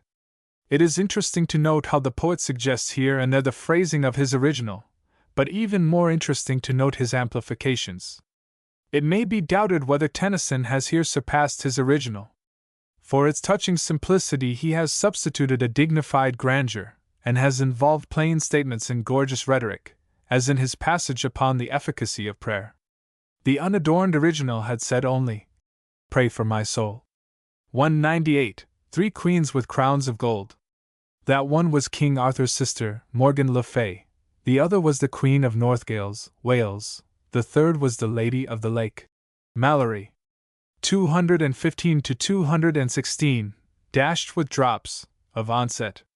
Words are sometimes poetical from their precision, and sometimes, as here, they suggest without definite reference. The meaning is, dashed with drops of blood. From the onset or encounter. 2t6-220. Arthur is again described in the last tournament. That victor of the pagan throned in hall, his hair, a sun that rayed from off a brow like hills now high in heaven, the steel-blue eyes, the golden beard that clothed his lips with light. 228. My forehead and my eyes. Compare the note to line 132. Here the specific terms are used according to the epical manner instead of the general term. Face. 232 to 233. Compare the Gospel of Matthew 2. 11. 240 to 242. These often quoted lines have been already referred to above. Their very intellectuality is alien to the spirit of the original. In Tennyson's conception, they afford the central meaning of the poem, and also of the completed idylls. We must bow to the will of God who brings all things in their due season. Good customs too deeply rooted are like clear waters grown stagnant. 254 to 255. For so, God. The idea that the earth is bound by a gold chain to heaven is comparatively common in literature from Homer downwards. Archdeacon Hare has a passage in his sermon on self-sacrifice which doubtless was familiar to Tennyson. This is the golden chain of love, whereby the whole creation is bound to the throne of the Creator. 257 to 258. If indeed I go, doubt. There is no reason to suppose that these lines indicate Tennyson's personal misgivings on the subject of immortality. 259. The Island Valley of Avilion. Mr. Rhys in his studies in the Arthurian legend combats the old idea that Avalon, Avilion, meant the island of apples, Welshavel apple. The name implies the island of King Avalon, a Celtic divinity, who presided among the dead. The Valley of Avalon was supposed to be near Glastonbury, in Somersetshire, where Joseph of Arimathea first landed with the Holy Grail. 67 ff. There is an evident symbolical meaning in this dream. Indeed, Tennyson always appears to use dreams for purposes of symbol. The lines are an application of the expression, "The old order changeth," etc. The parson's lamentation expressed in line 18. upon the general decay of faith, is also directly answered by the assertion that the modern Arthur will arise in modern times. There is a certain grotesqueness in the likening of King Arthur to a modern gentleman of stateliest port, but Tennyson never wanders far from conditions of his own time. As Mr. Stopford Brooke writes, Arthur, as the modern gentleman, as the modern ruler of men, such a ruler as one of our Indian heroes on the frontier, is the main thing in Tennyson's mind, and his conception of such a man contains his ethical lesson to his countrymen. The Brook. Published in 1855 in the volume, Maud and Other Poems. The Brook is one of the most successful of Tennyson's idylls, and is in no degree, as the earlier poem Dora was, a Wordsworthian imitation. The brook itself, which bickers in and out of the story as in its native valley, was not the Somersby Brook, which does not now to join the brimming river, but pours into the sea. The graylings and other details are imaginary. A literary source has been suggested, see Dr. Sykes' note, in Goethe's poem, Das Backlein, which begins Klar and clear, shin, and think, du hin? Goest thou? Du Backlein, silberhell und thou little brook, silver bright du als vorber murder, thou hastenest ever onward, am you versteich, shin und I stand on the brink, think what comest du her? We guessed whence comest thou? Where? The brook replies, Schas, dark rocks, moss. And moss. Ich komm aus dunkler Felsen, I come from the bosom of the main Lauf get über Blum und my course goes over flowers. The charm of the poem lies in its delicate characterization, in its tone of pensive memory suffused with cheerfulness, and especially in the song of the brook, about which the action revolves. 20 years have wrought many changes in the human lives of the story, but the brook flows on forever, and Darnley Bridge still spans the brimming river, and shows for only change a richer growth of ivy. 6. How money breeds, i.e., by producing interest at loan. 8. The thing that is. The poet's function is thus described by Shakespeare. As imagination bodies forth the forms of things unknown, the poet's pen turns them to shapes, and gives to airy nothing a local habitation and a name. Midsummer Night's Dream v. 1. 17. Half English Neilgherry air. The Neilgherry Hills are in Madras. The climate resembles somewhat that of England. 37. More ivy, i.e., than 20 years ago. 46. Willow weed and mallow. These are marsh plants. 93 to 95. Not illiterate, deed. Katie was not without reading, but she was not of those who dabble in sentimental novels, the source of imaginary tears, and saturate themselves with unctuous charities, and whose powers to act are sapped by their excess of feeling. 105. Unclaimed. As having nothing to do with her. Katie resented the implication in the question of line 100. She therefore disdained to answer it. Messrs. Rowe and Webb hold that line 100 is a hint that the speaker, Lawrence Aylmer, was responsible for James's fit of jealousy. L25F. Note the art with which the old man's garrulousness is expressed. The cautious precision of lines 151 to 152 is particularly apt. 176. Netted sunbeam. The sunlight reflected like a network on the bottom. The ripples on the surface would have this effect. 189. Arno. A river in Italy which flows past Florence. 189 to 190. Dome of Brunelleschi. Brunelleschi, was an Italian architect, 1377 to 1444, who completed the Cathedral of Santa Maria in Florence. Its dome is of great size and impressiveness. 194. By seas. Tennyson was fond of quoting this line as one of his most successful individual lines. Its rhythm is indeed sonorous. 195 to 196. And hold, April autumns. Objection has been taken to the somewhat pedantic precision of these lines. See, however, the reference on pages 72 to 77. To Tennyson's employment of science in poetry. The fact is familiar, of course, that in the antipodes the seasons are the reverse of ours. 203. Bryony rings. Formed by the tendrils of the plant. In Memoriam.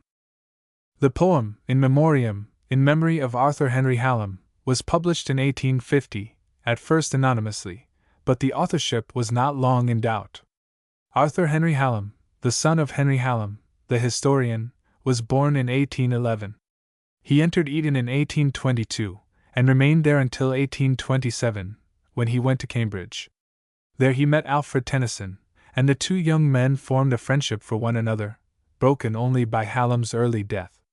In 1832, he graduated from Cambridge, became engaged to Emily Tennyson, the sister of Alfred, and entered on the study of law.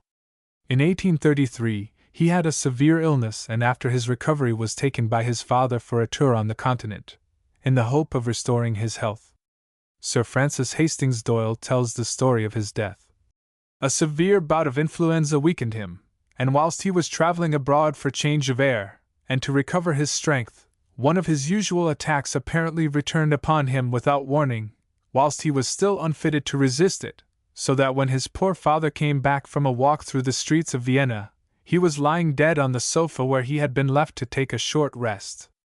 Mr. Hallam sat down to write his letters, and it was only by slow and imperceptible degrees that a certain anxiety, in consequence of Arthur's stillness and silence, dawned upon his mind. He drew near to ascertain why he had not moved nor spoken, and found that all was over. The body was brought back to England and buried in Clevedon Church, on the banks of the Severn. The effect upon Tennyson of the death of Arthur Hallam was overwhelming. For a time it blotted out all joy from his life and made him long for death, in spite of his feeling that he was in some measure a help and comfort to his sister.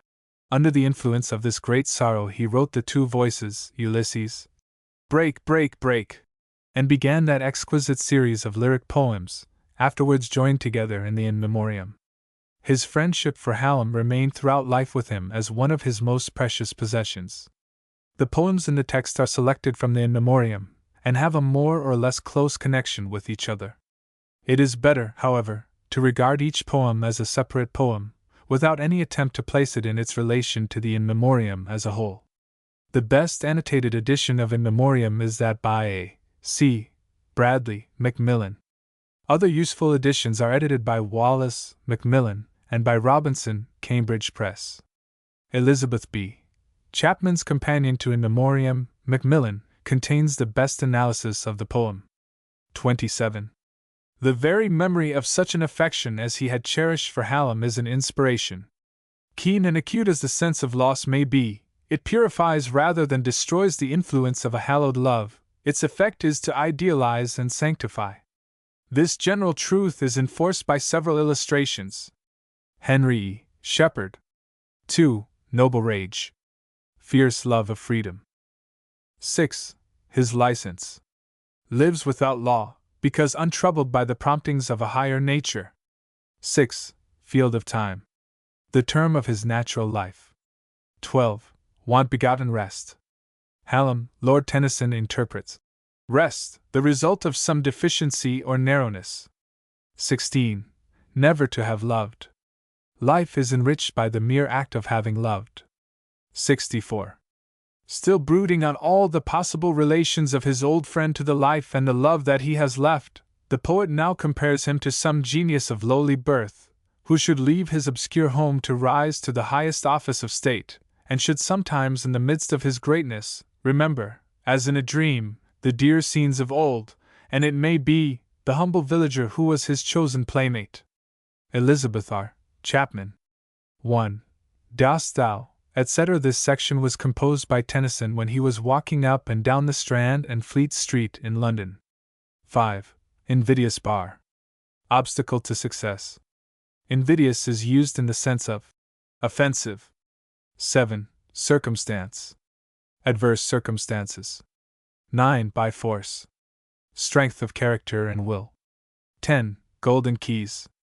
Keys of office of state. 11. Mold. As a minister of the crown. 14. Crowning slope. A felicitous phrase. If it were a precipice, it could not be climbed.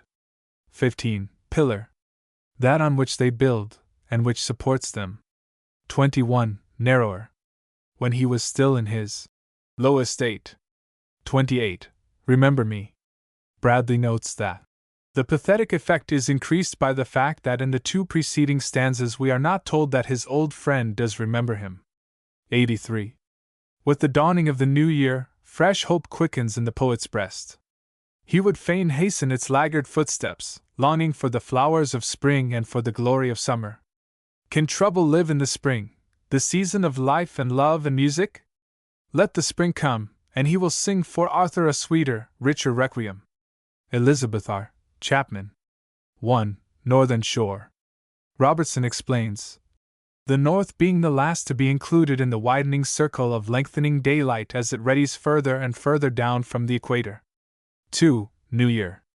The natural, not the calendar year. The reawakening of life in nature. 5. Clouded noons. From the noons, which are still clouded. 6. Proper. Own. 9. Spire. Flowering spikes. 10. Speedwell. The germander speedwell is a slender, wiry plant, whose stem sometimes creeps along the surface of the ground before it grows upwards. The flowers have 4 small petals of the brightest blue, and within the flower at the foot of the petals is a small white circle, with a little white eye looking up. 2 stamens with crimson heads rise from this white circle, and in the very center of the flower there is a tiny green seed vessel, with a spike coming out of the top. C. B. Smith. 12. Laburnums. And all the gold from each laburnum chain drops to the grass. To Mary Boyle. 86. I can open my being also to the reviving influences of nature, as on a certain evening, balmy and glorious after the rain, when the breeze seemed as if it might breathe new life, and waft me across the seas away from the land of doubt and death to some far-off sphere of more than earthly peace. Arthur W. Robinson. 1. Sweet after showers, etc. This poem was written at Barmouth. 1. Ambrosial. Ambrosia was the food of the immortal gods. The wind was from the west and was divinely reviving. 4. Breathing bare. Making the horizon bare of clouds. 5. Wrapped. Violent motion is not implied. 6. Dew tasseled. From the showers. 7. Horned flood. Between 2 promontories. 9. Sigh. Impart as by a breath or sigh. 10. New life. Due to the new friendship. 11. Doubt and death. These have up to this time haunted him. 13. From belt, etc. Tennyson explains. The west wind rolling to the eastern seas till it meets the evening star. 16. Whisper. Peace. Stopford Brooke says of this poem. Each verse is linked like bell to bell and a chime to the verse before it, swelling as they go from thought to thought, and finally rising from the landscape of earth to the landscape of infinite space. Can anything be more impassioned and yet more solemn? It has the swiftness of youth and the nobleness of manhood's sacred joy. C.I. In the garden, looking round on tree and shrub and flower and brook, all the friends of many years, a fresh pang comes with the sight of each. All these will be unwatched, unloved, uncared for, till, perhaps, they find a home in a stranger's heart, growing dear to him and his, while the memory fades of those who love them now. Elizabeth R. Chapman. 10. The brook. The brook at Summersby flowed past the bottom of the parsonage grounds. It is constantly mentioned in Tennyson's poems. Hallam Tennyson says that the charm and beauty of the brook haunted his father through life. 11. Lesser Wain. Ursa Minor, or the Little Bear, a small constellation containing the pole star. Wain means wagon, another name for the constellation. 14. Hern and Crake. Heron and corn crake. 21. Laborer. He does not move away, but stays always there. 22. Glebe. Soil. Xiv. The world now is all for the spread of knowledge, and I should be the last to demur. But knowledge has an ardent impetuosity, which in its present immature condition may be fraught with many perils. Knowledge by itself, so far from being of necessity heavenly, may even become devilish in its selfish violence. Everything depends upon its being held in due subordination to those higher elements in our nature which go to make wisdom. Would that the ideal aim of our education were to produce such as he was, in whom every increase in intellectual ability was accompanied by the growth of some finer grace of the spirit. Arthur W. Robinson. 4. Her pillars. Wisdom hath builded her house, she hath hewn out her 7 pillars. Proverbs 9 verse 1. 5. A fire. The fire of inspiration. 6. Sets. Hard like a flint. 6. Forward. Bold, without reverence. 7. Chance. Of success. 8. To desire. Governed by passion, without restraint or self-control. 10. Fear of death. Knowledge does not know what is beyond the grave, and therefore fears death. 11. Cut from love, etc. Wallace says, knowledge, in its own nature, can have no love, for love is not of the intellect, and knowledge is all of the intellect. So, too, she can have no faith, for faith in its nature is a confession of ignorance, since she believes what she cannot know. 12. Pallas. Pallas Athene, the goddess of wisdom among the Greeks, was fabled to have sprung, fully grown and fully armed, from the brain of Zeus. Wild Pallas means false wisdom. 17. A higher hand. Wisdom. 23. Thy goal. The goal of wisdom. 28. Reverence, etc. in faith and love.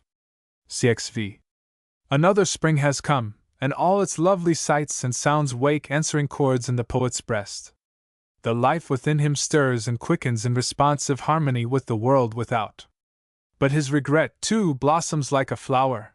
Elizabeth R. Chapman. 2. Burgeons. Buds. 2. Maze of quickset tangle. 3. Squares. Fields. 8. Sightless. Invisible. 14. Greening. Shining out on the sea. XVI. Do not believe that man's soul is like mere matter, or has been produced, like lower forms in the earlier ages of the earth, only to perish. Believe that he is destined both to advance to something higher on the earth, and also to develop in some higher place elsewhere, if he repeats the process of evolution by subduing the lower within him to the uses of the higher, whether in peaceful growth or through painful struggle. A. C. Bradley. 2. His youth. Limited time, however old or long, must be always young, compared with the hoary age of eternity.